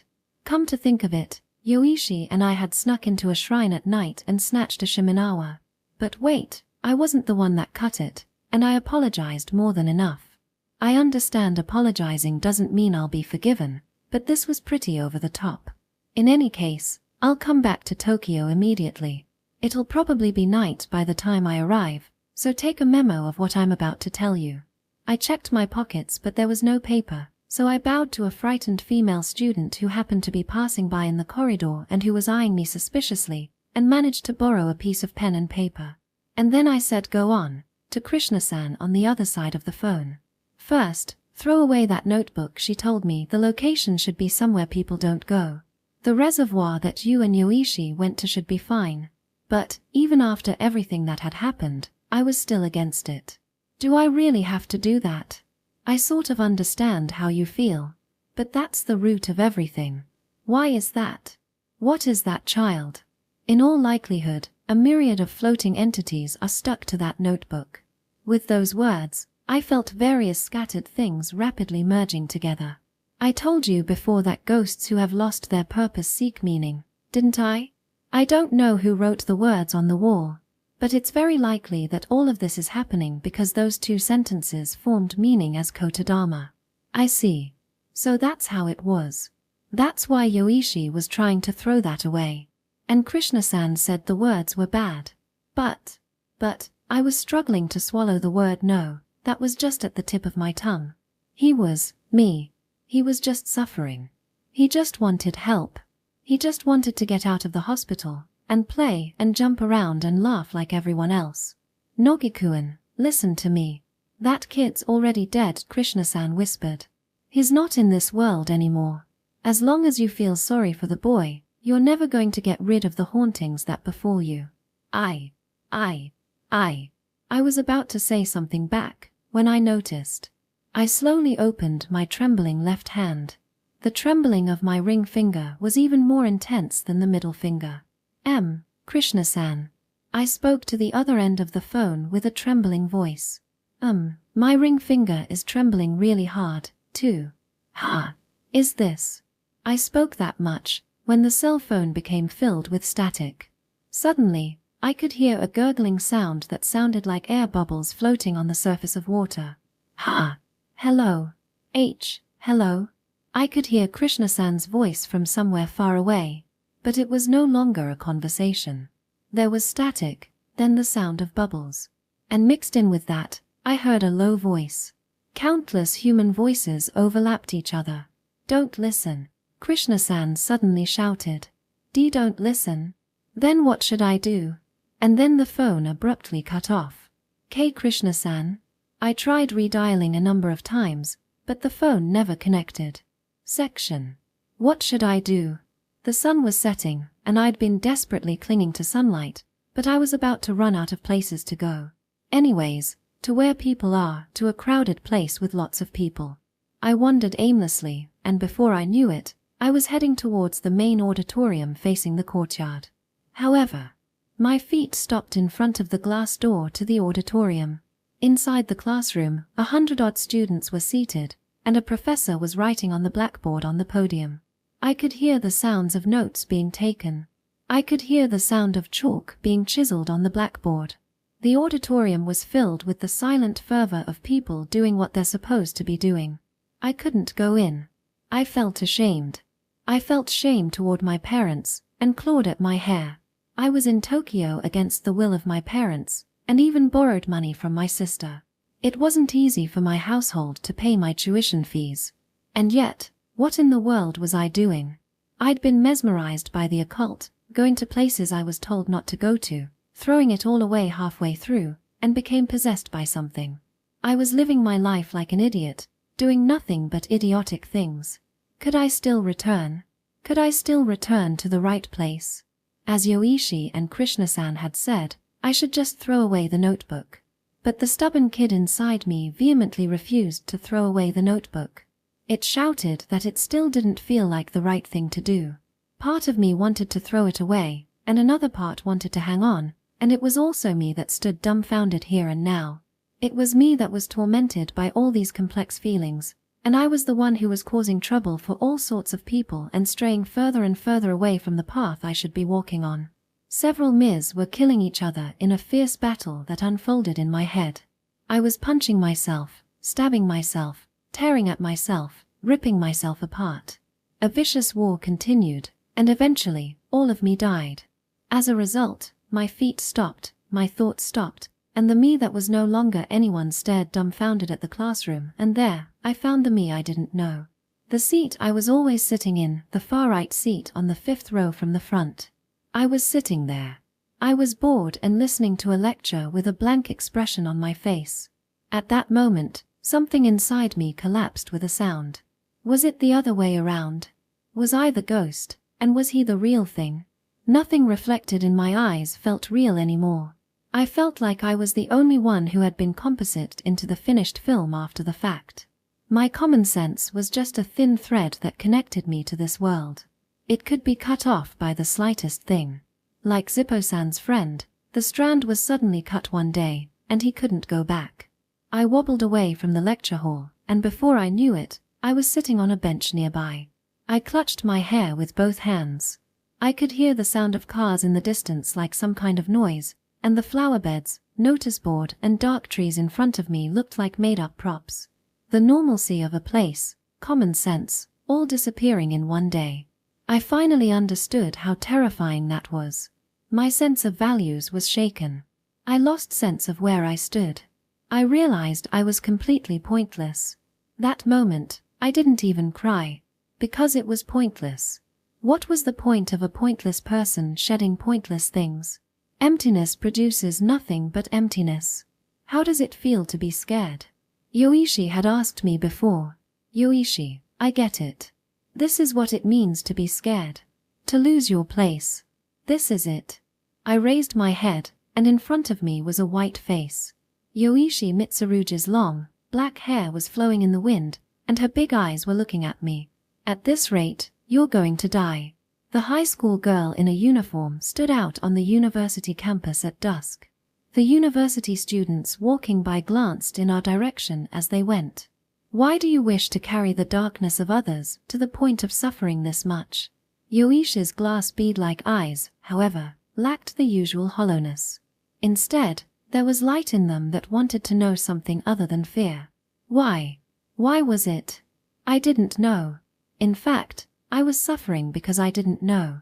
I couldn't answer that question now. So I just talked, without knowing why. Isn't that normal? What? If someone's carrying something that heavy, don't you usually help them? Even if it's a load you can't handle? Her question left me stumped. I didn't know. That's why I'd been sticking my hand in so many things and then leaving them half-assed. Then should I not have stuck my hand in them? Was that it? A load I can't handle, right? Shit. I replied while clawed through my hair. It's not like I'm sticking my hand into everything I see. There's a basis. Basis? Because, if I were to do that naturally, it'd only be for friends. I surprised myself when I said those words. To be honest, the dead boy wasn't exactly a friend. Of course, I didn't know his face and I'd never talked to him. But I certainly shared his pain. I was in the same state of suffering. As a child, I was always close to death, so the boy's wish was no stranger to me. Please fix my sickness. When I first saw those words, I muttered to myself, I can't do anything, but I can be with you. That's why I took the notebook out of there with me. Just like how my mother, who couldn't heal me directly, used to hold my hand for hours until the attacks ended. Like how that hand was my only harbor in the middle of a sea of fear. I wanted to teach him that just by having one person by your side, people can overcome things. I'm such an idiot. Tears were spilling out of my eyes before I'd realized. I'm such an idiot, I kept repeating. Indeed, it's not logical. Yoichi silently whispered, and then she suddenly pulled a cell phone from her pocket. I thought she was going to call someone, but suddenly she began moving her fingers at a frenetic pace. I thought she was sending someone a message, but her finger speed was unthinkable. Without blinking, Yoichi continued pounding away with her thumb, like a broken mechanical doll that was repeating the same motion over and over again. A drop of sweat appeared on her forehead, which then stuck to her hair. With her legs slightly apart, she stood there without moving, as if she was rooted to the ground. Only her thumbs wriggled at a high speed. I stared, jaw agape. And it continued for almost an hour. Our surroundings had become covered entirely in darkness, and sometimes a patrolling security guard came by. I would bow my head, saying, wait a bit for her please. That's how much urgency her fingertips seemed to have. The keystroke operation, which seemed to go on forever, ended abruptly. At the same time, the unusual concentration and tension that had filled Yoishi's limbs was cut off. Yoichi crumbled softly to the ground and I quickly caught her. For the first time, I found out light her body was. Hey, are you okay? I asked, and she nodded slightly. What the hell were you doing? But she didn't answer, instead saying in inexplicable, how comfortable. But this should solve everything. And with that last line, Yoishi's eyes rolled up and she lost consciousness. Section. Are you alright? It was late at night on the same day.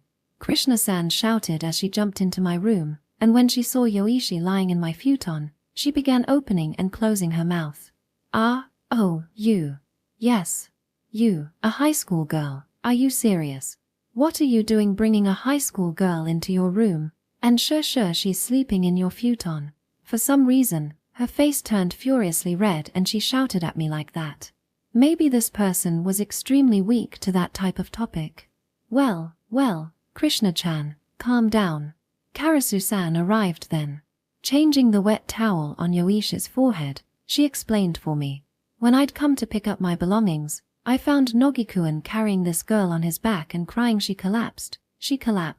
And when I checked, she had quite a fever. My room's being used as a storehouse and has no futon, so we gave her medicine and laid her down here. That's how it was, and still seated straight, I shot Krishna-san an insulted look. I see, sorry. And, are you alright? She said, and Krishna-san placed a big travel bag at the edge of the room and looked at me.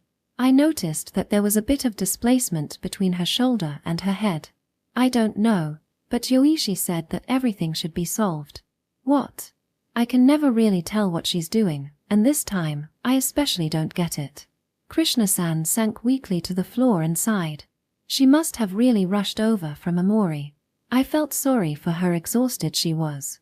I'm sorry for everything. I've caused you trouble once again. I bowed my head deeply, and she venomously replied, indeed. It was quite hectic since then.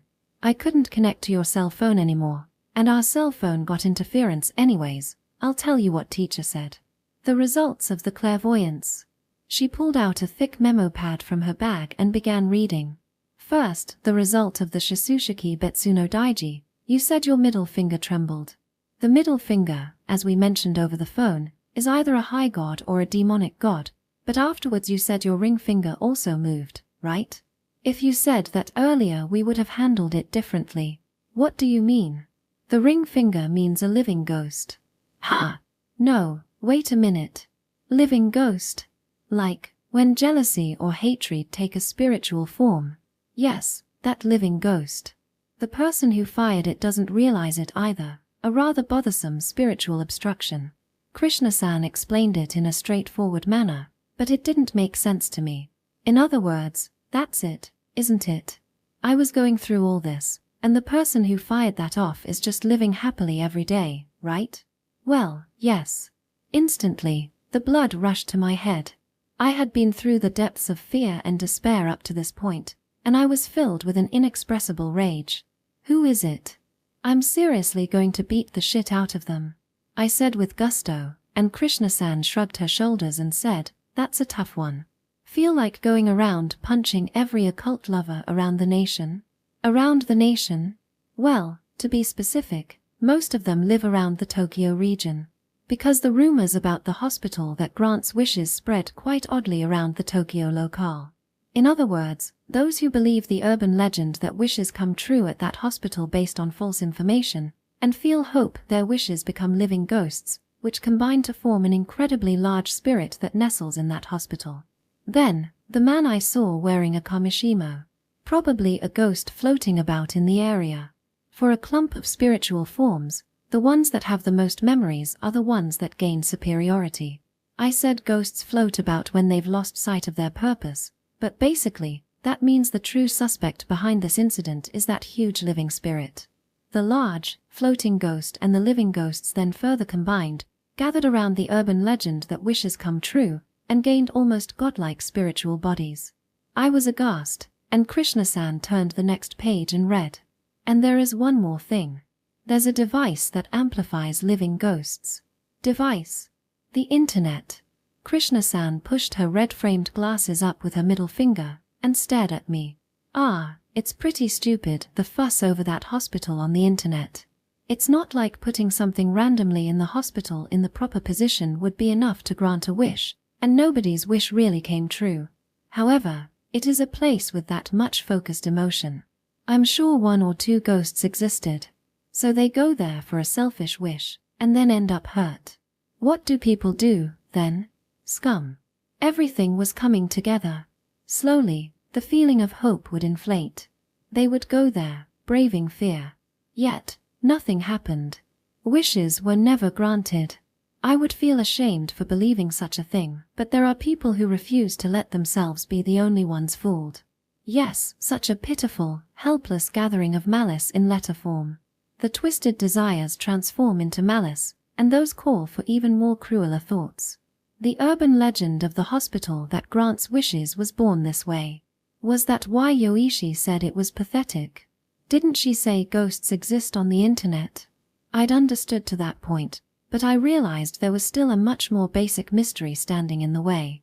Like the incident last year at that hospital, where Yoichi alone had disappeared from the others, but there was a divergence in their memories.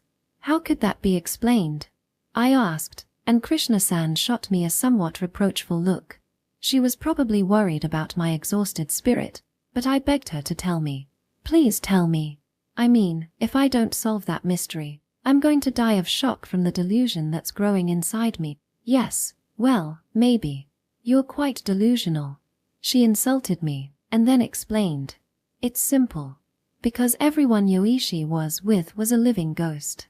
Those words gave me goosebumps.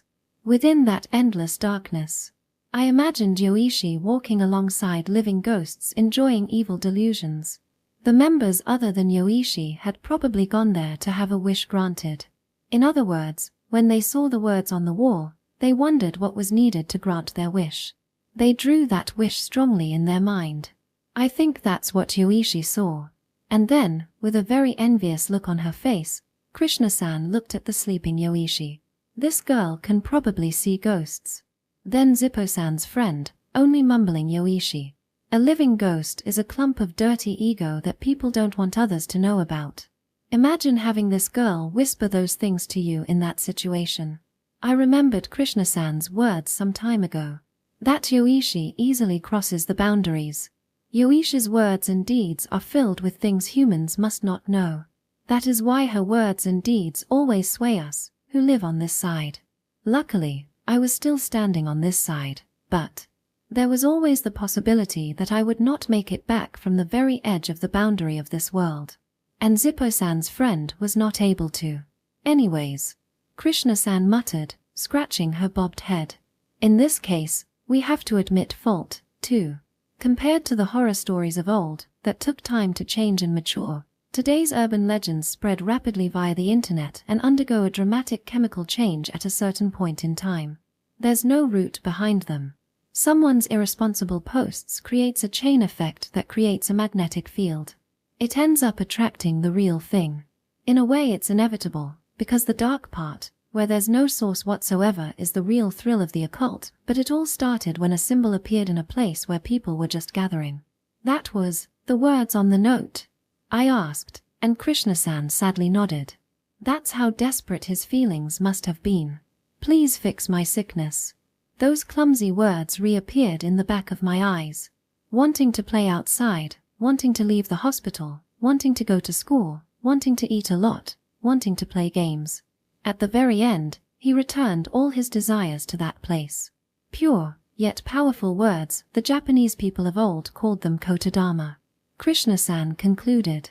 Silence filled my room, and we could only hear the low rumbling of my small refrigerator.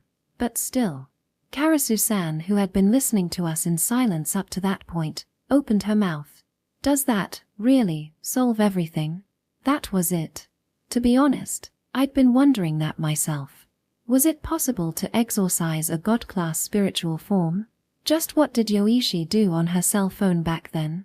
Why did she look so satisfied before losing consciousness, saying that it was comfortable? That still bothered me. Indeed, said Krishna-san, and she glanced at Yoichi's white face, as she slept like she was dead. She said she solved everything, right? Yes. Chempage. Pushing up her glasses, which had slid down a bit, she snorted. Well, we'll see. Truthfully, I don't sense much from you right now, and I'm personally very curious as to how Yoichi Mitsurugi exorcised all of that. I, too, was too tired today to think about anything more complicated. My body still ached all over, it felt heavy, and my mind wasn't fully cleared yet. I could sleep like a log right away. Nogikuin, if you want to sleep, you can use my room. Karasu-san laughed, as I stifled a yawn that probably came about from relief. You'd be overwhelmed if you were to sleep in the same room as a high school girl, right? What youth? What is she talking about? I was about to say, but Krishna-san was the one who spoke. Why you shouldn't, Nogikuin. How vulgar, you can't. She was blushing bright red as she flailed about, and Karasu-san nimbly evaded her and sat down next to Yoichi. She then turned the towel on her forehead over and smiled. I see, this girl is Yoichi. Even though she looks so cute asleep. Karasu-san muttered somewhat entranced. But, well, as long as she stops vomiting and takes a bath every day, I would agree. Well, I'll accept your kind offer. When I said that and stood up, Nogikuin, Krishna-san called to me from behind. You've done enough for him. I will take responsibility for the notebook and give it to a proper farewell somewhere appropriate. I won't treat it with disrespect. All right. I don't know why, but tears filled my eyes. With my face turned away, I nodded repeatedly. Section. After that, my body felt lighter day by day. Strange things stopped happening after that. I didn't see the man in a kamishimo. I didn't hear the sound of flutes. I didn't sense any creepy people. And more than anything, the world was bright enough for me to want to skip around. On such a day, when I had regained all my energy, I passed by the main gate of the affiliated school on my way to Krishna-san's room in the Western Club building. Seeing the high school students on their way home, I wondered about Yoichi. She was already gone the next morning when I returned to my room from Karasusan's luggage room. There was no letter or anything, but the futon was folded up again. I fearfully took a whiff, but only the scent of my shampoo remained. That was the last I saw of her. In any case, I should at least say a word of thanks, is what I thought, as I waited for Yoichi to come out, but she didn't. Eventually I grew impatient and asked a random student about Yoichi Mitsurugi. She's probably still in the library, they said. She was apparently a problem child that rarely came to school. In addition, all the students had an aura of not wanting to get involved with her, which made me concerned about her daily life. So, I hurried to the city library, which was under 5 minutes away, on my motorcycle. I passed by the receptionist and glanced through the reading seats in order, and found Yoichi in her school uniform by the far window. She was mesmerized by a thick book. "Yo, what are you reading?" I called out, and she answered without lifting her head. "Curtin's manuscript." "Who's that?" "An author." I sat across from her and asked, and she shook her head. "A famous German serial killer. His murders were so abnormal people couldn't arrest him until he turned himself in." I was dumbfounded, but she continued with a somewhat ecstatic expression on her face. "Curtin's orgasms, where he ejaculates while killing, are very interesting." I took a peek, and it was a book with gross monochrome photographs that made me want to look away. "Oh, well." I cleared my throat and said what I came to say. "I don't know what you did, but my body feels lighter and I stopped seeing weird people too. And Krishna-san took care of that notebook. In any case, you saved me quite a bit." "Thanks." I bowed my head. "That's good," she mumbled, and she grabbed the book and bag as she stood up.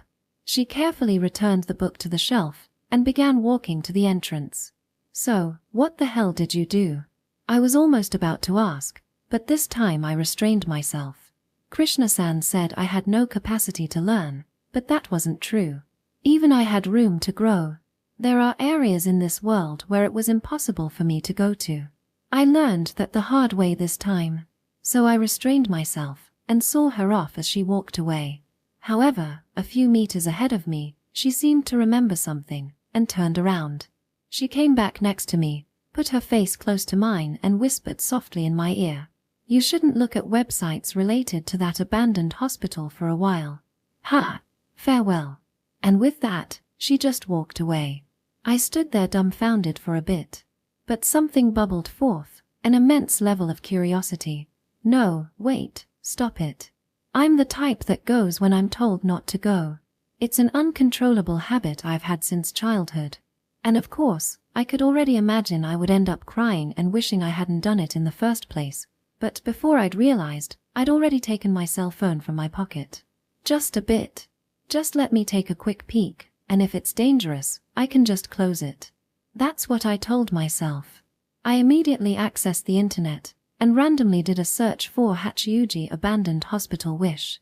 A bunch of pages I'd looked at before appeared, and for the time being, I opened the first one.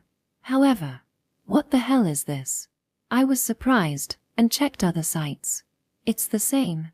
All the sites had stopped updating after a flurry of posts. The date of the posts was exactly 1 week ago. They matched the time and date that Yoichi had been typing on her phone. Did she post this? Fearfully, I read the post. And at the top of the post, I immediately understood. They all began with that famous line, "Read this story at your own risk. Please accept that before proceeding." The self-responsibility type horror story that was famous around the internet. They say that just by reading the creepy tale, you begin experiencing spiritual disturbances, and they always have endings that lack closure. Some say that the character strings themselves hide words for summoning ghosts, and other rumors say that there are words within that are designed to make your guardian spirits disappear. I read a bit more and immediately understood. It was about an abandoned hospital, no matter how one reads it. I see, that's a nifty idea. The only way to erase the desire for the abandoned hospital was to make it a taboo subject. It was a story of a girl attracted to the abandoned hospital that slowly stepped foot into a world of madness. I was drawn in from the beginning. The writing was chilling and the description of the gradual disintegration of her personality was terrific. The somewhat twisted backdrop felt very real, and the horror stories she spoke of, the real ones that made you feel uncomfortable, every part of the writing was overflowing with that odd sense of discomfort. Yoichi was able to write like this. I was surprised, but at the same time, I was extremely curious about the ending. In the library, as the sun set, I found myself clutching my cell phone close to me as I read, entranced by the story. The gradual usage of hiragana, as if to depict the crumbling mind, was terrifying. It was like Algernon. I held my breath and followed the letters with my eyes as I thought this. I read on, not caring for the chills I was getting. And finally, when the girl was led by fate down to the basement of the hospital once more, suddenly, the screen of my cell phone was covered. When I looked up, I saw that Yoichi had returned and was reaching out with her hand. And with her dark, deep eyes gazing upon me. You shouldn't read until the end. And those were the most terrifying set of words I'd heard in the past few days. Section. Audiobook by Masquerade at Masquerade Audiobooks. Case 03. Beyond the Fusama. I was in a dream again that day. It was an afternoon right smack in the middle of summer, and I could hear cicadas somewhere. It was such a hot day that I could feel sweat dripping down even if I were just sitting still, and I sat on the porch of the house, staring absent-mindedly at the garden. At some point, the girl belonging to the house had taken a seat by my side. She wore a white shirt and a plain skirt. I couldn't figure out what era this dream chose as its setting by what she wore. Still, I thought it couldn't be too far from my time. In this dream, the girl couldn't see me. That's why we didn't so much as exchange greetings. The girl stepped down from the porch, poured water into a small tub, and then sat next to me with her feet in the tub. She looked absolutely beautiful as she sat there using a small fan to send a breeze around her neck. Her black hair was carefully tied behind her, and the way she always had her lips closed expressed her upright personality. The girl and I simply sat there in silence. The bamboo trees on the other side of the white wall swayed from the wind and made rustling sounds. This world was peaceful, as it had no other sounds. Or it should have been. I had a feeling, which was closer to conviction. A sad premonition that this dream wouldn't have a happy ending. This one large Japanese-style building that was covered in a somewhat bluish tint. At some point, I'd started seeing the dream of this house over and over again. There were times I'd see a continuation, and other times that it seemed like time had skipped. But being a dream, I'd eventually awaken. That's why I'd slowly begun to enjoy these dreams, but at the same time, I'd begun to feel sad whenever I awakened. Eventually, I'd come to realize that the emotions I felt were tied to the eventual sad conclusion that this mansion faced. I often saw the blue world stained red, the girl a bloody heap on the ground. This was clearly a lucid dream. In other words, a dream that I am cognizant is a dream even as I dream.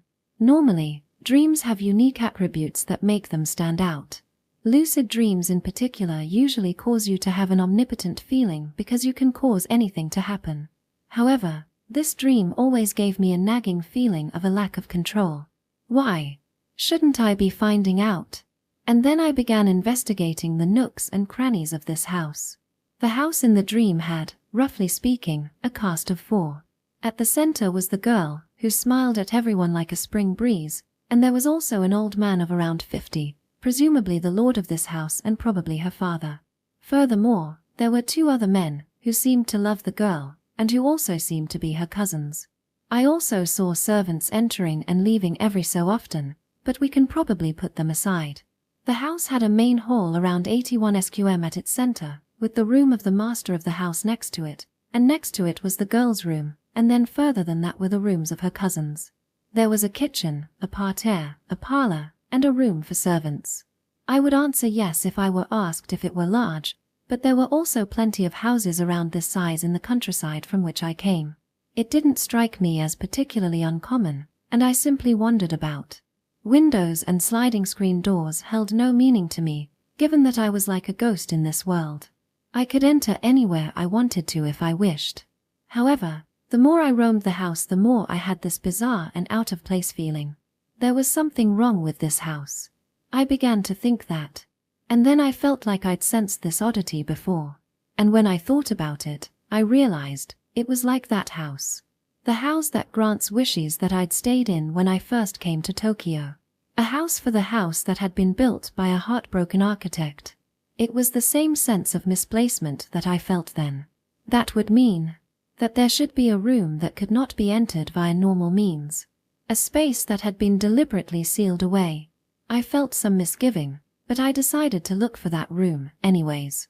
However, I would always forget about that goal whenever the dream began, and only after gazing at the various events occurring in the house, such as an amusing conversation between the girl and her cousins, the house lord having trouble with the trees in the garden, as well as when there's some trouble between the servants, do I eventually remember that room.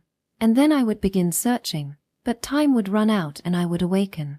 It was almost as if once I remembered the existence of that room, the administrator of the dream would kick me out. Of course, in the end, it's still just a dream. Not everything needed to make absolute sense. In particular, looking at the girl's spring-like smile makes me feel like such a room doesn't really matter at all. Was it wrong to just wish for the girl's happiness?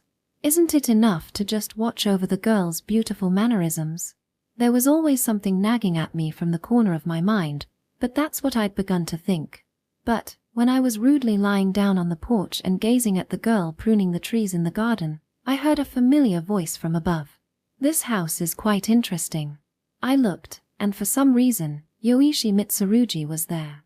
Everything here was built to further seal off something that had already been sealed. She whispered, as the dark eyes on her white face glimmered. You. I pointed at Yoichi as I spoke. You, what are you doing in my dream? Section. I opened my eyes and found myself in a car. I was in the back of a damn small light vehicle and about to be crushed by a number of bags. I tried to straighten myself out and was shocked to find someone's fragrant, black hair right up at my nose.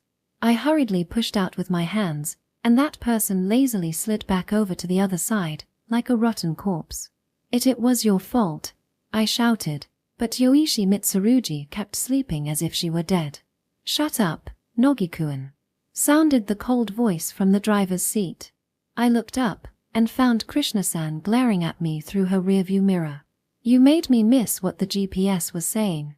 Those words finally jostled my consciousness back. The sunlight shone brightly through the car window as the car drove westward with full speed. I could see the Pacific Ocean expanding in my view, glimmering on the other side of the window. That's right. We're in Krishna-san's old car. And I was on my way back to Fujiida. This GPS is old, so it takes a really long time to get back on track once I miss the road. It's like it's punishing me for not paying attention to it. Krishna-san, who was extremely poor with any machine other than a computer, desperately tried to adjust the GPS, but the old LCD display started to give even more inexplicable directions. It's because you bought such an old car, I said with a somewhat teasing tone, and she quickly fired back. I was told this was a bargain, and I really liked the design, too. You get too empathetic over everything, Krishna-san. Shut up. If you're good to machines, your feelings will eventually reach them. You know, Fujiida should be a short drive off the highway. Don't blame me, the GPS told me to go this way. I sighed. We'd done that exchange several times already in this tiny car. Well, all of this is because I struggled with the first semester exams at my university, and then I forgot to buy train tickets to get back home. That was yesterday. After I finished my exams, I was sleeping like a log to make up for my sleep deprivation. And then my cell phone rang. My sister was on the other end. So, we're getting ready for the festival tomorrow. When are you getting here? My brain cells froze for a moment, and then pulled out some latent powers without any regard for how overheated they were from my exams. Like a divine revelation, it came to me. Krishna-san had certainly spoken about it. At the end of July, she was going to participate in the Akaigabuchi offline meeting taking place in Shizuoka. Moments later I called Krishna-san and cried, "Please let me tag along." And now, I'm being shaken around in this cramped car. That's why I tried to stop you, Krishna-san said with an annoyed voice from the driver's seat. I'm not a good driver, and this car's an almost 30-year-old can of junk. You're the one that insisted, anyways. I have so much stuff to bring to the offline meeting, so you're the ones making things worse. It's usually just fine when I'm the only one here."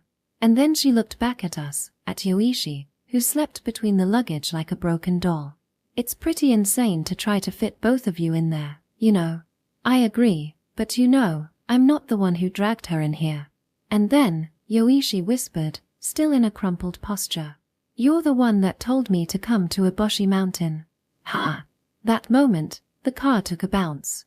For a moment it felt like my stomach was turning inside out, but I frantically held that back. And on the side, I looked at Yoishi's face, and her usual pale face had become ashen blue. "Hey, you. Don't puke here." "What?" Krishna-san shouted back in a frantic voice, but by that time Yoichi had quickly opened the rear seat window, stuck her head out, and vomited. "Hey, you." Astonishingly, a blue sports car that was driving right behind us zigzagged. I think they probably managed to avoid the vomit with their nice judgment. After that, the sports car kept a large distance away from our car. Their intense glares toward us were actually hurtful. After Yoichi finished vomiting, a little bit of drool still remained on her lips as she closed the window and went back to sleep. It couldn't be helped, and I took out a crumpled handkerchief from my pocket. "Don't get on a car if you have a habit of throwing up," I grumbled to myself as I wiped off her mouth. I ended up meeting up with Yoichi Mitsurugi mysteriously early this morning. Krishna-san and I were to meet in front of a room in the university. It was loaded with video cameras, tripods, and computers. Over there, Yoichi aimlessly arrived. "You, what are you doing here?" Of course I asked her that question, but she didn't answer. It was already summer vacation for the public. If we were any more late in our departure, the roads would be jammed with traffic and that would have been troublesome. For the time being I ignored the vacant Yoichi still standing there. First, I loaded the goods into the car. The small car barely had a trunk at all, and most of the front passenger seat was already occupied with Krishna-san's clothes and books related to the occult. That's why I loaded up the rear seat with cameras and other things, along with my own luggage. I managed to cram it all in somehow and managed to make a place for myself to sit. But before I knew it, Yoichi was already sitting there. Naturally, I told her to move, but she just silently closed her eyes. No matter how many times I told her, she didn't move. Thanks to that, I ended up having to sit bending backwards in the middle of the luggage like a prawn. Remembering this, I looked at Yoichi. After puking out the window, she had deftly pulled a book out of her backpack and was now staring at it in her lap. "Hey, Yoichi." I pointed at her clothes and asked, "Why did you come to school so early in the morning, while still wearing a school uniform even when it's summer vacation?" "It wasn't early at all." "What?" "Because last night, I was in Tsukimori Cemetery for a long time. That's my way back home." "Ah. So you stayed out all night and arrived the next morning. Or should I say, what's up with staying at Tsukimori Cemetery all night and returning back the next morning?" As I thought that, I got confused and shook my head. "Actually, it's fine. I won't ask what you were doing. It was probably some weird stuff anyway. But once we get to Fujiida, you must get in touch with your household. Don't worry your parents like that." With Krishna-san in front of me, I said that, acting as the dignified senior. "Where will the offline meeting for Ikejebuchi be held, I wonder?" said Yoichi while ignoring me and asking Krishna-san. "In Shizuoka City. There's interesting research being announced about Konohana Sakuya-hime, the cherry tree blossom," answered Krishna while driving. "That was originally called a banana-type myth in Southeast Asia. There are some unique Japanese descriptions that I can't accept. There have been researchers of Konohana Sakuya-hime in Shizuoka for a long time. They are going to supplement those shortcomings by presenting a hypothesis. That's why I'm going." Krishna-san seemed to be in an unusually good mood. Because her occult website Ikejebuchi was famous at a national level, offline meetings and searches of haunted places were being held monthly. I was just attending the meetings that were being held in Tokyo as much as possible, and naturally I hadn't yet followed the forum threads of Shizuoka. A lot of things happened and I was restraining myself on attending offline meetings, but I've had a lot of interest in Konohana Sakuya-hime, so I just have to attend the meeting. "Is that so?" Konohana Sakuya-hime is about that, a female goddess from Mount Fuji who's had various theories about her deification. She married the grandson of the sun goddess Onaninaji, gave birth to 3 children, one of whom was Huri. He would be the ancestor of the Japanese royal family, even I knew that much. Your family's fire festival is also perhaps derived from that lineage, said Krishna. Konohana Sakuya Himes, whose fidelity was suspected by Ninigi, gave birth in the midst of fire. That legend was used as a model for the often occurring fire festival everywhere. Or I wonder if it belongs to another legend altogether. I don't know about the details, but the festival in our hometown was originally dedicated to the mountain god. Making portable shrines, parading them downtown, and finally burning them. At that time, the electricity of the town is mostly shut off, leaving only the light of the iron basket fire. That spectacle, how should I describe it? Beautiful, just like a dream. I'm looking forward to it, said Krishna-san while driving the car. Her voice seemed to be in a happy tone. I haven't told my family about it yet, but in exchange for driving me back, I promised to let her stay at my house. Well, Krishna-san is polite and courteous. I don't think she would be a problem at all. The problem lay with Yoichi. That girl is completely unpredictable. If it was concerning her, even a chat over tea would turn into a ghost story. Especially, as my elder sister had said, this year's fire festival is to be organized by us, the Yamada family. It would be nice if we could carry out our responsibility safely, I reflected, as I pondered over such dark thoughts.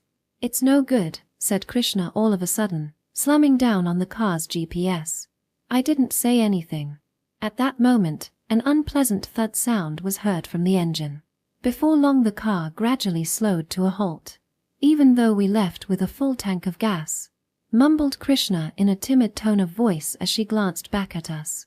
I looked towards Yoichi, feeling she might be responsible for what happened. But Yoichi was reading a tasteless book on the medieval history of execution tools on her lap as her eyes glimmered. Section. After the continuous struggle through the highway, on top of its engine stalling 4 times for no particular reason, the car finally reached my home. The sun had already gone down and it was evening time. We parked Krishna's car in the field, which served a dual purpose of being a place to cultivate and to store lumber. During this time, I saw the figure of my older sister in jeans and a t-shirt coming out of the front door of the house. You're late, Nogasuke. What were you doing, Slacky? As she said that, my sister fell silent, seeing the 2 strangers who had stepped out of the car. Hey, this is... Nice to meet you. Krishna-san introduced herself while politely bowing her head. I'm Nogiku's senior at university, Kuramoto Shina. I'm always being helped by Nogikuin with various things. Oh, is that so? With that introduction, my elder sister replied in a polite and courteous attitude that I hadn't seen up until now. I'm his elder sister, Akira.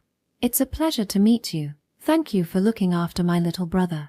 After that, I pushed Yoichi. You also introduce yourself, dumbass.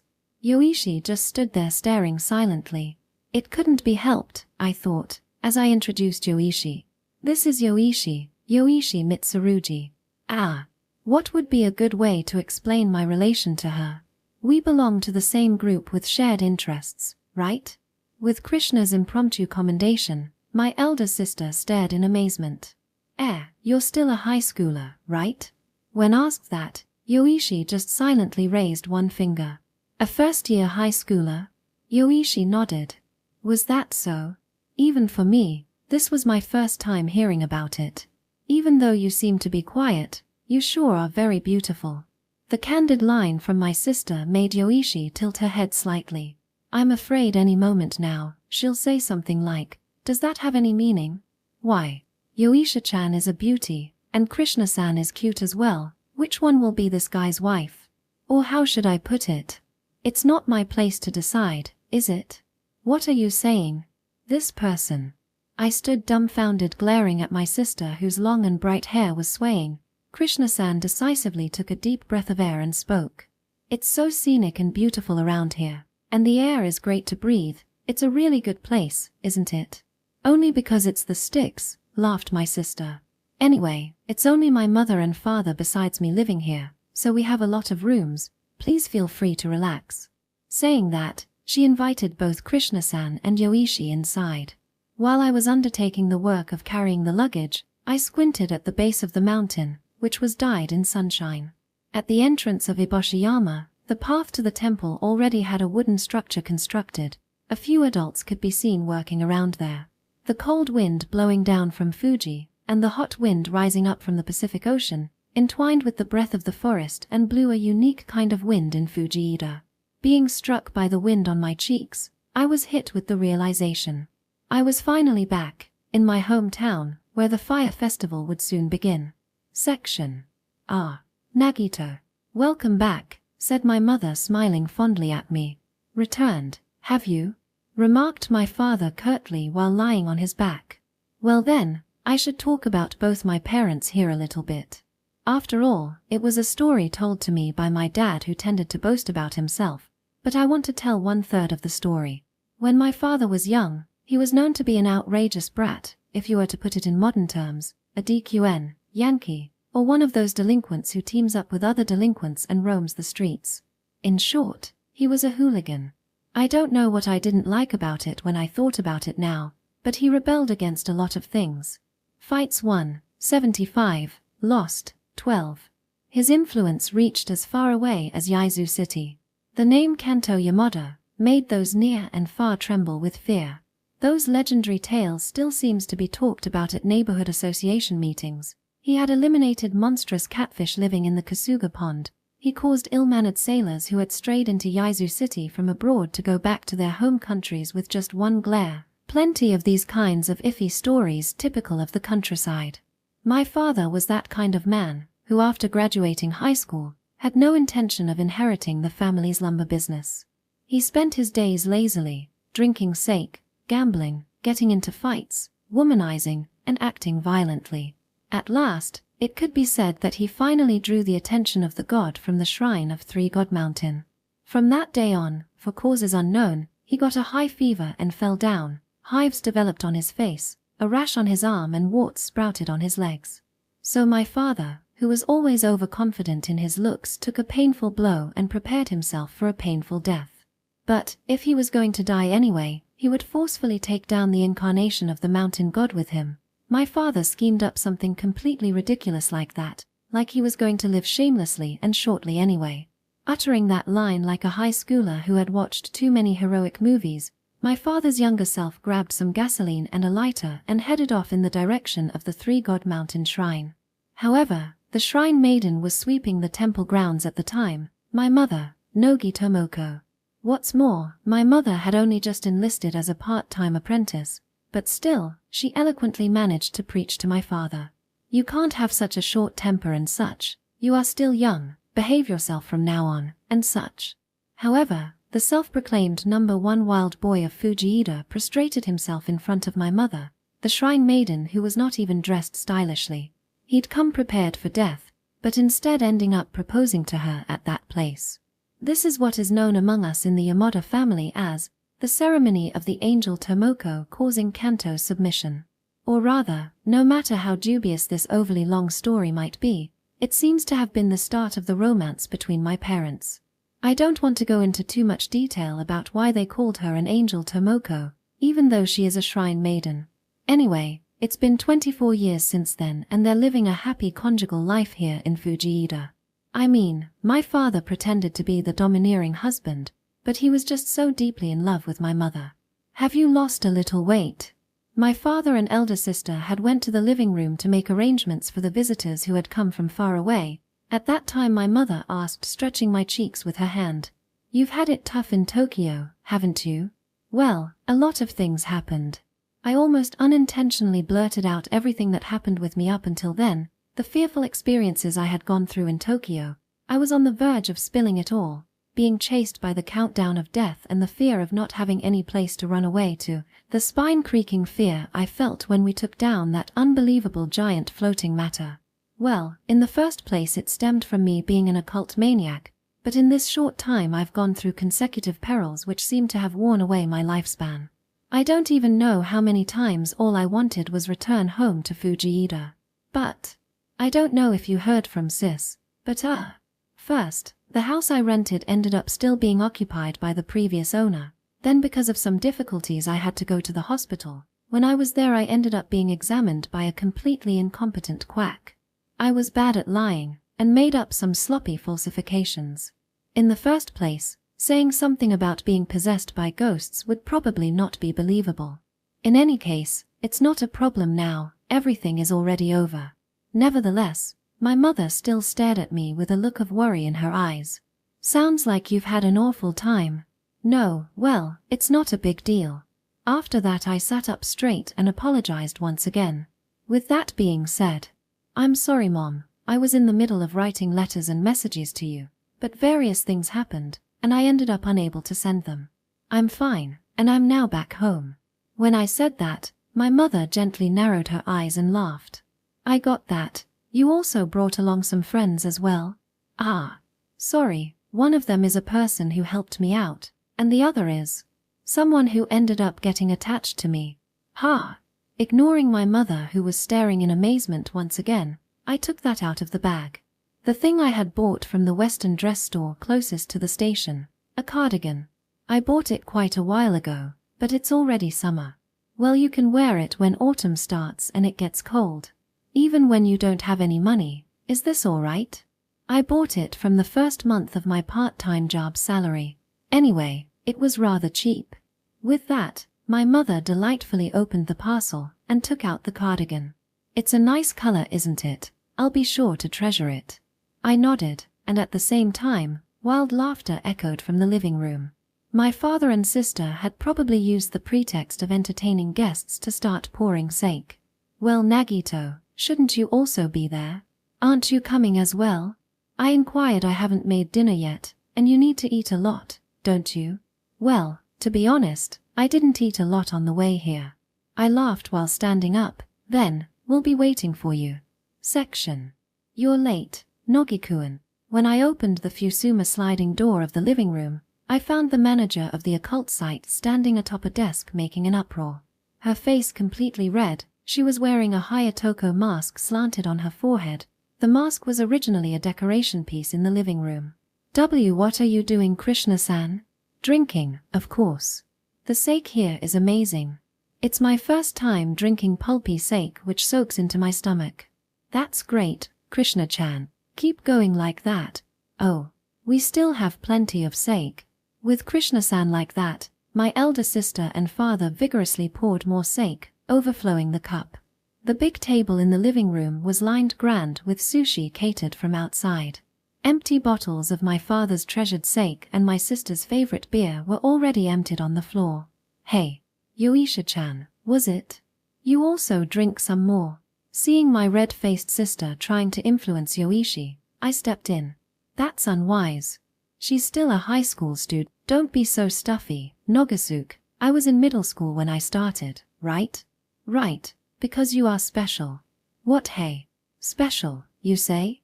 You are exceedingly special. That's why involving yourself with a docile girl like her is a little pitiful. It's for the best. Oh, I get it. Well then, Yoisha-chan, will it be cola or some orange juice? Yoichi replied silently by pointing to the orange juice.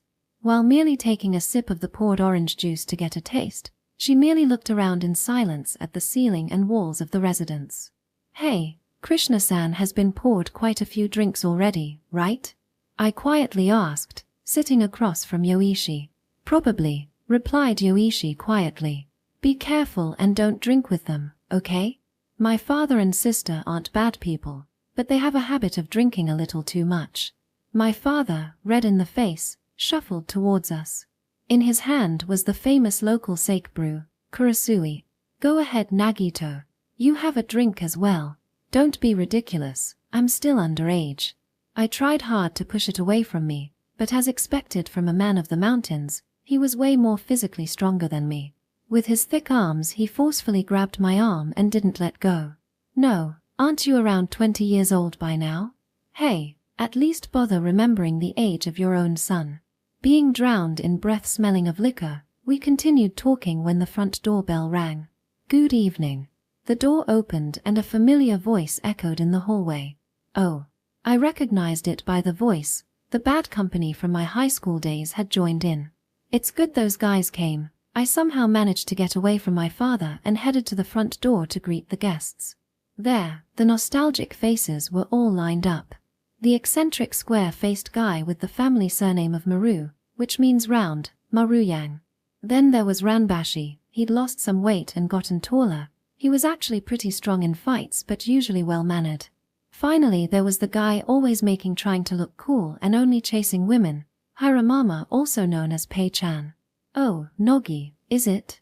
You've returned. You haven't changed. You guys haven't either. Have you been well? I bumped our shoulders and arms with each of them in our unusual way of exchanging greetings. My elder sister then arrived. The appetizers are here. And she snatched away the food Maruyang had brought as a gift. Your sister is the same as always. Sorry, there are a lot of guests today, so she's frolicking about. Guests? Maruyang asked, inclining his head slightly as the manager of the occult site appeared staggeringly from the living room. Kirshner-san was now wearing the Hayatoko mask completely over her face. Ooh, guests, is it? No, wait, am I the guest? Hey, who is that? Ah. I took off Krishna-san's mask and introduced her to the rest.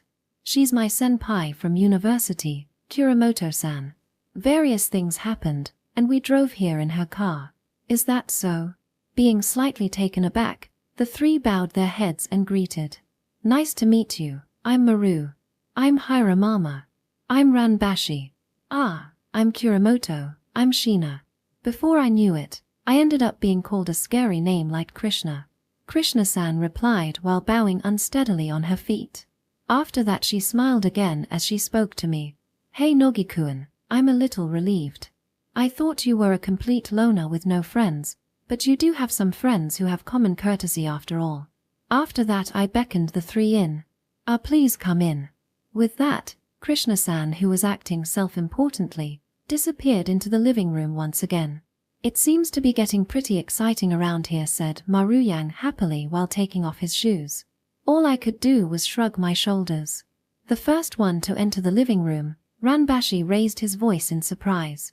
A female high schooler. There's a female high schooler here. What did you just say? It's true.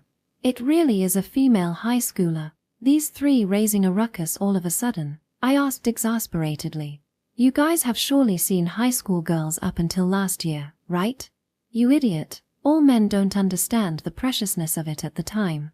After graduating, I've come to appreciate the figure of a high school girl in her uniform. I'm in agony over the fact that I didn't enjoy the springtime of my youth to its fullest. Pei-chan, it's fine, so just take a seat. With that, even the usually reserved Ranbashi howled. She's an angel. I've never seen a girl as pretty as her. But, even with such a ruckus being raised in front of her, Yoichi was sitting with a dreary face drinking orange juice. I introduced the Yoichi to the three. This is Yoichi Mitsurugi. She's a member of the same circle as me and Kuramoto back in Tokyo. Well, that sort of thing. Oh, Yoichi-chan, is it? Good evening. Immediately after Pei-chan's greeting, "Ooh-ah," Maruyang let out a shriek. Damn it. I should have also gone to university in Tokyo.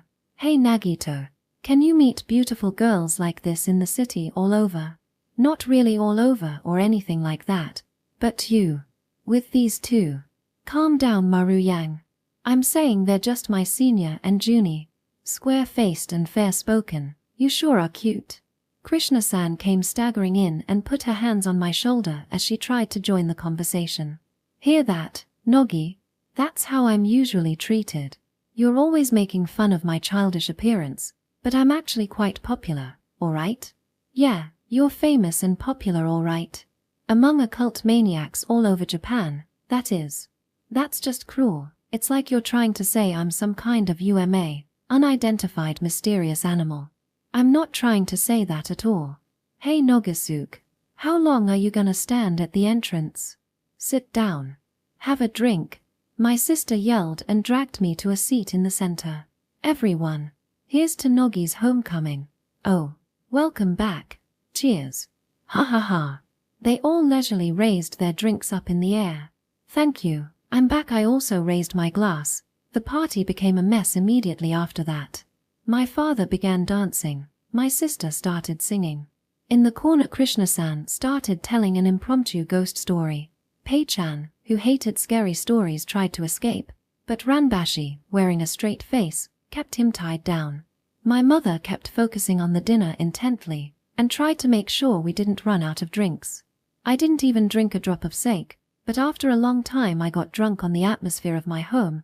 I watched over the scene with a feeling of lightness, wearing a slight grin. At that moment, I suddenly realized Yoichi had vanished before I knew it. Damn, where did she go? I looked around restlessly and, oi, Nogi. Maruyang came crawling towards me. Where's the bath? Ha! You wanna take a bath? I'm hopeless. What's wrong? I was knocked down by Kuramoto-san's breasts. Ha! She's gonna use the bath, right?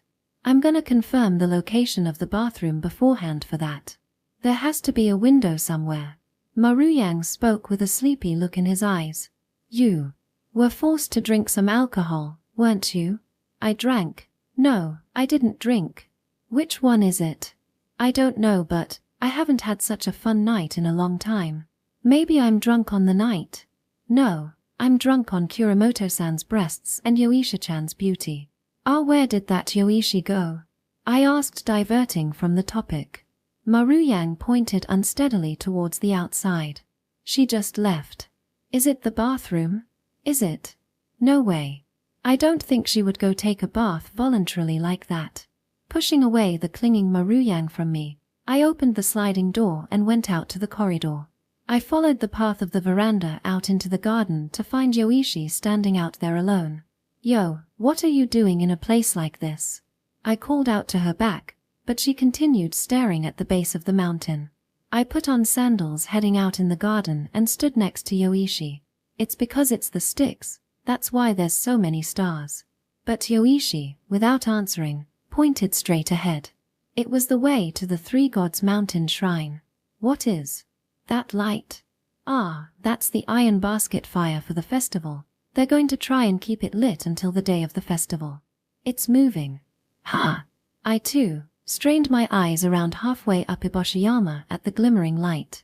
Now that you say it, I do feel like it is moving. What could it be then?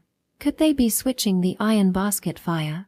I looked at Yoichi. In the moon's pale blue light reflected on her cheeks, she looked even paler and transparent than usual. At this late hour, what was she doing here? A strange feeling came over me. I felt like some other color of paint had spilled into my own palette. No, that wasn't to say it was an unpleasant feeling, but my household is quite noisy, isn't it?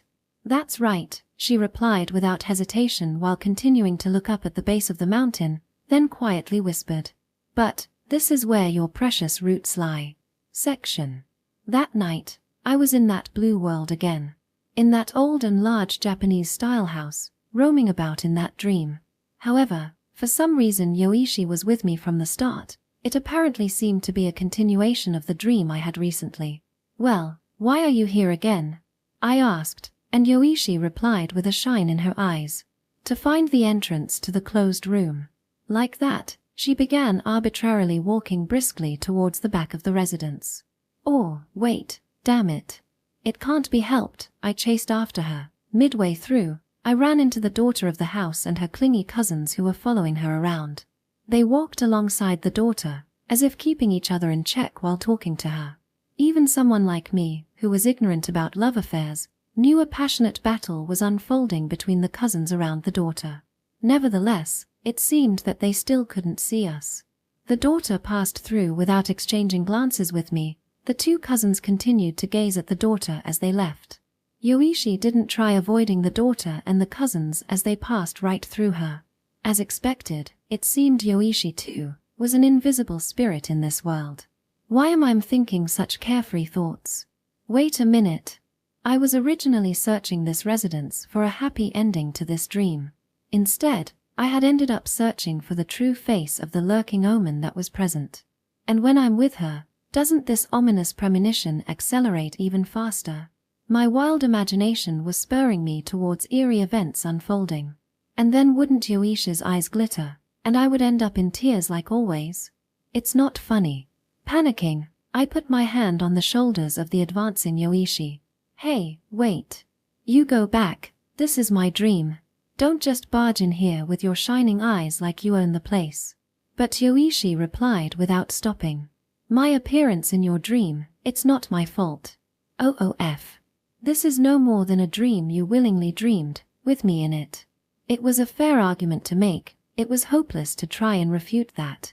Then I'll say it, I'm hoping to lead this dream to a happy conclusion. Which is why I'm begging you, just don't say creepy things, okay? Don't start saying things like it's strange or anything like that again, okay?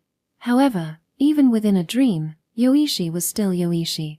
Say, have you heard the story of a dream you can't wake up from? In that usual manner of hers, once more her dark eyes began to shine, and doing as she pleased, began to tell a story. Once you start watching a repeating dream, the occurrence of the dream increases in frequency gradually. Before long you end up not being able to return from the dream world, that kind of ghost story. Or when you wake up from a dream, you hear the sound of a dripping wet mop from somewhere, feeling someone's presence approaching you. Or how about the manifestation in reality of something you saw in a dream?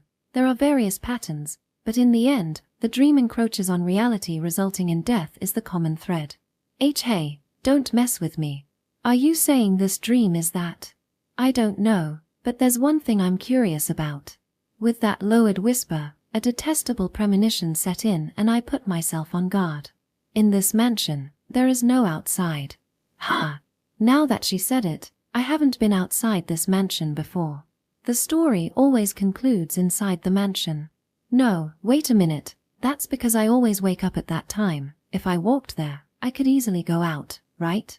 Well, let's try it out then. Yoichi opened the Fusama close by and headed towards the garden. Passing by the 2 rooms, we headed out into the garden. Past the courtyard, in front of the entrance there was a large plaza with many cars parked. Yoichi, without stopping, continued to the front gate.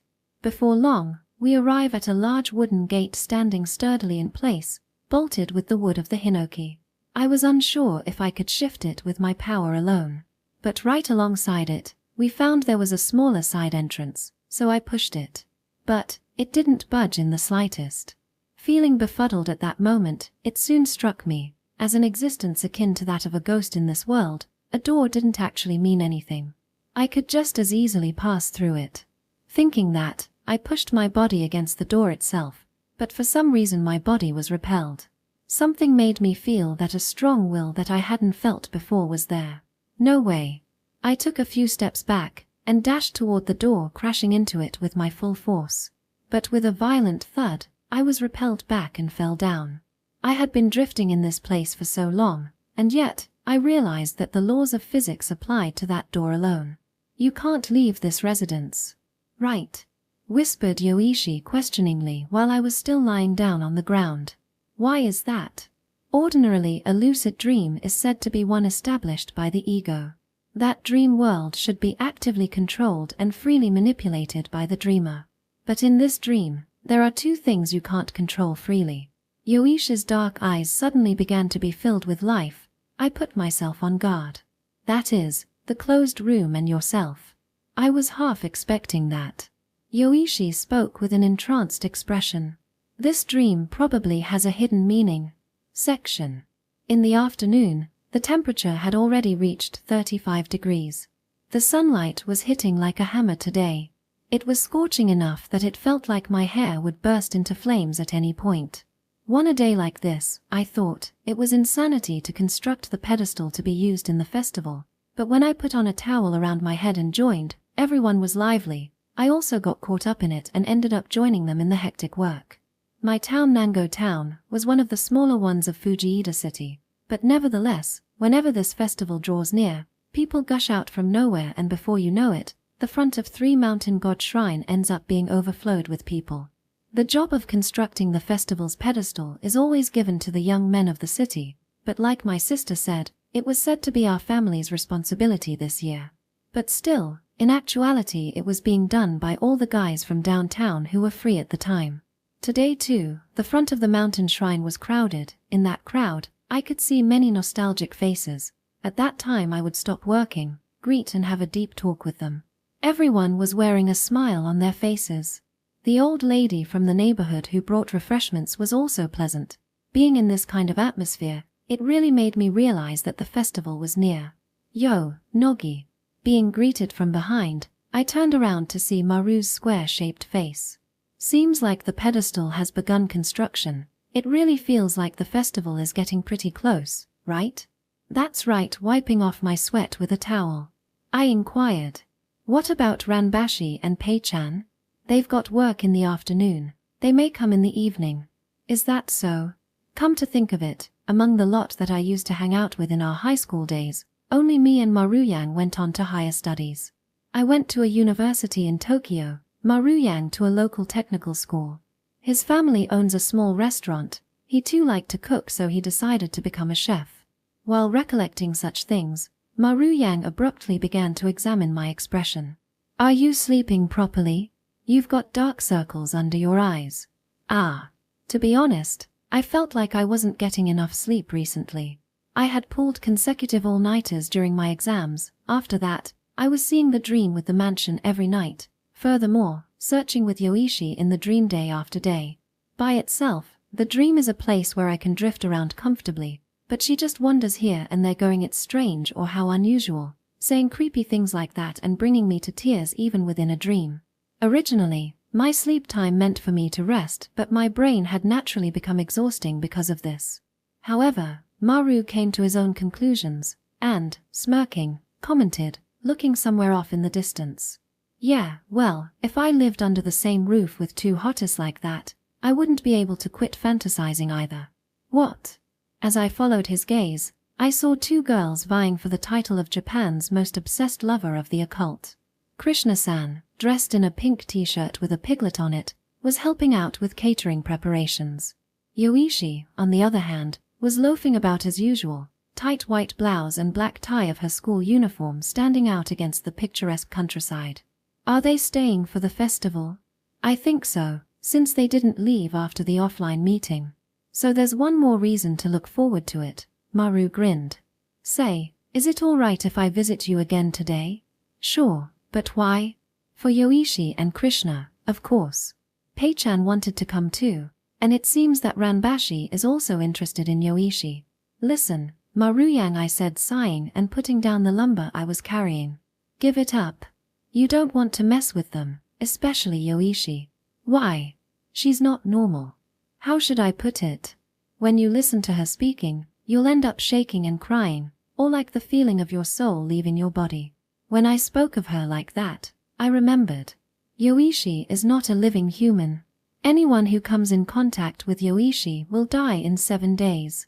Anyone connected to Yoichi's ghost stories meets a terrible end. That is.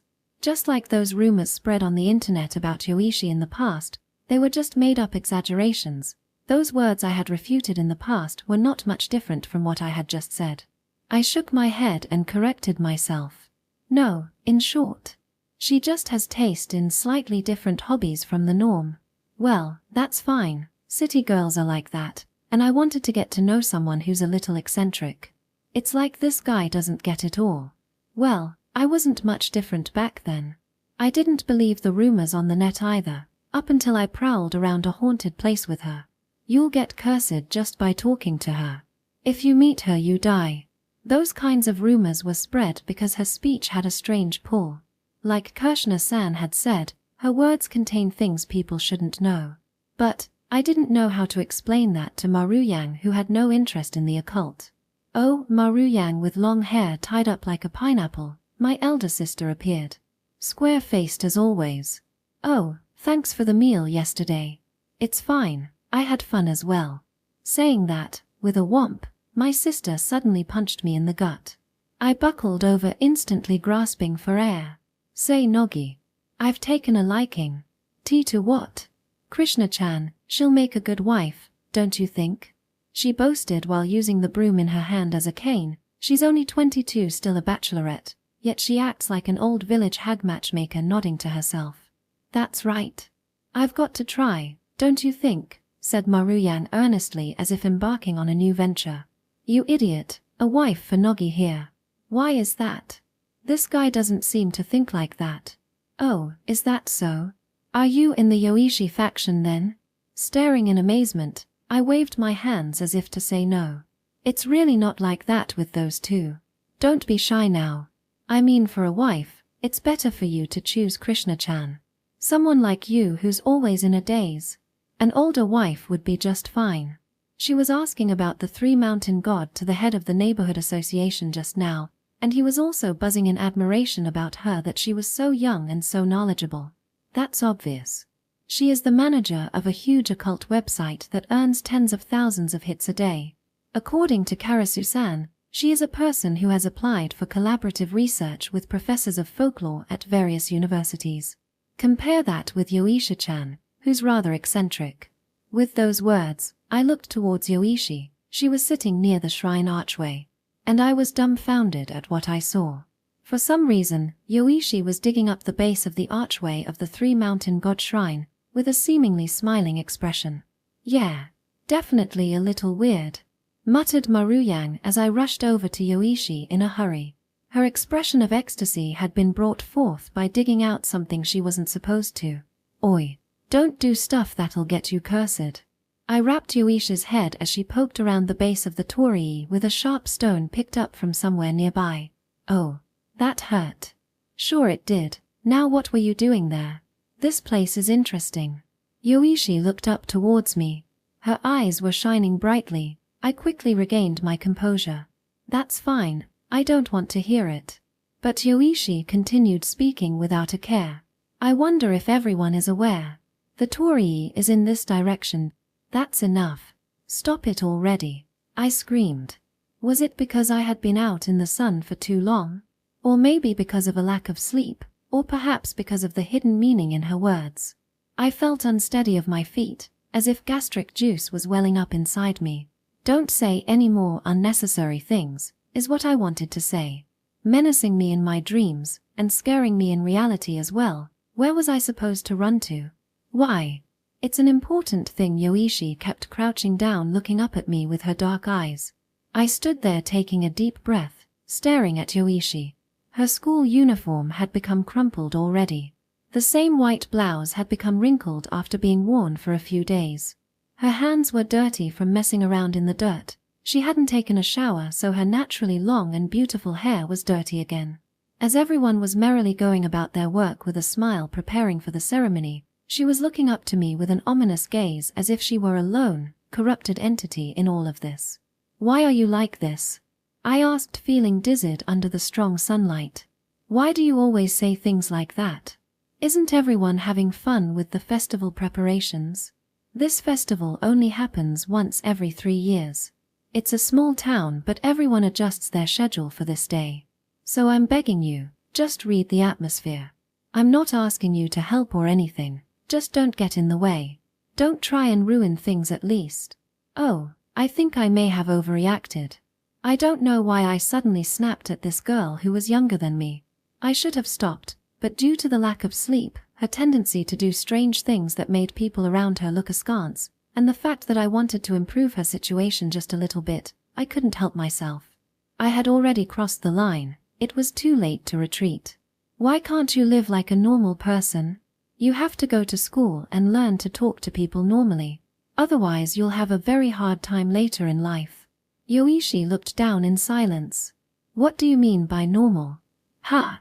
In this world, is there any worth in conforming? The darkness in Yoishi's eyes seemed eternal. More so than time at the Hashioji hospital. More so than the night at the reservoir, the darkness was even deeper. No, that is. There's many disagreeable people, so it's obvious anyone who can't adapt to that will find living difficult, right? Adapting? I wonder if that has any meaning. Yoishi stood up with her hands still dirty, staring off somewhere. That back of hers looked slender and unreliable as always. Anyways, I was tired and irritated of her and her words. Tired from my exams, tired of my dreams. I had no energy to comprehend what her words meant.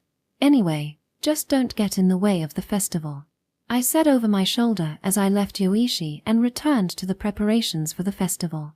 On that night, it was a full moon.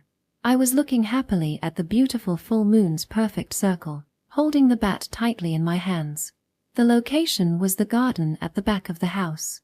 Why was I standing here alone while being stung by striped mosquitoes? That was entirely Maruyang and the others' fault. After we had finished the construction of the pedestal for the festival, Ranbashi and the others had gathered at my house for a party at evening time.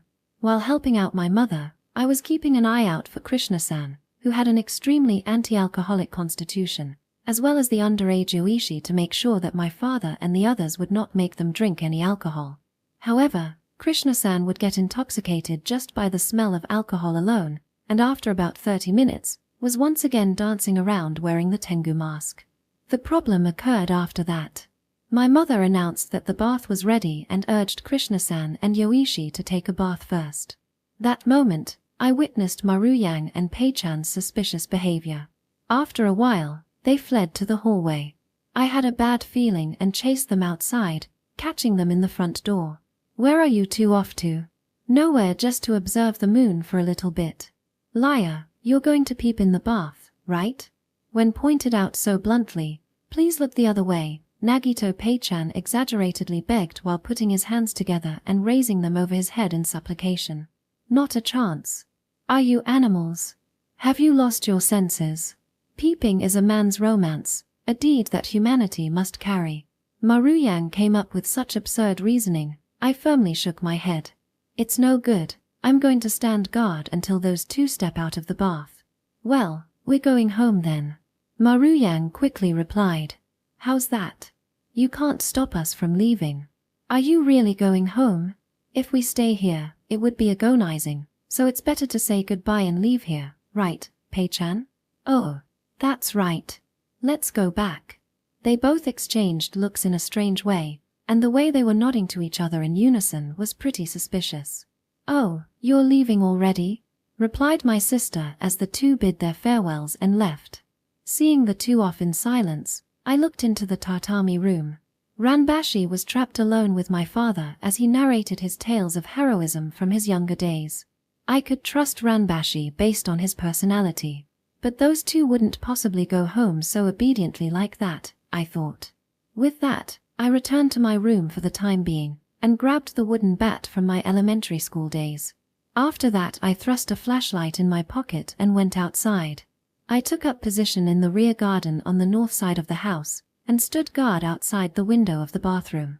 It wasn't like I didn't comprehend the feeling of wanting to peek in on women taking a bath, but I was indebted to Krishna-san, and I had said some harsh things to Yoichi in the afternoon. That feeling of remorse mixed in, is why I stood guard here alone. The bathroom's window was slightly open, a few meters ahead of me. The light and the steam was drifting from there. I was relentlessly chasing off the striped mosquitoes that were coming close to me. I really am quite weak with alcohol. Soon I heard her, the voice of Krishna-san. "Hey, get in already," she called out to someone. Probably Yoichi, I thought. Incidentally, I had requested Krishna-san in the afternoon to take Yoichi with her when she goes to take a bath at night. As far as I knew, Yoichi had not stepped into the bath even once since she had come here. I was afraid my family would say that to me as well, which is why I requested Krishna-san. If Yoichi couldn't wash her body or her hair herself, it's regretful, but would you do it? Is what I asked. "Hey, don't get in the bathtub so suddenly," came Krishna-san's voice from the window, along with the lively sound of a splash and bubbles. I plugged my ears, but that didn't stop the scent of the shampoo drifting in my direction. My mind gradually got stimulated. This is crazy, isn't it? Like I'm the one peeping in this scenario? I fervently shook my head, but the image of those two naked was vividly being drawn in my mind. "Those are what are called worldly desires, Nagito." I heard a voice and looked around at the fence to see Maruyang and Pei-chan's faces peering in. "You've arrived, have you? You shameless lot. The shameless one here is you." Brazenly, the two climbed over the fence slowly. "Hey, don't come in. Be quiet, Nagito. Otherwise they'll hear you. That's why I'm telling you not to come. Silently, we'll reach there. After that it'll just be fun in our daydreams." One way or the other, they climbed down to the other side of the fence and crouched over to my side. "If you take one more step from there, this is going to roar." I readied my bat. "Okay, we get it," the two whispered. That moment, another splash, and the sound of flipping hot water was heard. "Hey, I'll wash your head, So look over here, spoke Krishna. Soon, the shampoo's fragrant scent would once again drift our way. I turned around just then to make eye contact with Maruyang and Pei-chan. Their faces were stretched outward to the maximum limit. Don't smell it. Don't listen. I spoke as the two replied in unison. That's impossible. They blurted out in hoarse tones. It's so good. A woman is so good. I can't bear it. They kept repeating things like that and mumbling. Ah, I know these things already. After all, I was trying frantically to suppress the squirming lower half of my body. So stop speaking already. However, I have a question. Yoishi's voice suddenly rang out. What do you need to eat to get big breasts like that? Hey. Naturally, women's breasts swell. But your breasts are clearly outrageous. I pressed my nose in a hurry. I felt like something warm was pushing up from the back of my nose. However, something red was already hanging from the nostrils of Pei-chan and Maruyang. How should I know? I didn't like my breasts becoming this big in the first place. I think yours are just about right. Mine are almost non-existent. Isn't that fine? Look, they are just fine. They fit in the size of a woman's hand, just the right size. I thought she was flat-chested, so that's what it was. I unintentionally pictured it. Is that so, I wonder? I've read somewhere that an unmanageable size is the best. Came Yoishoi's rebuttal. Oval in shape, white and lustrous, like ripened peaches or watermelons about to burst. I wanted you to tell me if you had a secret method. At the same time as suppressing the delusions bubbling forth, I was cheering Yoichi on to give more descriptions. Suddenly, before I knew it, the maple in the backyard was shaking. Pei-chan was shaking it in order to endure something. Maruyang was holding it back from shaking desperately. Both their faces were so flush they could burst. That's enough. Stop it. This topic of breasts with Krishna-san's shy voice, the discussion on breasts was over. The sound of the boiling water became more furious than before. The steam and scent overflowed all the more from the window.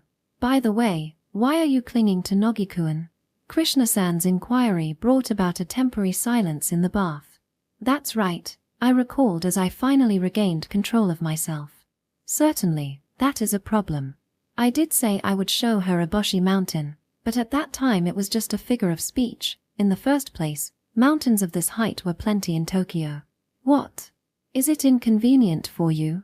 Yoishi's words brought about another silence. Suddenly with a thump, I was struck at my side. When I looked, Pei-chan was glaring at me a dripping nosebleed. Oh, it's like that, is it you bastard? He whispered. I waved my hands as if to say no. To begin with, was your coming here even meaningful? Did you have any interest in the three-god manifestation fire festival? I did have an interest, but perhaps a different aim than yours. What's that? Originally, I heard that the festival started as a thank you to the mountain gods of this whole area that flourished in forestry. However, if we assume that, there will be various inconsistencies. I thought you realized it. What is it? What is this discussion? I was puzzled. Don't pry into that, Yoichi. Krishna-san spoke sternly. The village has its own circumstances. In ancient places where people live, circumstances which outsiders can't perceive, those kinds of things. Moreover, in that kind of process, the circumstances pile up. An outsider digging up that kind of stuff isn't good. Even if that was related to a curse. What? What curse? That festival was not born out of thanks or reverence. Even if that were true, Krishna interrupted Yoishi's words. There are many festivals where the conditions changed after many long years. Now, it's just a festival of gratitude. It's only held to exorcise any impurity. Don't speak of what was sealed here once in the past. This town is tied to that fire festival. The conversation had completely become occult-focused. My erotic thoughts quickly withered away. These two are always like this. After all, there was never a time when these two got along like young girls playing house with dolls. Nevertheless, standing in the same posture for a long time made my legs go completely numb. I unintentionally staggered from my spot. I ended up leaning on Maruyang who, in turn, pushed down Pei-chan. Ow. Raising that kind of voice, we fell down in unison. The bat I was holding also dropped down, making a rattling noise and breaking the flower pot that had been left there. Who is it? Krishna-san's voice roared from the bath. At the same time Maruyang and Peichan dashed out of there. They jumped the fence like flying monkeys and disappeared on the other side. I tried to follow, but my legs were still numb. I made for the fence, but my legs slipped and I fell again. This time, a different flower pot was broken. Oh, hey, Yoichi. When I heard Krishna's voice, I involuntarily turned around. There, in the wide-open bathroom window, stood Yoichi. She was staring intently at me, covered only up to her waist by the wall. What are you doing here? Well, it's... Despite the light coming from behind her back, which obscured all the important details, I could make out the outline of the girl's body.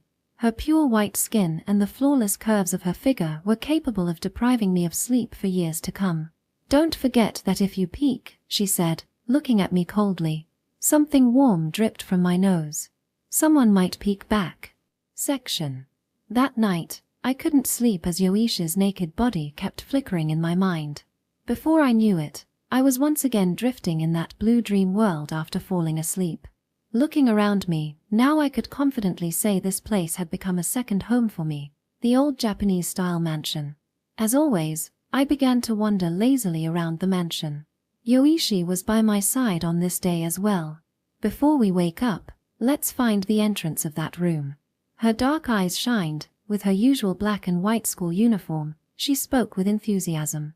Promptly taking the lead and walking forward, she opened the Fusama door completely and wandered around.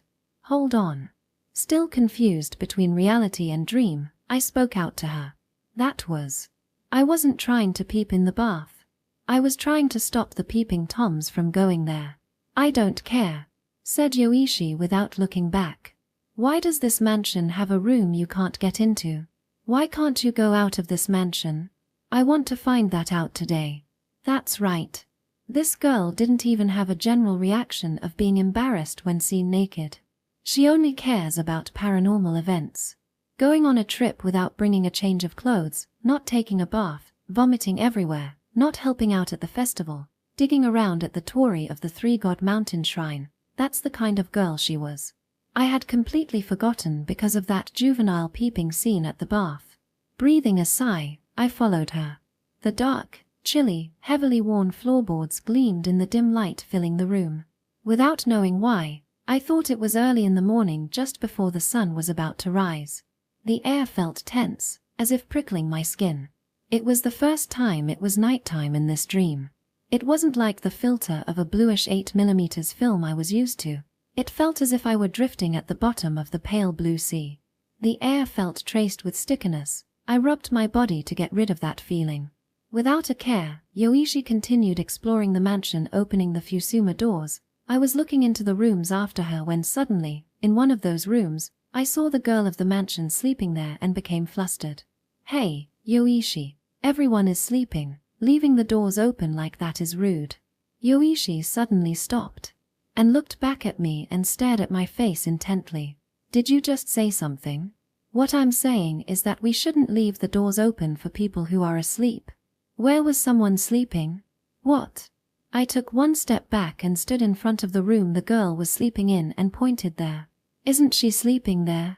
Yoichi silently came to my side and took a look into the room. Then silently shook her head. I don't see anyone. What? But the girl of the mansion is. Yoichi cut me off halfway. People are living in this mansion. You never saw them. Ignoring my question, Yoichi continued, asking how many people there were in total. The ones I know of are the head of the household, his daughter, 2 cousins. Also, the servants are also around here somewhere. What are the characteristics of the head of the house? The daughter. Do the 2 cousins resemble each other? Being asked questions in rapid succession, I explained the characteristics of the family as well as I could remember. Yoichi remained silent for a while, listening with her hand on her chin. Before long she uttered something cryptic. The 2 cousins may be pointing to something. The cousins? I mean, weren't they just supporting characters? The daughter had been firmly established in my mind as the main character in this dream. However, Yoichi had come up with something, is that so? She muttered as she suddenly closed the Fusama in front of her. And she vigorously ran off from that place. Hey, Yoichi. While I was still dumbfounded, Yoichi was running around the mansion, closing all the Fusama and sliding doors that had been left open. Hey, what are you doing? She didn't answer. Before long she returned again to where I was standing in front of the daughter's room when she pointed to the door. Open the Fusama. What? This time, open it with your own hands. What is she saying? I wondered. Yoichi's facial expression suggested she would keep silent and not move until I did as she said.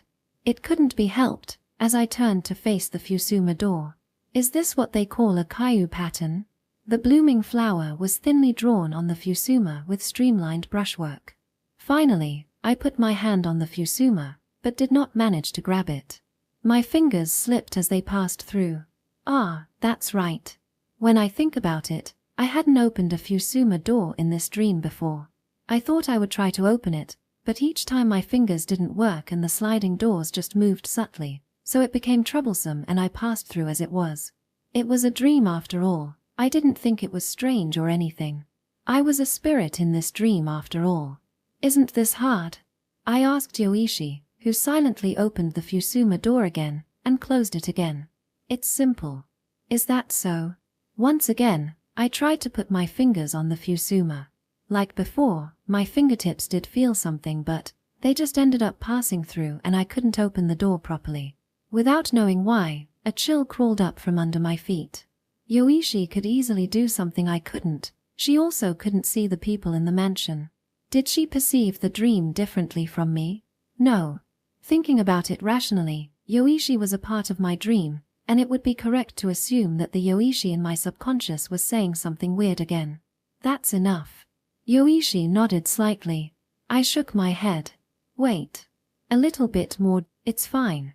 You can never open the Fusama. What did you say? That shouldn't be possible. It was just because I was lightly drifting around, that was why I couldn't grab hold. As I was about to say that, Yoichi announced something strange. I'm sure that for you, the Fusama is not a thing you can open. When I heard those words, I heard a creaking sound from somewhere. It echoed from somewhere in the mansion is what I thought, but in fact, it echoed from inside me. A rustling sound that felt like it had echoed from afar, innumerable echoes ringing, and becoming louder, finally converging together. When I realized they had changed into someone's voice. Opening it is forbidden. This room belongs to XXX. Absolutely must not be opened. That voice, where was it from? Before I knew it, my knees were trembling furiously. It was incomparable up until now. Even in that strange house, even in that hospital late at night, they had not trembled so much. Is it scary? I heard the usual line from her. Do you feel fear now? Those eyes, endlessly dark, filled with unending darkness. I trembled all over. I felt I was confronting something extremely ominous. Yoichi is not a living human being. If you meet Yoichi by chance, you will die in 7 days. Those who come across Yoichi's ghost stories meet a terrible end. Those kinds of urban legends on the internet were vividly becoming real and cornering my heart and soul. The whole mansion quickly became distorted, and that might have been because of my scream, I thought. This was not just my dream world. When my heart and soul became exhausted, this world too would distort. But, originally it was just supposed to be a dream. And yet, why did things become so fearful? If I wake up now, the usual everyday routine would be waiting for me, wouldn't it? However, I had been gazing at this dream for too long. And, this dream which already had Yoichi included in it had become a continuous story. Suddenly the word possessed crossed my mind. And I was reminded of the phrase a woman who had once been with Krishna said, "It's already gotten a bit inside." I looked silently at Yoichi's face. Is she trying to destroy something important of mine? The moment I realized that, a chill ran down my spine. This blue world was just a dream. It was the same dream I had seen repeatedly, but I wasn't scared to see it. Rather, I had enjoyed wandering about. Certainly, I had felt the presence of a hidden room. It might have been an influence of the house that grants wishes. This kind of exhaustion hadn't set in until she appeared. That's right, it was her words that had brought upon such hopelessness and distortion. Just by having something connected with her is enough to manifest a door to the underworld. If she opens her mouth, that door is sure to open. You'll end up seeing something you're not supposed to see. But if you really are scared, Yoichi spoke with a different air than usual. It would be better to not continue from here on. What? If you continue from here on, you might end up seeing something you're not supposed to see. The thing I can say for sure is that you have to open the Fusama door yourself to finish this dream. I didn't understand anymore. The tremors of my feet were even shaking the whole mansion. No, this blue dream world itself was shaking and distorting. It would be the correct decision to end this dream. It would be correct to end it without seeing something I wasn't supposed to see. However, Yoichi, I can't take it anymore. I spat out. I didn't believe you were a cursed person, or that someone would die if they came in contact with you. But I can't do it anymore. I'm scared, I spoke while slapping my shaking knees. I'm scared of you. I knew those kinds of words would usually hurt other people. But I really was a coward after all. I may have liked scary things, but I had no tolerance for them. I realized that I didn't have an inquisitive mind about the strange and unknown like her. My spirit, worn out by various things, was fragile and at its breaking point. It was as if my nerves had peeled out of my skin. On top of that, Yoichi's words were painful. If I continued to listen to Yoichi, I couldn't get rid of the feeling that something inside me would crumble and disappear without a trace. I'm sorry. I bowed my head as I apologized. Please disappear, Yoichi. Gripping my trembling knees, I beseeched the Yoichi in my dream. It was a dream I was dreaming willfully, yet I didn't want to see her shape anymore. I wished that from the bottom of my heart. Whereupon, something in the blue dream world began to shake. I slowly raised my head to see no one by my side. I looked behind, and in the surroundings, Yoichi's figure had completely disappeared. I let out an unsteady breath and crumpled to the floor. More so than Yoichi disappearing, it was a sigh of relief that I was once again in control of my dreams. That's right. This was, after all, my dream in the first place. With renewed confidence, I once again faced the Fusama door. To end this dream, you must open the Fusama door with your own hands. Whether Yoichi's suggestion was right or wrong, I had to do it, I thought. There was no reason to not open it. Why would I be scared of something like a Fusama? Why would I be scared of the presence on the other side of the Fusama? If I don't open this door, I'll keep dreaming this dream for the rest of my life. I will end this dream. I tried to persuade myself as I spoke those words. I placed my shaking fingers on the Fusama's handle once again. I concentrated my fingertips on the slight texture of the flat surface. Taking a deep breath, I gradually poured my power into it. As if I was breaking an ancient seal, I poured power into my fingers. There was a slight hint of movement, and the Fusama eventually moved. At that moment, I felt an overwhelming light shining at the back, the sound of something breaking violently. However, that quickly passed by, and in front of me, the Fusama opened. However, what is this? Before my eyes, there was no trace of daughter's tidied room from before. Neither the daughter nor the futon was there. It was like a completely different room. The air pierced my nose. It was a dead room on the verge of collapse that looked like it hadn't been used for 100 years. What is this place? My voice shook. I realized the fear hadn't gone away. That is, in the dark interior of the room, something was there. Something was placed on the alcove at the back of the room. My brain felt completely uneasy about trying to understand what lay there. But I realized, Yoichi had said it, it was something I wasn't supposed to see. However, I had already opened the Fusama. I will immediately end this dream. I will return to my normal life. That's right, with all the courage I could muster, I took one step forward. The sound of the tatami mat bending echoed along with that of a creak similar to that of a person crying. I approached the alcove and grabbed it. In the dim light, what stood there was an old kokeshi doll. A kokeshi doll, It had been left there for countless years, without being cleaned by anyone.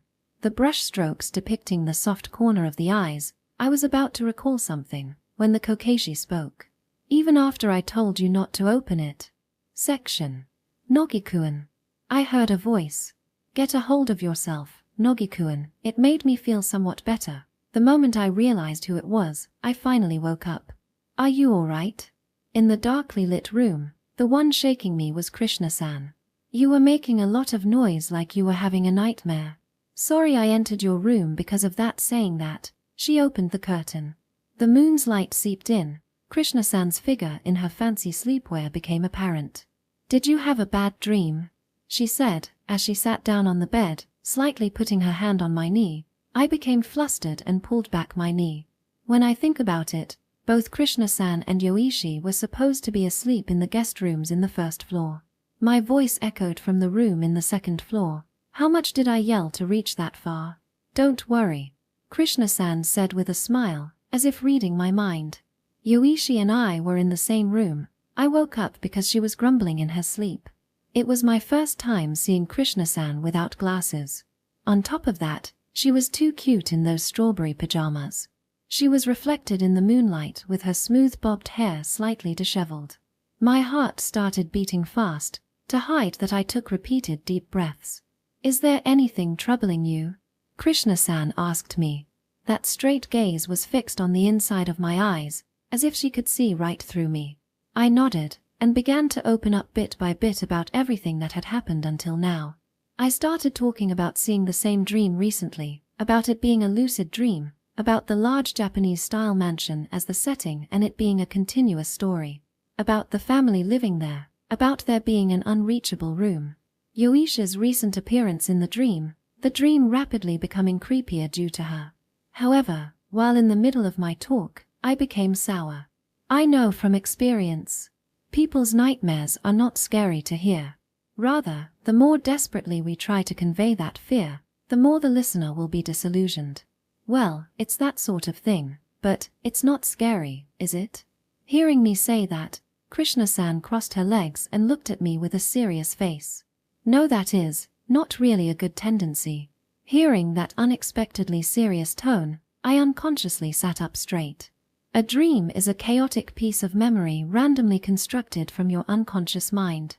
And, in that dream, the room you can't go into is, probably, a thing you unconsciously want to forget. That's a high probability. I was told something similar by Yoichi, in my dream of course, I added. And yet, why did you open it? What? People are animals that can forget things they don't want to remember. And that especially goes for humans, who have this rare ability. It's an important factor in keeping a human sane. Digging that up as a joke is just problematic. It seemed Krishna-san was implicitly laying the blame at Yoichi. I'll give you one stern warning. With a strict, straight gaze towards me, Krishna-san spoke. Don't associate with her anymore. No, but it's a dream. Krishna-san cut me off quietly. Listen, Nogikuan. I told you before. The spirits try desperately to seek meaning. They seek meaning because their existence is weak. Yes, but what does that have to do with my dream? In seeking meaning, many ghosts and Yoichi Mitsurugi are almost the same. Maybe she and all human beings, are in a different place from the very start. Perhaps she is already in the world beyond while still living. We are standing in this world talking about the world beyond. In comparison, she stands alone in the world beyond while talking about the world beyond. That is exactly why her words are filled with gloom, causing fear and anxiety in the listener. That's right, within the dream, the fear I felt was that I was going to be taken away by her. To a place I wouldn't be able to come back from. I wouldn't be able to wake up again. I thought I would be dragged to the world on the other side. At that moment, above all else, I feared Yoichi. I was frightened by something that could be glimpsed in her dark eyes. So that is what is known as the power of the world beyond. She seeks meaning in the paranormal. And her reason for seeking it must also have something to do with the other side. It's not a good thing for a living person to start digging into. There are some things people aren't supposed to know. With those words, I remembered that forgotten dark room. There was certainly something over there that made me think I didn't want to stay there for even a minute or a second. I scratched my head, and I asked, "But what should I do? How do I stop seeing that dream?" "It's difficult," replied Krishna as she folded her arms. "If you are conscious of a specific dream, it will inevitably be easier to link with. The best thing is to turn your consciousness towards something else, like a manga or a novel, until you fall asleep naturally." With that she looked at me. "But regardless, you too are to blame for seeing the same dream repeatedly." Didn't I tell you? You have no tolerance for the occult. In spite of that, you've ignored my warnings recently. You choose to wander around in the depths of this world by choice. On top of that, doing exactly what a child like Yoichi tells you to do, that's nothing more than reaping what you sow. That's cruel. Please don't say such cold-hearted things. Without thinking, I grabbed Krishna-san's shoulder. The petite occult site manager jumped in a shock and her cheeks turned flush red. "Anyway, as soon as the festival is over, I'll take responsibility and take Yoichi back to Tokyo. You spend your summer vacation here in your hometown. Your mind and spirit is exhausted from living in Tokyo alone for so long. Got it? Well, good night." Saying that rapidly like a machine gun, she got up and darted out of the room. For some reason or the other, it seems she realized that she was in a guy's room late at night, on top of that in her pajamas. I took a deep breath. "But, I gazed at the half-moon from the window. I was told not to associate with Yoichi ever again, but she's here until the festival. Even though it's unpleasant, I'll end up meeting her somehow. To be honest, when I think about it, it's not Yoichi who I'm afraid of. Rather, it's the words she spits out. For example, what I had been looking at with peace of mind up until now had turning it into something uncomfortable, making me feel that there was no safe place in this world, that kind of despair. Her words were filled with these kinds of unlucky things. On the other hand, to call her unpleasant, I don't feel that's the case. She's a little difficult to approach, and it's not like I can just call her eccentric or anything. Damn it. I don't know. Why do I have to be so sleepless about Yoichi? Getting angry at myself with thoughts like that, I got up and left my room. I moved through the dark corridor, passing my sister's room along the way, going down the stairs to the first floor. I poured myself a cup of water in the kitchen and drank it in one gulp. After idly spending time there for a while, I was about to return to my room when I realized it.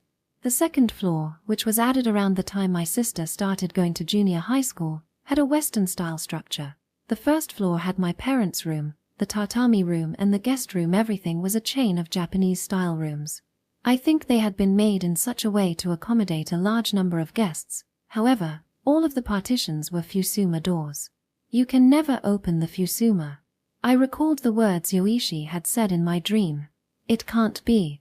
Feeling slightly nervous, I proceeded into the corridor and stood in front of the guest room. Taking one gulp, I stretched out my hands and placed them on the Fusama. I could feel the dry touch on my fingertips.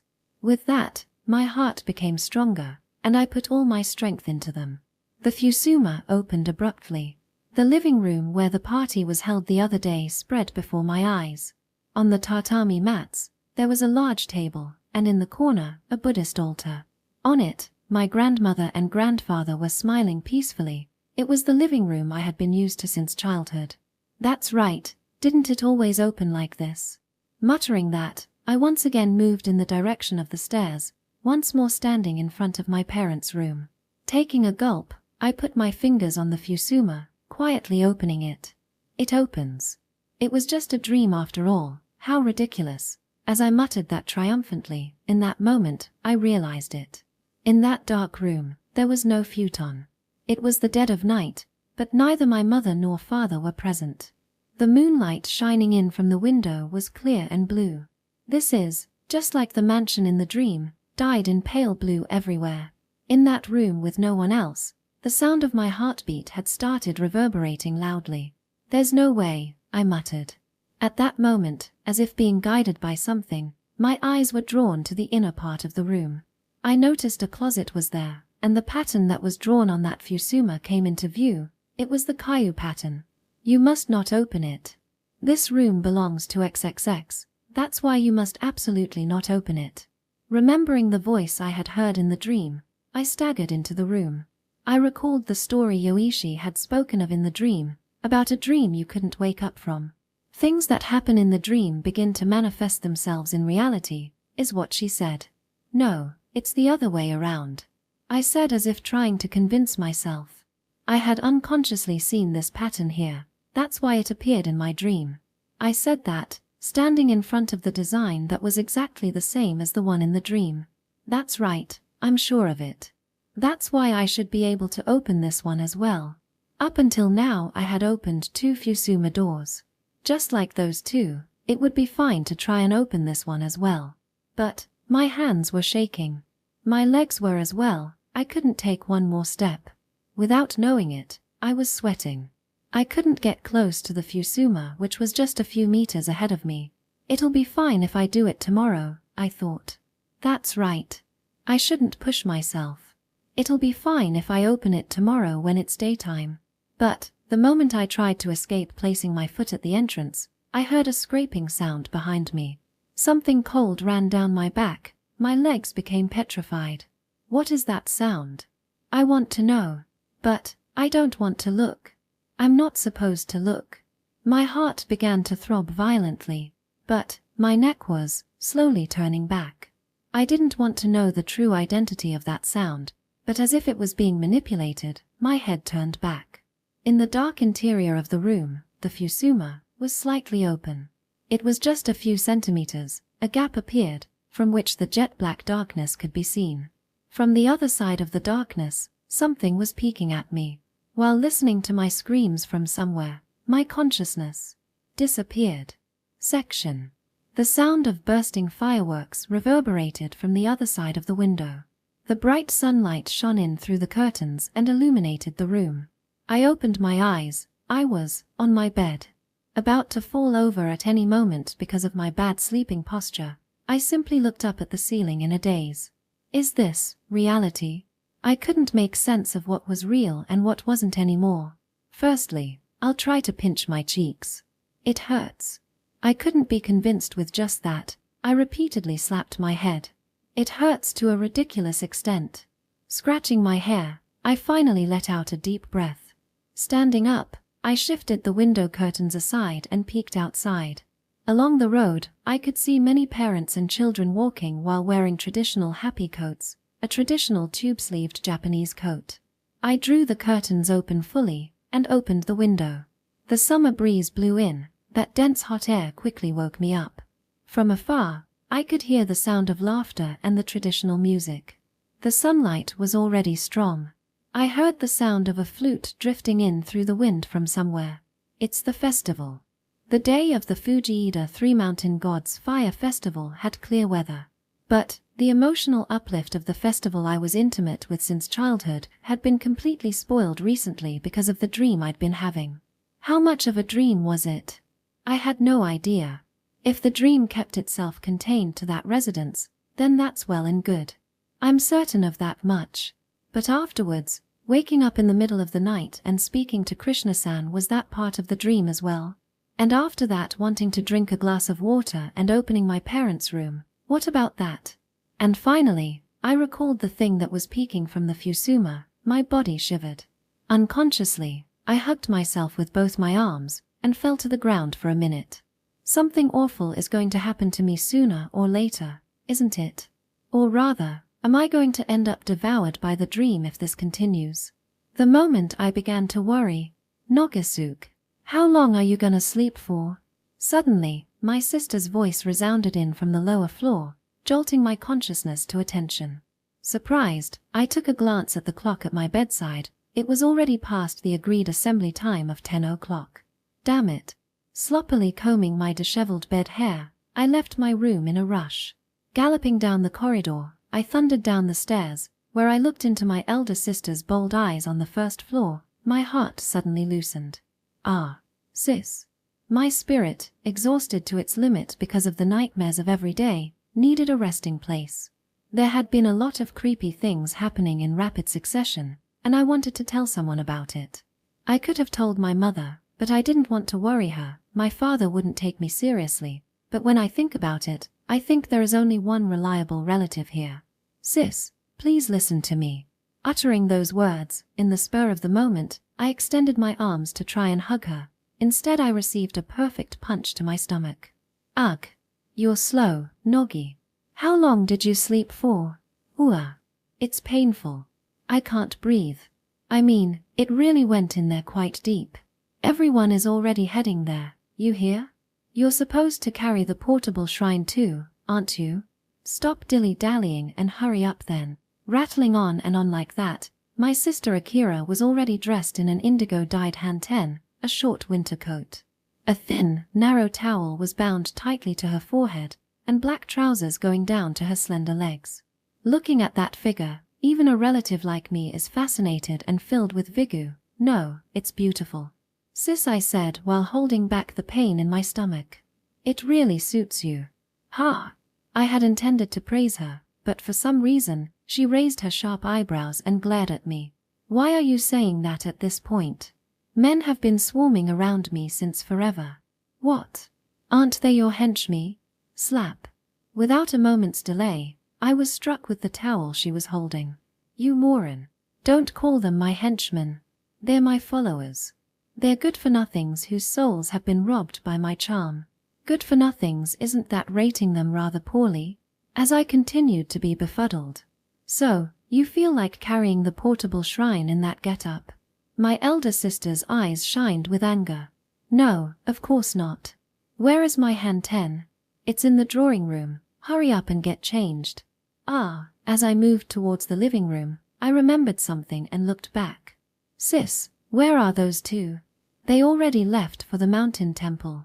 Krishna-chan was looking very beautiful in her yukata. Well, that's what I thought. The problem wasn't with her. What about Yoichi? Did she properly get dressed for the festival? My sister just shrugged. "That girl is fine with just a school uniform." "I see. I left to change my clothes right away." "It's finally time," I thought. As I pushed my foot through my trousers, I felt really excited about the festival happening. I put on my jikatabi socks, traditional Japanese socks with a divided toe, and wore the hanten. Lastly, I tied the workman's apron. That's everything. I hung the hand towel from my forehead and left the drawing room where my sister scrutinized me. "What is it?" "Well, you look pretty good in it." "Right. Oi, don't get carried away. Hurry up and let's go." "Right," I answered. I wore my sandals at the front door, and the moment I left, all traces of that ominous dream vanished. The day of Fujida's fire festival. On this day, almost all the shops in the city are closed. Instead, people all gather around the festival float. They line up in the open air in great numbers, wearing matching happy coats. With the onset of midday, they bring down the portable shrine from the mountain shrine and parade it around town for the whole day. Around night time, the portable shrine, imbued with everyone's wishes of a peaceful life hereafter, is burned in front of the mountain shrine. Those flames dye Eboshi Mountain in bright red, engulfing the town in a magical glow. That was what was called the Fire Festival of the Three Gods Mountain Shrine. The scorching sunlight kept pouring down from high in the sky. The portable shrine was being paraded in the main street. The men wore black work aprons, while the women were wearing deep red ones, and they all cheered in rhythm each time the portable shrine was raised up in the air. The elderly, the young, men and women, waved traditional fans from the roadside as they extolled the people holding up the portable shrines. They said their thanks to the portable shrine as the holders danced with it and moved forward. This was the tradition of my town, which has lived in forestry for generations. The carrying pole that was used to hold up the portable shrine, they were made from a warped Japanese cypress called the left cypress, found in the deepest forest of Eboshi Mountain. The mountain god is said to have passed back and forth there and bended it over on the way through, and is said to be an omen of good luck. Maruyang, Ranbashi, and the other youngsters of the neighborhood, together with me included in the second position as carrier, shouldered the portable shrine together. I took hold of the weight of the carrying poles as it dug into my shoulder, lifted it up, and chanted in unison with the parishioner of the three-god mountain shrine. The voices reverberated from the roadside. Matching with the rhythm of the portable shrine, the mountain shrine festival becomes more energetic. I heard a remarkable shout of encouragement. When I looked, it was my elder sister was waving a large traditional Japanese fan. Next to her was Krishna, who wore an indigo-dyed yukata that matched my sister's hanten. They matched each other quite well. Next to her was Pei-chan. Wasn't he clinging a little too much to her? He was grinning while staring at Krishna-san, not even bothering to look my way. My father was already red-faced. When the portable shrine passed by him, he looked at me for an instant, but soon someone in the neighborhood association next to him poured him a drink and he turned that way. Next to him was my mother. We made eye contact and she simply smiled. And then there was Yoichi. She felt out of place standing there alone wearing a white blouse and black tie. She was gazing intently towards me. In this joyous ceremony, she alone was intently wearing an ominous face. But I courageously raised my voice so much that I didn't care about that. Seiya. Seiya. Seiya, I chanted, as if I was driving away the dream I couldn't wake up from, as if I was dispelling every part of me that was clinging to her. I raised the portable shrine. The trees used to build this portable shrine were a gift from the mountain god. They are tempered thoroughly in difficult environments for many long years, finally coming of age. They are then cut down and used for lumber. Afterwards, with the skill and knowledge of the craftsmen used, they become our shield from wind and rain. We had been repeating this long tradition since the time of our ancestors, and will continue hereforth as well. We thank the mountains that rise above the earth, thank our ancestors, and pray for sound health in the future. We give thanks for being brought to life. I entrusted the portable shrine to the next carrier. It's a good festival, said Krishna-san, who finally came around, drinking the sacred wine she was supplied with. Having fun is the most important thing, after all. But they're going to be burning that portable shrine from here on, right? That's just a waste, Krishna-san muttered, as she fanned me with a traditional Japanese fan. That's right. 6 months ago, the Youth Association and the parishioners of the mountain shrine did their best to make it. I nodded while dripping with sweat. I wiped my neck with a towel. The time had already around 5 in the evening. The setting sun dyed the mountains in red. The portable shrine, which had finished its 4th round around, would soon be heading towards the front of the mountain shrine. There the tree has to be returned back to the mountain god, where it would be burned in a grand fire. At that time, the lights in the downtown will be turned off with only the light of the iron basket fire remaining. That is the climax. Because it gets so exciting, a lot of couples adhere to this festival. I see. Literally what you call smokes of love. Seeing Krishna-san being reflected in the evening sun like that, I suddenly got curious. Krishna-san, do you have a boyfriend? What? Well, I asked if you have a boyfriend. When I did so, Krishna-san's face dyed redder than the evening sun. Don't say stupid things. It's obvious I don't have one. Well, it's not so obvious, is it? You're already 20. Having 1 or 2 boyfriends is obvio. It's not like that. I've never had any. In the first place, I don't have time to do things like that. There are still many things I want to learn, so many books I want to read. You know the story about with the gardener who fell in love with the emperor's wife? If that's how you want to put it, there's also a story about Confucius who tripped when posed with a love problem. I retorted immediately, demonstrating my knowledge of Japanese literature I had recently gained while studying for my exams. If you say that, then love is darkness. I'm busy with a different type of darkness. We were both playing such a type of word game. When? Do you dislike long-distance relationships? Pei-chan butted in. Dance with me in the main stage of the fire festival. Ah, there is a dance. Laughing at a flustered Krishna-san, I nodded. It's like the dance at the Bon festival. It's fine if you take it easy and match to the rhythm. I'm in trouble then. It's like I have no sense for music at all. I'm bad at things like karaoke. Karaoke and a Bon dance are pretty different things, I thought, but seeing Krishna-san this flustered was funny, so I didn't say it out loud. Anyway, I've fallen in love with you at first sight, Krishna-san. Please go out with me. Pei-chan ignored my shocked stare as he lowered his head at that moment. Don't make me laugh. Maruyang barged in the conversation. I was looking for you all over and here you were. It looks like I made it in time. Krishna-san, this guy is known as the #1 playboy in all of Fujieda. If you wish to go out with a young man, then please go out with them. Don't get in the way, Maruyang. I haven't even received a reply yet. That's unfair. Shut up. You were trying to get a head start, you bastard. If Maruyang or Pei-chan alone were gunning for Krishna-san, I would have had to try and protect her a little. But if the two of them were gunning for her at the same time, they would keep each other in check and it would probably turn out fine. Anyway, what happened with Yoichi? I looked around restlessly and from a distance, recognized Ranbash's tall and thin figure walking vacantly. Hey, you happen to know where Yoichi went off to? Ranbashi shook his head in silence and murmured something. What? I couldn't hear you. I was given the cold shoulder. Ha! I said good evening to her and tried to speak, but she ignored me and went in the direction of the mountain shrine. His tall figure drooped down so low looked comical. I tried frantically not to laugh and asked him in return. Being given the cold shoulder? She probably didn't hear you, that's all. No, she looked at me once so she should have heard me. Tokyo high school girls really are stubborn. Ranbashi sighed deeply.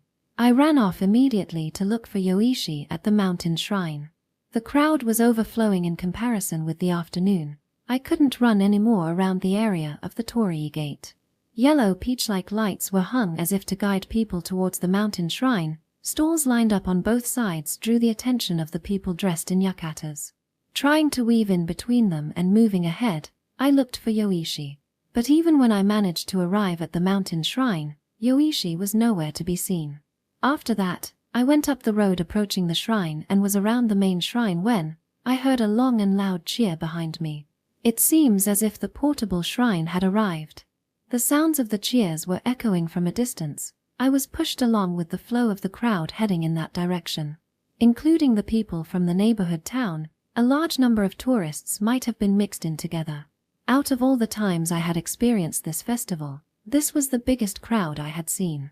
Countless number of colored yukatas piled up, all chanting Yuseiya. Seiya. Yoseiya. However, within that crowd was a face I thought I knew. I couldn't immediately recognize who it was. Was it an acquaintance from my high school days? Or was it an acquaintance from much further back? Flickering figures of people, blending together, in that faraway distance, that person once again appeared. When I saw that hairstyle, my heart rang out. It couldn't be, I gulped. I pushed away the person in front of me as I ran. I chased after that person with all my might. Yuseiya. Seiseiya. Yoseiya. In between the echoes of those resounding voices, I ran with desperation. A richly colored phoenix enshrined on top of the portable shrine, shines brightly, dances above the crowds. Dissipating fireworks dye the sky. In the illumination of the dropping sparks, I saw it. It was a woman in a yukata with a dyed pattern of gold on a white background. Her long hair carefully tied up, lips softly pursed. And, next to that girl, two boys accompanied her. The two were speaking alternatively to attract the girl's attention. I was convinced with the way they were paying attention to her. Why, is the girl from the mansion in this place? I chased them desperately, but even though the three did not seem to be in a hurry, they gradually moved away from me. They were supposed to exist only in my dream. Or could it be that I had already seen them somewhere else? Was that the reason? Was that why they appeared in my dream? Moreover, I realized it. The person accompanying behind those three was the head of the household, wearing a dark face. Behind him was that familiar long and black hair. Hey Yoichi, is that you? Why are you? However, the five people seemed detached. They walked through the crowd as if they were illusions mixed in from another otherworld. Their figures becoming increasingly smaller. Wait a second. I shouted. Oh, Nagito. Someone grabbed my shoulders. When I turned around, my father was there laughing gleefully. You did well in carrying the portable shrine. Here, have a drink, hey, let go of me, old man. I replied. My father's strength knew no limit when he got drunk. Damn it, in this situation, all I can do is find someone drunk to mingle with him. Isn't there an acquaintance of my father's here somewhere? I looked around, and there was my sister, looking even more red-faced. Oh, so here you were. My sister came close to me saying that line, and without a moment's delay, put me in a headlock. Even though she's my sister, she looked pretty glamorous. My right cheek was tightly locked against her breast. It's so much fun, the festival, isn't it? Hey, stop it already, sis. Let go already, sis. Say, Noggy. You think the same, don't you? Yeah, I think so, but there's someone I have got to go off dash. It's fine. My elder sis said that while still holding me firmly down under her armpit. Just stay here. Ha! Just stay here and don't go back to Tokyo. That would be what's best for you. Stay here. What about my university? University? I was against it, wasn't I? You have everything here. Nature, people who care about you, the mountain god will protect you. That's right, you just marry that Krishna-san and live here. That girl will make a good wife for you. She's the type who can easily give birth, I guarantee it. In terms of disposition, well, I agree, but isn't that jumping too far ahead? The moment I thought I would say that out loud, my sister's voice changed to a lowered one, as if reverberating from beneath the surface. But that other girl is no good, she can't stay here. Hearing that shuddering voice like a man's, my feet hardened. Yuseiya. Seiseya. Yoseiya. The reverberating chants of the fire festival echoed in my ears, as if they were heard from another world, as if they were faint ripples of waves. I felt the color in my vision quickly fading away. Sis, let go of me. Seriously. I meant to shout that out. But my voice wouldn't come out. Breathing was hard. Around me, the air was disappearing. As if I had dived into the depth of the ocean, the oxygen was depleting and all that was left inside me was absolute fear in its primordial state. When I was a kid, I had tasted this feeling of despair too many times. Yuseiya. Seiseya. Yoseiya. The festival was coming to a boil. Crowds of people were pushing up towards the mountain shrine. Yuseiya. Seiseya. Yoseiya. Yuseiya. Seiseya. Yoseiya. Yuseiya. Seiseya. Yoseiya. As if a Buddhist prayer was being chanted, it echoed all around me, and within those shouts. Stop it. With my full strength put into it, I wrestled free of my sister's arm. Clutching my throat like that, I ran. My breathing, I couldn't breathe well. Was it because I was feeling shaken? My asthma attacks had completely returned. In a world that was rapidly deteriorating, I kept running. I desperately kept running, even though I was bumping into people. Even as my tears welled up, I kept coughing violently. However, the fresh air was not reaching my lungs in the least. Mother! In a soundless voice, I shouted. Help me, Mother. That's right. If that hand would rub my back, everything would turn out fine. These asthma attacks would always settle down with that. Where is she? Where is my mother? Everything was hazy. Only the flames of the iron basket fire danced and flickered, as if they guided me. Black, red, white, and yellow. In this hazy world, only that light flickered. It would take 15 minutes to run to my house from the mountain shrine. On top of that, it's not guaranteed that my mother will be at home, because it was the middle of the festival.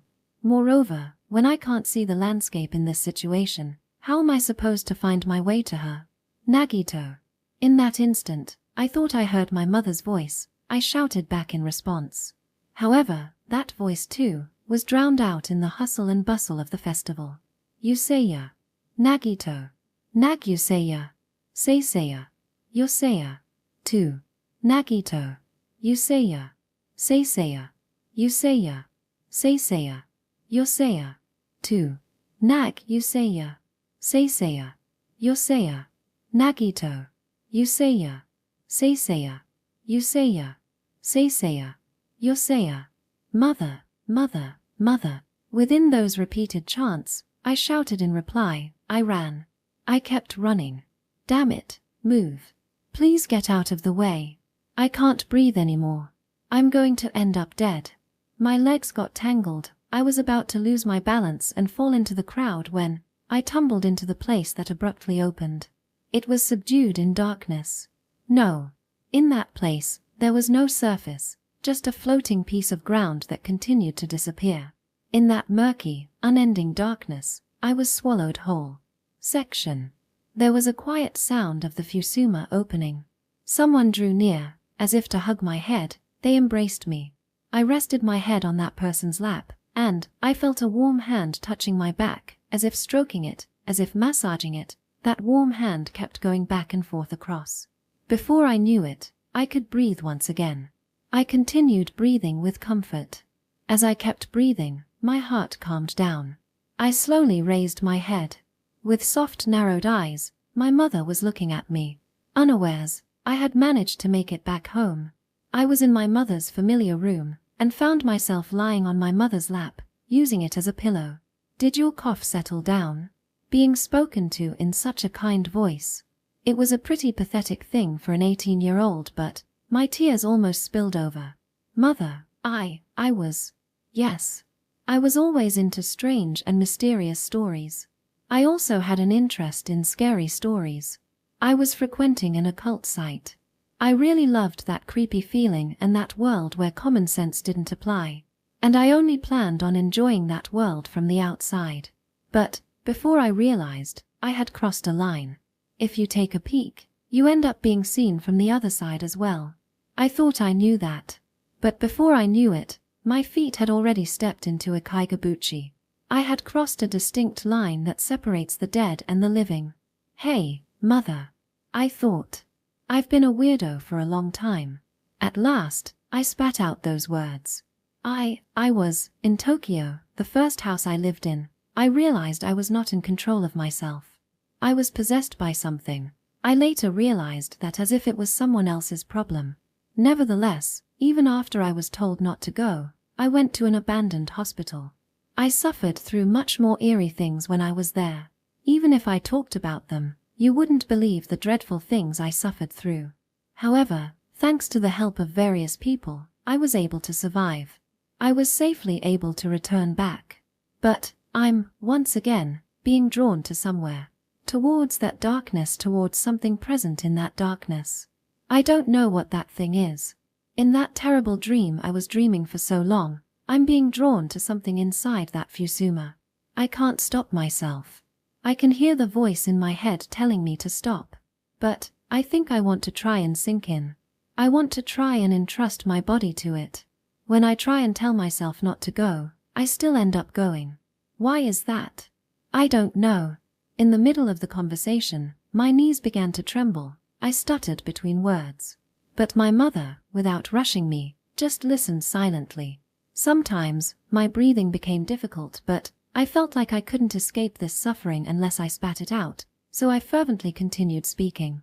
All the doubts I had been holding about myself for so long, I confessed them all to my mother. No matter what I do, I end up going along with my heart's desire to see that something present on the other side. Does that mean, in short, that I'm already swallowed by the darkness? That must mean I'm broken, right? I spat out the dark and sinister thoughts that had been wriggling inside me for a long time. I knew that admitting them would destroy my core identity as a human being. But I felt I couldn't move forward if I kept fooling myself any longer. I feel like I'm going around in circles unless I admit that I'm scared of that possibility. Like Yoichi always did, I spat everything out.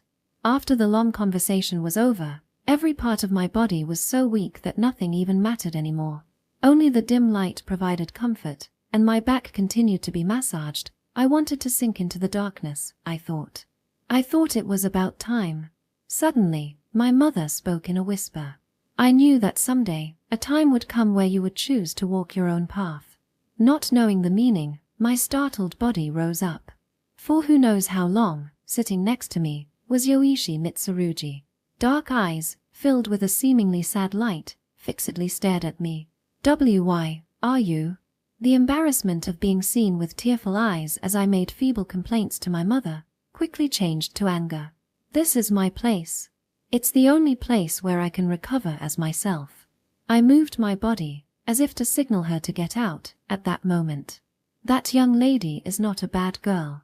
My mother's silent whisper echoed in the room. She can surely exorcise your darkness. Really? From here on, listen to her words carefully, and see things properly with your own eyes. Yoichi just sat there in silence. I objected. No, Mother, you probably don't know, but this girl has a psychic power. With her, she might suddenly receive some strange message. In other words, she has no interest other than horror stories. She doesn't take baths. She can't read the atmosphere. She vomits everywhere. Nagito, that's not it.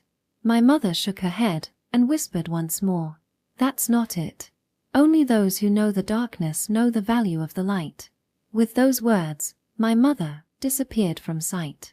After that, only the silence and the dark remained. My house was illuminated solely by the light of the pale blue moon. My parents' room, there are still signs of my mother here and there, but this was a room with only me and Yoichi present. With that hoarse voice, I collapsed onto the frayed tatami mat. Why am I here? Where did my mother go to? She was just here. The festival, my father, my sister, Krishna-san, Maruyan, Pei-chan, Ranbashi, where was everyone?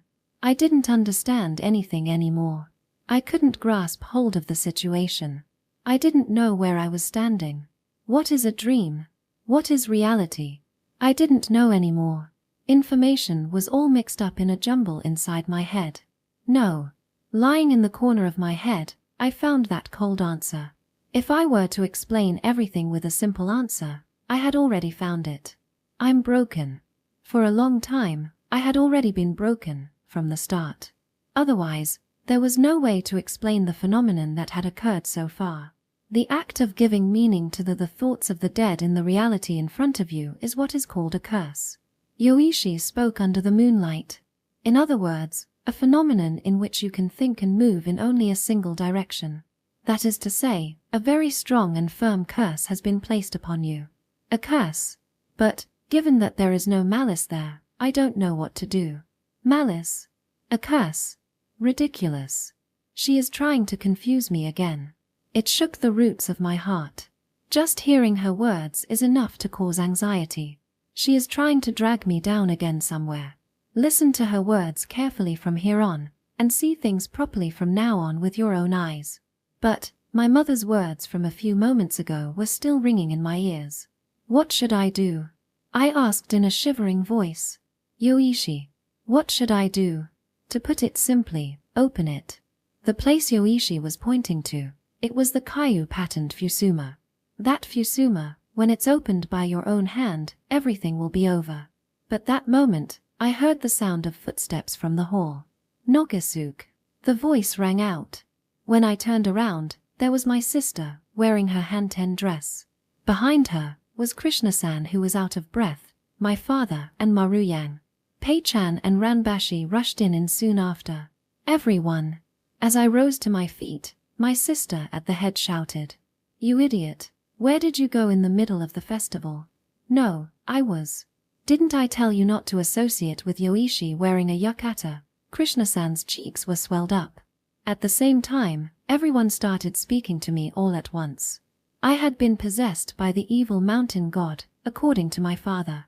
This festival is to save your spirit, said my sister. If I'm going to have a wife, it's definitely going to Kuramoto-san, said Maruyan. That girl is so pretty, said Ranbashi as he stared at Yoichi. Look, the portable shrine is coming, said Pei-chan as he laughed. Seiseya, Yoseya, and then I heard the music from the festival. It was getting closer. I knew the portable shrine was coming close to my home. I was in a daze, just standing there and looking at everyone as the sounds piled on each other. It's all right. Yoichi whispered slightly. They can never enter this room. With those words, I realized that neither my sister nor the others had stepped foot into the room. And with Yoichi speaking those words, they were all thrown into disarray at once, shouting something incomprehensible. I registered their words simply as noise. I couldn't understand what they were saying. But, in this dim and hazy world, my nose smelled something. When I looked, I could see shadows swaying behind the sliding door. An orange light flickered. Hey, this house, it's Bernie. I was cut short when I saw it, in the direction of the hall. There was something fallen behind Ranbashi. It was a yukata with a white background. The center of the yukata was stained dark red. It was the daughter from that residence, completely motionless. Her stomach was split open, her entrails strewn all over. As if they were fighting over the spilled entrails next to her, the two cousins also lay there. Likewise, Their navy blue yukatas were completely drenched. The two had stabbed each other with a sharp knife, dying together. A little further away, the lord of the mansion was also collapsed. His neck was lurched in a strange way. In my burning house, dead bodies and the festival manifested at the same time. "It's all right," spoke Krishna-san. "This is a mistake. They ended up mixed in this. That's why they're dead. But the next time you go to the mansion, the original outcome will be waiting for you." That kind of impossible to understand thing was spoken from that usually logical tone of voice.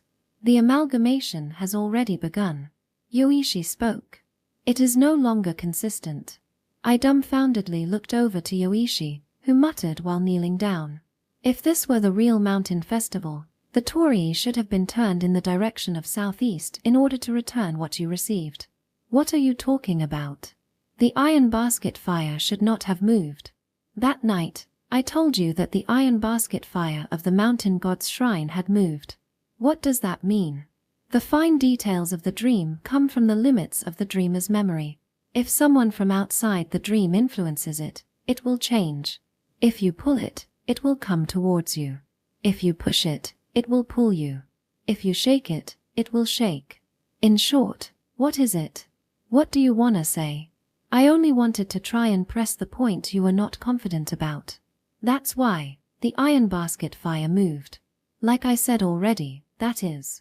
What did it mean? Those words didn't come out of my mouth. I already understood. I realized what Yoichi was trying to say. However, I was too afraid to accept the truth. It would destroy everything. "The curse that has been cast upon you, what should it be called?" "I don't know the answer," Yoichi whispered in a somewhat sad tone. "But what lies behind the Fusama is not what you would call a mother." Something streamed along my cheek. I slowly wiped it with my hand and found it to be tears. Before I knew it, I had begun to stagger my way to Yoichi's side. In my back, my father and the others shouted at me to stop. But I slowly neared the Fusama in the back. Pushing my way through the frayed tatami, I stood in front of the Kayu-patterned Fusama, which stood solemnly in the darkness. I extended my hand, placed my fingers on the Fusama. In the same breath, I opened it. It can't be. On the other side of the Fusama I had thrown open was the Kokeshi doll I had seen in the dream. With soft, narrow eyes, an antiquated Kokeshi. The Kokeshi was clad in some kind of cloth. Dragging my shivering legs, I neared the Kokeshi. I grabbed the cloth. It can't be. I felt that voice didn't belong to me. I thought I heard it from a tear in the corner of the world somewhere. That cloth was the red cardigan I had given to my mother. "You've been speaking alone in front of this Fusama for a long time," whispered Yoichi, who was suddenly standing by my side. "Saying mother, mother. That is the true face of the curse that has been cast upon you." I heard a crack, the sound of the whole mansion grating. It sounded like the whole world was being squeezed from the outside. "Nogisuke, it's all a lie. Don't be fooled." When I look back, my sister was outside the room extending her hand towards me. My father just smiled with wrinkles on the corners of his eyes. Maruyang waved. Pei-chan and Ranbashi both laughed as if they were having fun. At the center, the petite Krishna-san extended her hand and yelled at Yoichi not to take me away. My hometown was there. Fujida's dense greenery came into view. The warm sun blazed down and the wind blew past my side. It was just like before, the peaceful hometown where I lived. Behind them, it was very bright. In contrast, there was only darkness behind me. There was only a dark-colored girl besides me. "You must choose," Yoichi said as she took my hand. "A world of comfort, or a world filled with pain. Don't mess with me. What do I choose?" I shook my hand off as I shouted at Yoichi. But no words came out of my mouth. Isn't it obvious that it would be better to live in comfort? I've had enough of creepy worlds. I don't have the resistance for it anymore. That's right, unnoticed, I had started dreaming again. If I returned to that side, I'd be able to return to my everyday life. What happened to the festival? It should still be halfway through. I had become exhausted from various things and ended up in this dream. But as I stepped towards the bright world, I met eyes with the person standing furthest back, my mother, who stood with a reserved manner. She loosened her cheeks slightly and showed me a smile of contentment. With everyone desperately stretching out their hands out towards me, I had a strange sensation. Seeing me stop my legs. "Hurry up and come here, Nogikuan." Krishna-san held out her hand again. "Nogasuke, you idiot, hurry up and get over here," shouted my sister. "Your mother is here, right? What are you hesitating for?" My father turned red in anger. "Tokyo is impossible for you." Maruyang laughed as he tried to make fun of me. "Bring Kuramoto back home with you." Pei-chan waved with both hands. Ranbashi just kept staring at Yoichi, spellbound. "Everyone." With a hoarse voice, I struggled towards the edge of the room. "Everyone, help me." As I spoke that out loud, I was hugged tightly. Was it my sister, my father, or my mother? I didn't know. But I was in the midst of peaceful warmth. I am blessed. I am loved. I can live here in peace without any discomfort. That's right. This place suits you. You made a mistake going to Tokyo. Well then, let's go to the festival. That's right, isn't it the climax from here on? Let's make some noise with everyone. Return back to how you were before. Come back, Nagito. Nagito. Nagito. Nagito. A great many voices chanted in unison close to my ear. Each one of them accepted me. I could live with peace of mind here. If I were to ever fall down, there would be someone to pick me up. If there were fun times, there would be people who would be happy with me. If there were sad times, there would be people who would share in my grief. I would be a part of that. The me that would exist there would be the true me. Come here. Amidst the many overlapping voices, I managed to squeeze out my voice. "Ah, I'm coming. I'm going over to that side. But, Yoichi, as well. She is not allowed." With that voice, I raised my head in surprise. "Why? She will destroy this place, that's why. She will destroy this peaceful world." "Why? Would she destroy it?" XXXXX. "What is it?" XXXXXX. "Can't you answer?" With my face becoming soggy with snot and tears, I spoke out. "Then, I'll say it." I felt a shiver as my surroundings moved. That is she. It's because she doesn't deceive. She has no restraints, nor taboos. She has no connection to God or devil. She's never able to read the situation. No matter how inconvenient the truth is, she never runs from it, but instead, digs it up and exposes it. With those words, the grating noise of the world throbbed violently like a storm, banging in my eardrums. I couldn't discern anybody's voice anymore. Their voices were mixed in with the chants of the festival. Seiya, Seiya, Yoseiya, Seiseya, Yoseiya. As I hummed along with the noises, I remembered. The fire festival was a festival of purification, to return everything to its original state. Nagito. I didn't know whose voice it was anymore. A profusely impatient voice struck my ear. "Don't get swallowed up by the nightmare. Hurry up and come back to the fire festival."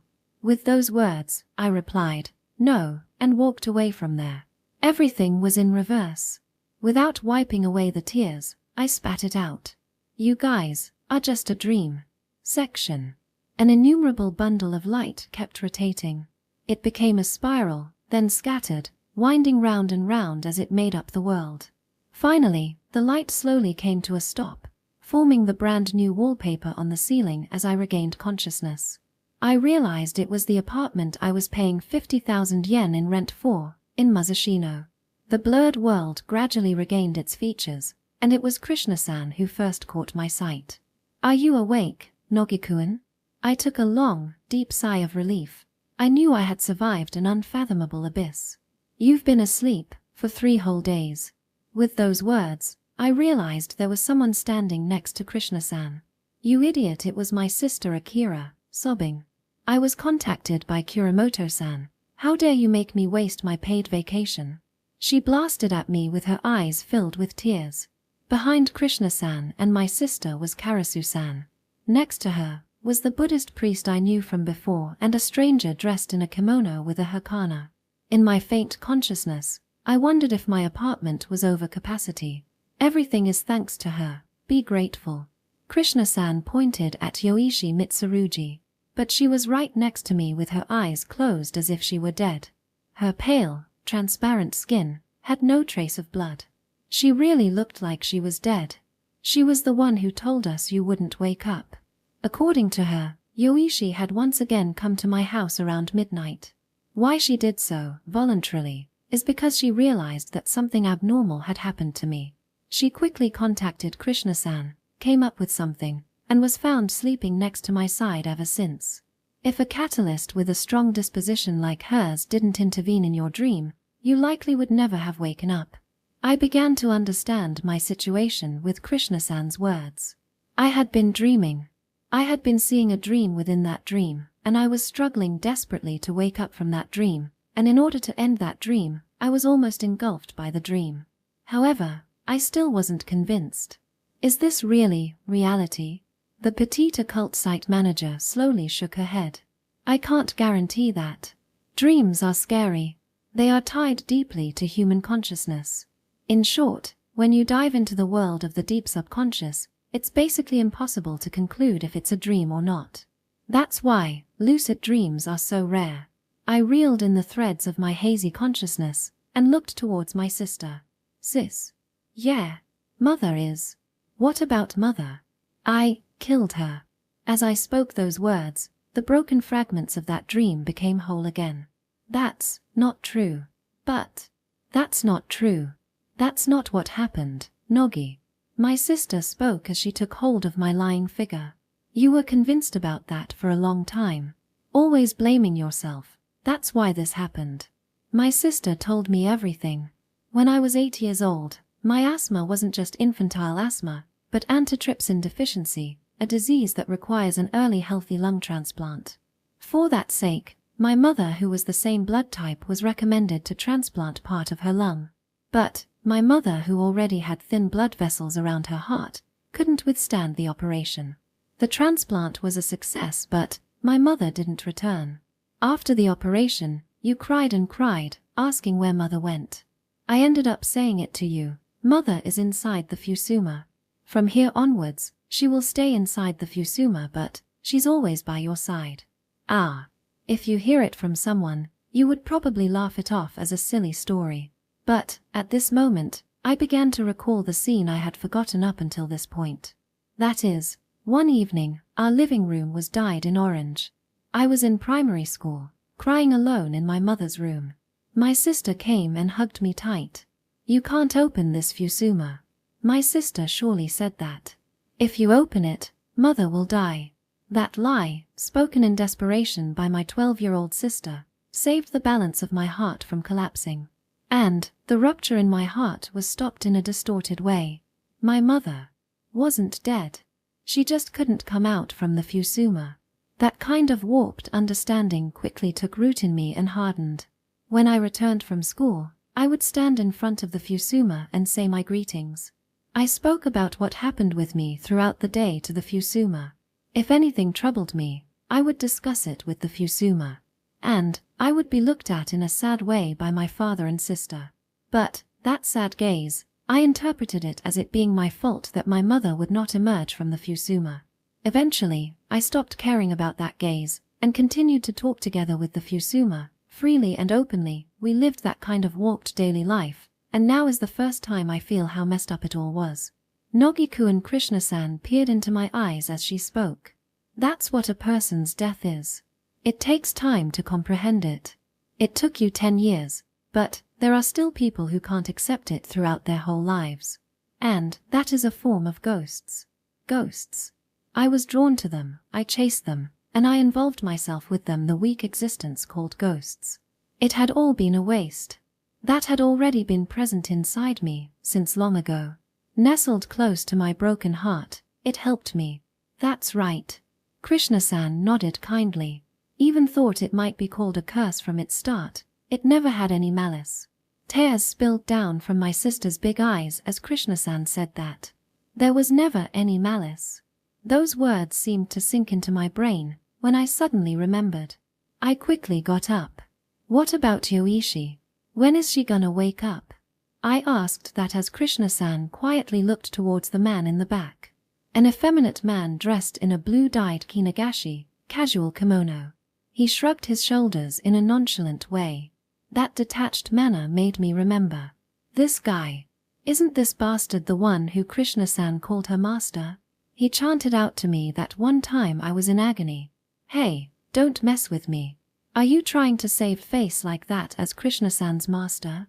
I stood up and drew near to that guy. Nogi-kun, stop. Krishna-san stopped me in my tracks, but I didn't completely settle down. So in short, Yoichi entered my dream to try and save me, right? As I tried to get a confirmation, the man broadly grinned and nodded. Then it's simple. You do as I say. Return me to that dream one more time. Take me to the place where she is. From there on, I'll go and bring her back. Hey now, don't make unreasonable requests. The man raised both his hands in an exaggerated pose as if giving up. Do you even know what it means to link a person's self-consciousness to a dream? Common sense doesn't apply there. People can only think when they know where they are standing. If it's a normal person, it will be difficult for them to preserve their sanity, right? Besides that, you have already been made aware that the dream is a distortion. By now, your brain should be working on the restoration in a hurry. It's basically impossible to find your way to the same place, and even if you were to do that, it would be recognized as a distortion once more, and the probability of you ever waking up again will be slim to none. Then, what is going to happen to Yoichi? Is she just going to continue sleeping like this?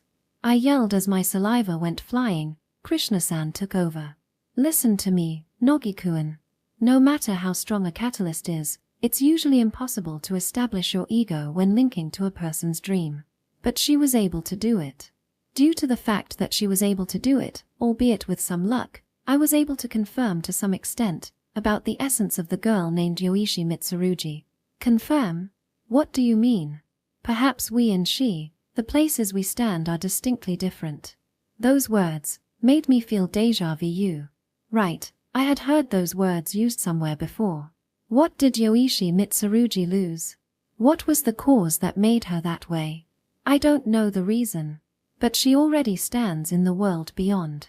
Alive in the physical sense, but dead in the spiritual sense, an existence synonymous to that of many ghosts. Yoichi is not a living person.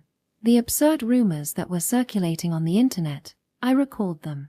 In other words, we are standing in the living world while talking about the world beyond. In comparison, she stubbornly talks about the world beyond while in the world beyond. That's why her words shake us, who live in this world. That is her words are filled with gloom, causing fear and anxiety in the listener, right? As I whispered that, Krishna-san stared at me in wonder. That's right, I remembered. I had definitely heard these words in my dream. That was the moment I woke up in the blue room in the mansion. Krishna-san, who had come to check up on my state, had said the same words. The same lines were said to me in the dream by Krishna-san. And at that moment, I thought Yoichi had dragged me down into that creepy world. Because of her, the situation was headed in a worse direction. I waved my hands in a panic to Krishna-san, who was speechless. No, it's like I'm blaming you or anything. The Krishna-san in my dream that spoke those words was an illusion created by my weak heart. It's just, I was really cold to Yoichi since she had come into my dream. At the end, I even became convinced that she was some sort of monster. Up until I was admonished by my mother, I really wondered whether Yoichi was some kind of monster, like the rumors on the net had said. But that's not it.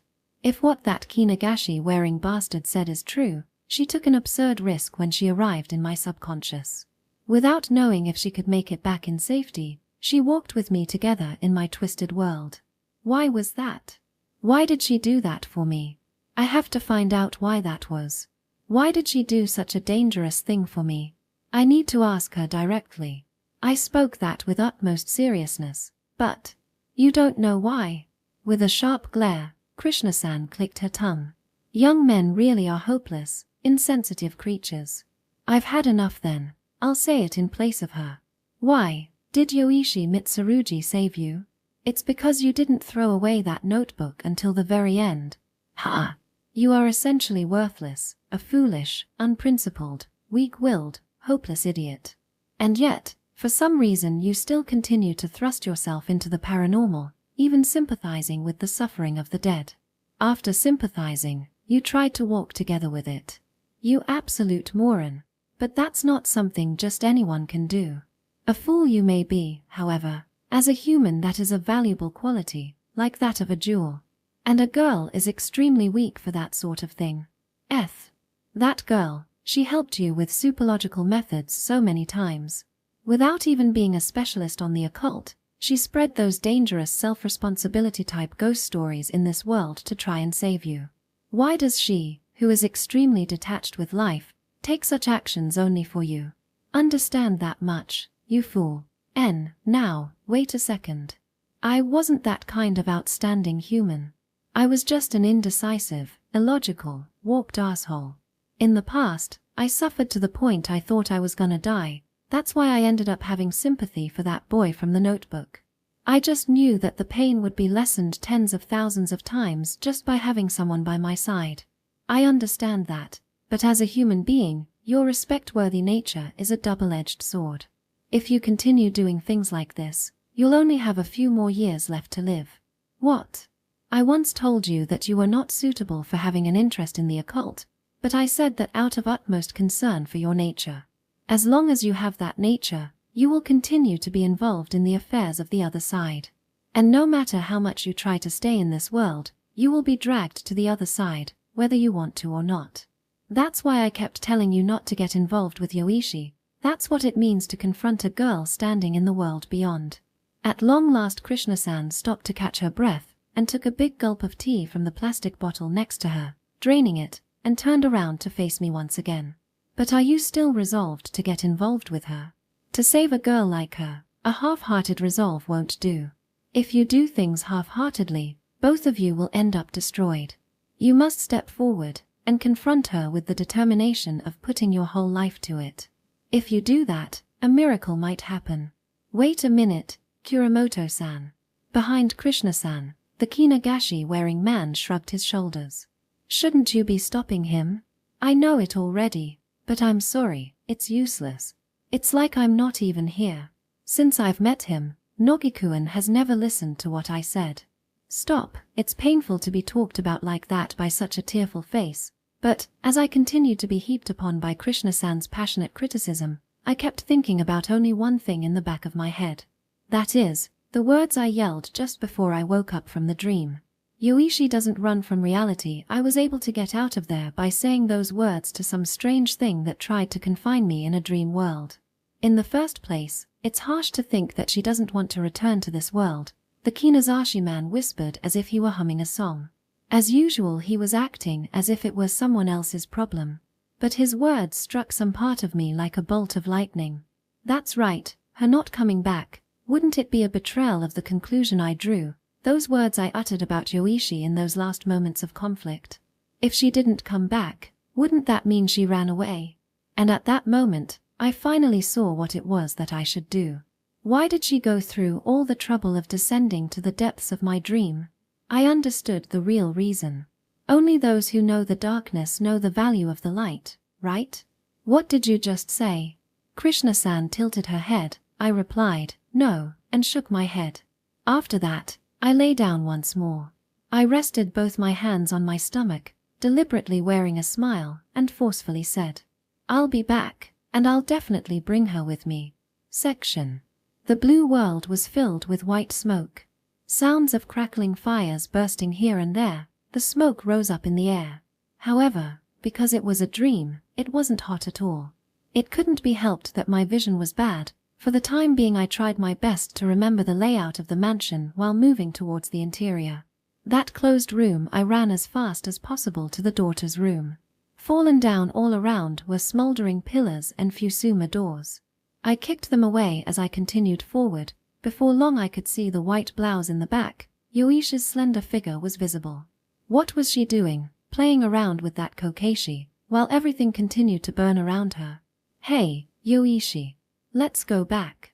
I called out to her from behind. Yoichi continued to stroke the kokeshi and whispered, Why did you deliberately give birth in the fire? What did you say? Konohana Sakuyaheim was distrusted by Ninigi. Why did she do such a thing? How should I know? It was such a long time ago. For now, I put my hand on her arm and motioned for her to get up, and she said. Undoubtedly, she thought about disappearing for a moment. I stopped my hand at her words. Being suspected by the person she loved, Konohana Sakuyaheim lost her place in this world. Yoichi raised her face in the direction of the burning flames. Beyond the fallen sliding doors was the courtyard of the mansion. And there, the daughter of this mansion was looking up at a plum tree, as if she couldn't see the burning flames. Her eyes squinted slightly. She gently stroked a small flower bud on the verge of blooming. And, next to her, the two cousins were there, looking up at the plum tree with a gentle expression I hadn't seen before. Why didn't I realize it before? I sat down next to Yoichi and spoke my thoughts out loud. Is that me? The two who were fighting over the daughter, the faces of both cousins, they were just like identical twins, with the same eyes and ears everywhere. You could say if it was a face, I was tired of looking at my own face. One of them protects the daughter, Yoichi spoke, and the other you who tries to kill her. That moment, I finally realized it, who it was the daughter's face resembled. That's right, it was the face of my mother. It was an illusion carved from my memory that beautified and rejuvenated her. That's right, the family that lives in this mansion is based on the emotions inside you. Then, I pointed. Who is the man looking at the daughter and the cousins from far away? I think he represents your family, which can't support either one of you. Finally, the scattered pieces began to come together. The daughter pours her love into all these people. One cousin is the part of me that wants to live on, even after gaining my mother's lung.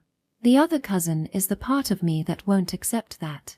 To the bitter end, they quarrel over the daughter, no, my mother. However, the head of the household, who can support neither side, and only stand there from a distance bewildered. That was an exact microcosm of my home from back then. But now, all four of them were smiling together, looking up at the plum tree. It was a sight I should have seen someday. But it was an illusion where the family members were smiling without being distorted. This place is comfortable to live in. Yoichi spoke as she stared at that sight. I stood up in silence and I put my hand on Yoichi's shoulder. Let's go back, Yoichi. I gazed at the mansion, whose outline grew more and more ominous. This is my dream. I created this world to avert my eyes from the pain of reality. But Yoichi didn't move an inch. With her white hands, she gripped the Kokeshi doll tightly and whispered in a hoarse voice. Perhaps you should have lived the rest of your life here without ever opening it. My breath stopped at those words. There are things in this world that you shouldn't willfully see. And with those words, the scattered parts inside finally took shape. This girl, she and I really are the same. Yoichi, like me, is carrying something warped inside her as well, and had probably been suffering for many years because of it. That's why she could understand my pain and suffering. When I felt the pain of the boy from the notebook, could she have felt my pain? I remember Yoichi's forlorn figure. I remember her thin back that seemed to carry all the sorrows of the world alone. I distorted my memories and was able to live in comfort. But she neither ran nor sealed them away and continued to carry it all on her back. That must have been unbelievably heavy. She must have been unable to walk normally. And in the middle of that lonely journey, with her feet stuck into the ground, her heart may have died. That is why, even while she still lived, it was as if she stood in the world beyond. Yoichi, you. Those words spontaneously spun from my mouth. What the hell killed you? If it wasn't for this strange place, I probably wouldn't have asked that. And I probably couldn't ask her again. However, at that moment, the words came out of my mouth spontaneously. That idiotic question of mine twisted Yoichi's lips into a tearful shape for just one moment. As she was about to speak through the gap in her lips, in the dark recesses of her eyes, I saw something. The instant that silhouette emerged, every part of me was filled with fear. On the other side of the dark-colored eyes, a black figure wriggled. That ominous something twisted and turned as it gradually molded itself into shape. It was a black-haired girl. Her dark-colored hair fluttered, With her white face and beautiful features, she somehow looked similar to Yoichi, but the aura was definitely different. With a faint smile, that face seemed to be filled with the malice of this world. It was horrifying. You kill people because it's fun. People can't stand suffering faces. If you press them a little, people break so easily. It's so fun to break happy people. Is it fine if I press you just a little? I'm going to press you to make this world so much fun. Those red lips opened and began to spit out many twisted words. Absolute evil. In the pale blue world, my faint words echoed in silence. That's why, whenever I feel malice, I vomit. Yoishi's slender legs shook as she spoke weakly. When my heart dies, it's in an instant. Without any warning, when I've realized it, it's already dead. The Yoichi from before, the Yoichi who happily leapt into whatever monstrosity that lay before her, that girl wasn't present here now. In front of me was just a girl acting appropriate for her age, broken in spirit. Yoishi's well-shaped eyebrows were warped, her large eyes filled with clear tears that were on the verge of falling. I don't know what it feels like to be scared anymore. Are you scared? Do you feel fear now? How does it feel to be scared? I recalled those past words of hers. Before I knew it, I was hugging Yoishi's slender body tightly. I embraced that slender shoulder and arms, as if to confine her inside me. It's all right now, I'm sorry. This girl was a warm corpse. When she would spit out words, they would be accompanied with the scent of death. That kind of Yoichi had seen something she wasn't supposed to see. She found out something that she shouldn't have, and as a result, was swallowed by the deep darkness. And thus, she lost the emotion known as fear. Once a person knows the depth of the darkness, they will end up possessed by those depths. She said that once in the past. That was in fact about herself. She was going after the paranormal in search of her lost feelings of fear. Just as I was drawn to my mother out in the darkness, even if I were to burn myself sooner or later, she too would jump into the flames of darkness. There is no malice present here. Yoichi murmured. Transparent tears overflowed from both her eyes. Even if you say we should go back, no matter how much I look for it, I can't find a reason to return. It's harsh to think that she doesn't want to return to this world. I recalled that Kinagashi wearing bastard's words. Countless emotions were overflowing inside me, sweeping away and tossing about. I was powerless, an incompetent bastard who couldn't even save a single crying girl in front of me. What should I do? What should I say to her? A person like me, is there anything I could say to Yoichi? Was there anything I could do? Without a shred of logic, could my crappy words move her heart in the least? That's right, I reached my hands out in desperation, and there, I'm still alive. I whispered those words which were just on the tips of my outstretched hand. And you too, are still alive. I said something completely nonsensical while looking straight into Yoishi's eyes. For you, living itself might not be what you want. I don't know how heavy the burden it is that you're carrying, and I can't even say that I really understand. Neither can I carry the tremendous something that you are burdened with. But, together with those lines which I did my best to squeeze out, I felt a thin, faint light shine in from the faraway heavens. And that tightened something in my stomach at a tremendous speed. I could feel it, the power being transmitted to both my legs. But from now on, I'll stand by your side. I'll always stand by your side, and share half of your burden. From here on I'll stand in the way of any malice that's pointed your way. Anything that would want to kill you would have to go through me first. To sum it all up, as long as I'm alive, I will never let you be killed. Yoichi looked at me astonished. I'd really done it now, I thought. But, I would have to take responsibility for my illogical words now. Now, I'd have to be armed with the theory of the lifetime. I don't know if these words would become true or not. Something ridiculously heavy is now entrusted to me. I frantically turned over my little storehouse of knowledge, scampered to the bottom, and, in the nick of time, caught sight of that legend. And then I worked out an interpretation. Listen, remember that story you said a while ago, about Princess Konohana Sakuyaheim? Yes. You said she wanted to disappear, but according to legends, she didn't disappear. She purposely gave birth to a child in the fire. If she were to die, she wouldn't be able to give birth. Why is that? Maybe you don't know why, but I do. Konohana Sakuyaheim's thoughts in the fire were like this. Within me there dwells a new life that's eager to come out. There is a life that desperately wants to be born from me who decided to disappear from this world. That moment, didn't she decide? To walk alongside that life, she realized that taking that path would be more painful than dying. That's why Konohana Sakuyaheim's personification, the Fuji mountain and cherry blossom, are beautiful. They touch the hearts of us Japanese. That logic is a failure. Or geez, just shut up, don't object. I know it already. It's what I think. Nobody knows the truth of what happened back then. That's why, in short, I pushed myself to the limits and brought it to an end with the worst and strongest nonsensical words. From now on going forward, you walk with your head held high. The moment I announced those words, I heard a terrible sound close by.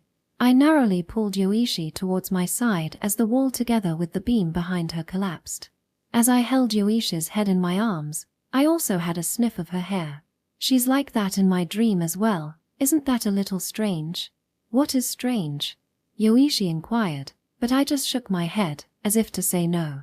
When we get back, take a bath. Yoichi slightly tilted her head away and replied as usual, I don't like baths, as she stood up. And it was the moment a different burning beam fell down. Come on. I promptly pulled Yoichi's hand, and we ran from there while holding hands. My left hand gripped Yoichi's, with my right hand I protected myself the sparks of the collapsed pillars, and we ran out of the room. However, as soon as I came out into the corridor, I realized the collapsing mansion was enough to completely destroy my sense of direction. Clicking my tongue, I ran to the left side where the fire was weaker. The mansion wasn't like a vast labyrinth. If I were to just run in a straight direction, we'd be able to get out of here. If we just follow the fence from there, we should arrive at the main gate.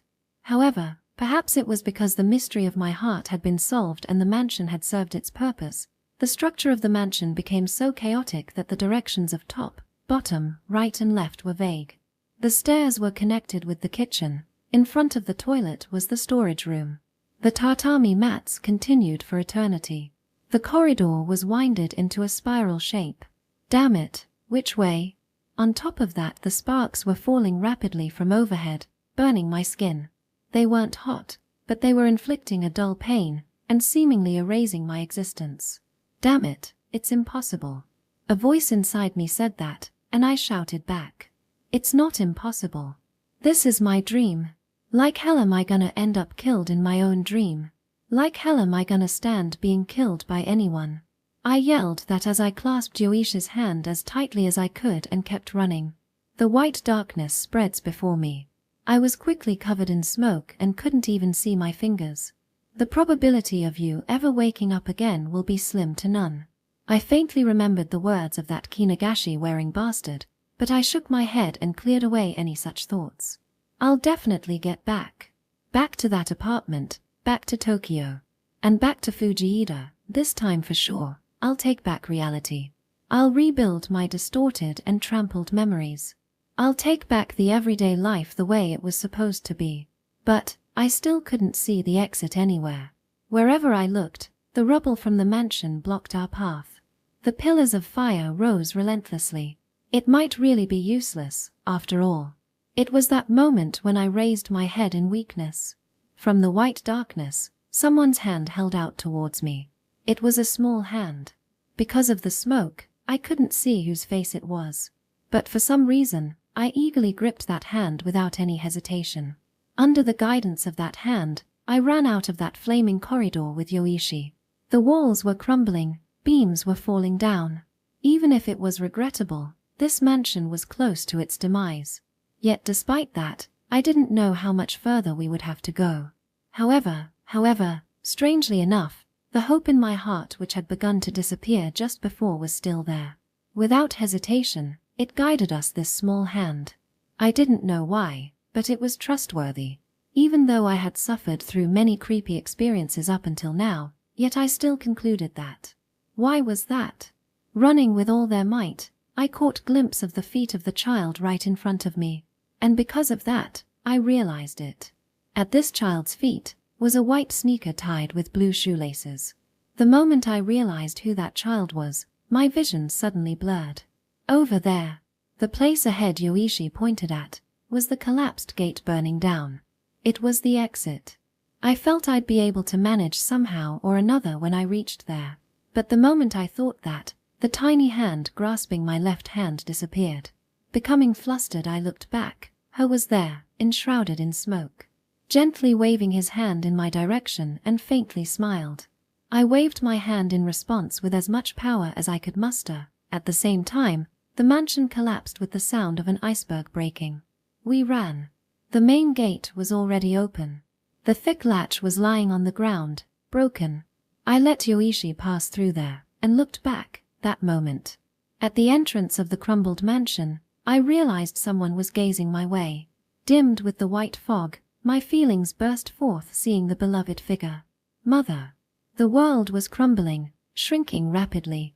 At the end of this white world, I cried at the top of my voice. Thank you. And I'm sorry. I was running away. I was protected and behaved like a spoiled brat.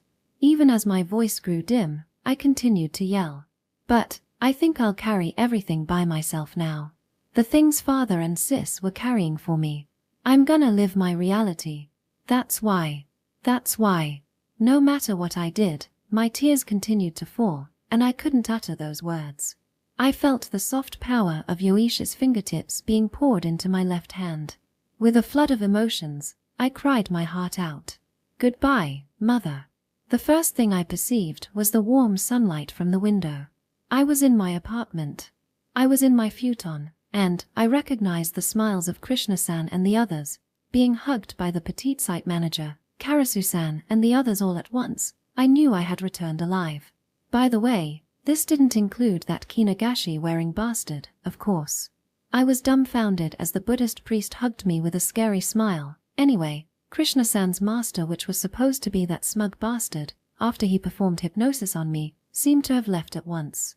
Well, I suppose that's for the best. Anyhow, I tore off from the lot, quickly rose up, and examined the face of the sleeping Yoichi next to me. Yoichi was still sleeping then. With her fingers crossed on her stomach, she was lying down, as if she wasn't breathing. Was she able to come back? The abyss of the world beyond and this world. The absolute boundary, from the abyss of the underworld. The moment I thought that, Yoichi slightly opened her eyes, and let out a sigh, speaking in a somewhat embarrassed tone. It was comfortable there. Epilogue. I understand. It's true that in this world you have to be cautious like you're cautious when exploring haunted places. In the shadow of fun things, lurk painful and difficult things. They are all present on the path we choose. This time, I learned that painfully. There may be a clear spring at the end of a narrow road. There may be a beast waiting at the end of a big, bright road.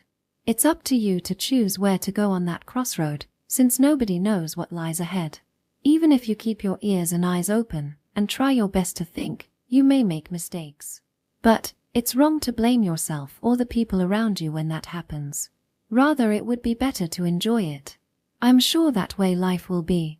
It would be brighter that way. Leaning back on a bench in Tokyo Station, I was thinking those kinds of things absent-mindedly. My exams ended safely. I'd be going back home with my sister.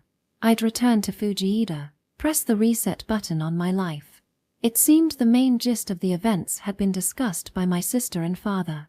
My father just took a long sigh as if a heavy weight had been lifted off of his shoulders and only said, "Is that so?" At any rate, I hadn't even visited my mom's grave until now, and that was a bad sign of filial piety. That's why I'd planned on talking about the many things that happened up until now. Hey, Nogisuke. Suddenly, there was a shout so angry that people in 100-meter range turned around in unison. You bastard, sitting on that bench all self-important, don't act so carefree, damn it. I timidly turned to face that direction. Bento, magazines, tea, souvenirs, and other stuff I didn't know, was being carried in large quantities by my sister, 20-year-old Akira Yamada. She tossed back her long, dyed in deep red, fluffy hair, and gave me a vicious stare.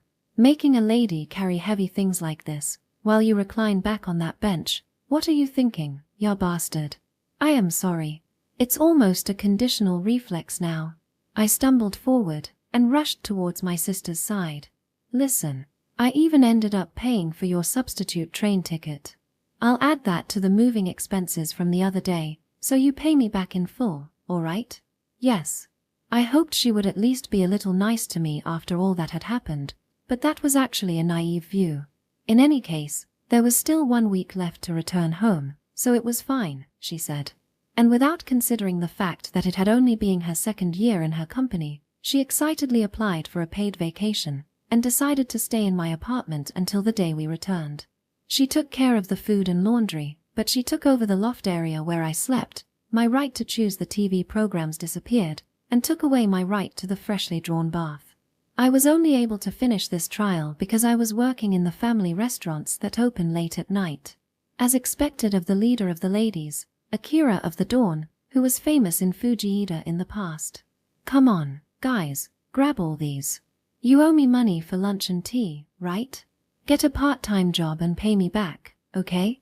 There's no interest for up to 3 months, but after that, I'll start charging 10% interest a month. A demon. She's a demon.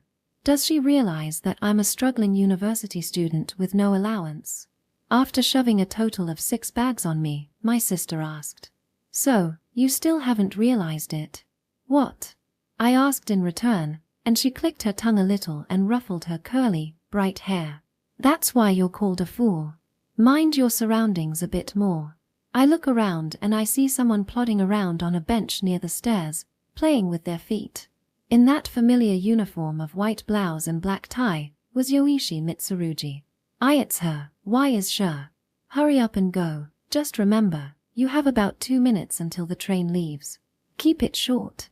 For all those thoughtful lines, she still thrust the luggage onto me while she went ahead and boarded the train. It couldn't be helped. I staggered my way to the bench Yoichi was sitting on while carrying the luggage. Hey! I called out to Yoichi. She raised her face slightly. What are you doing in a place like this? Yoichi didn't reply, and continued to look vacantly in the direction of her feet. Oh, I see, you came to see me off.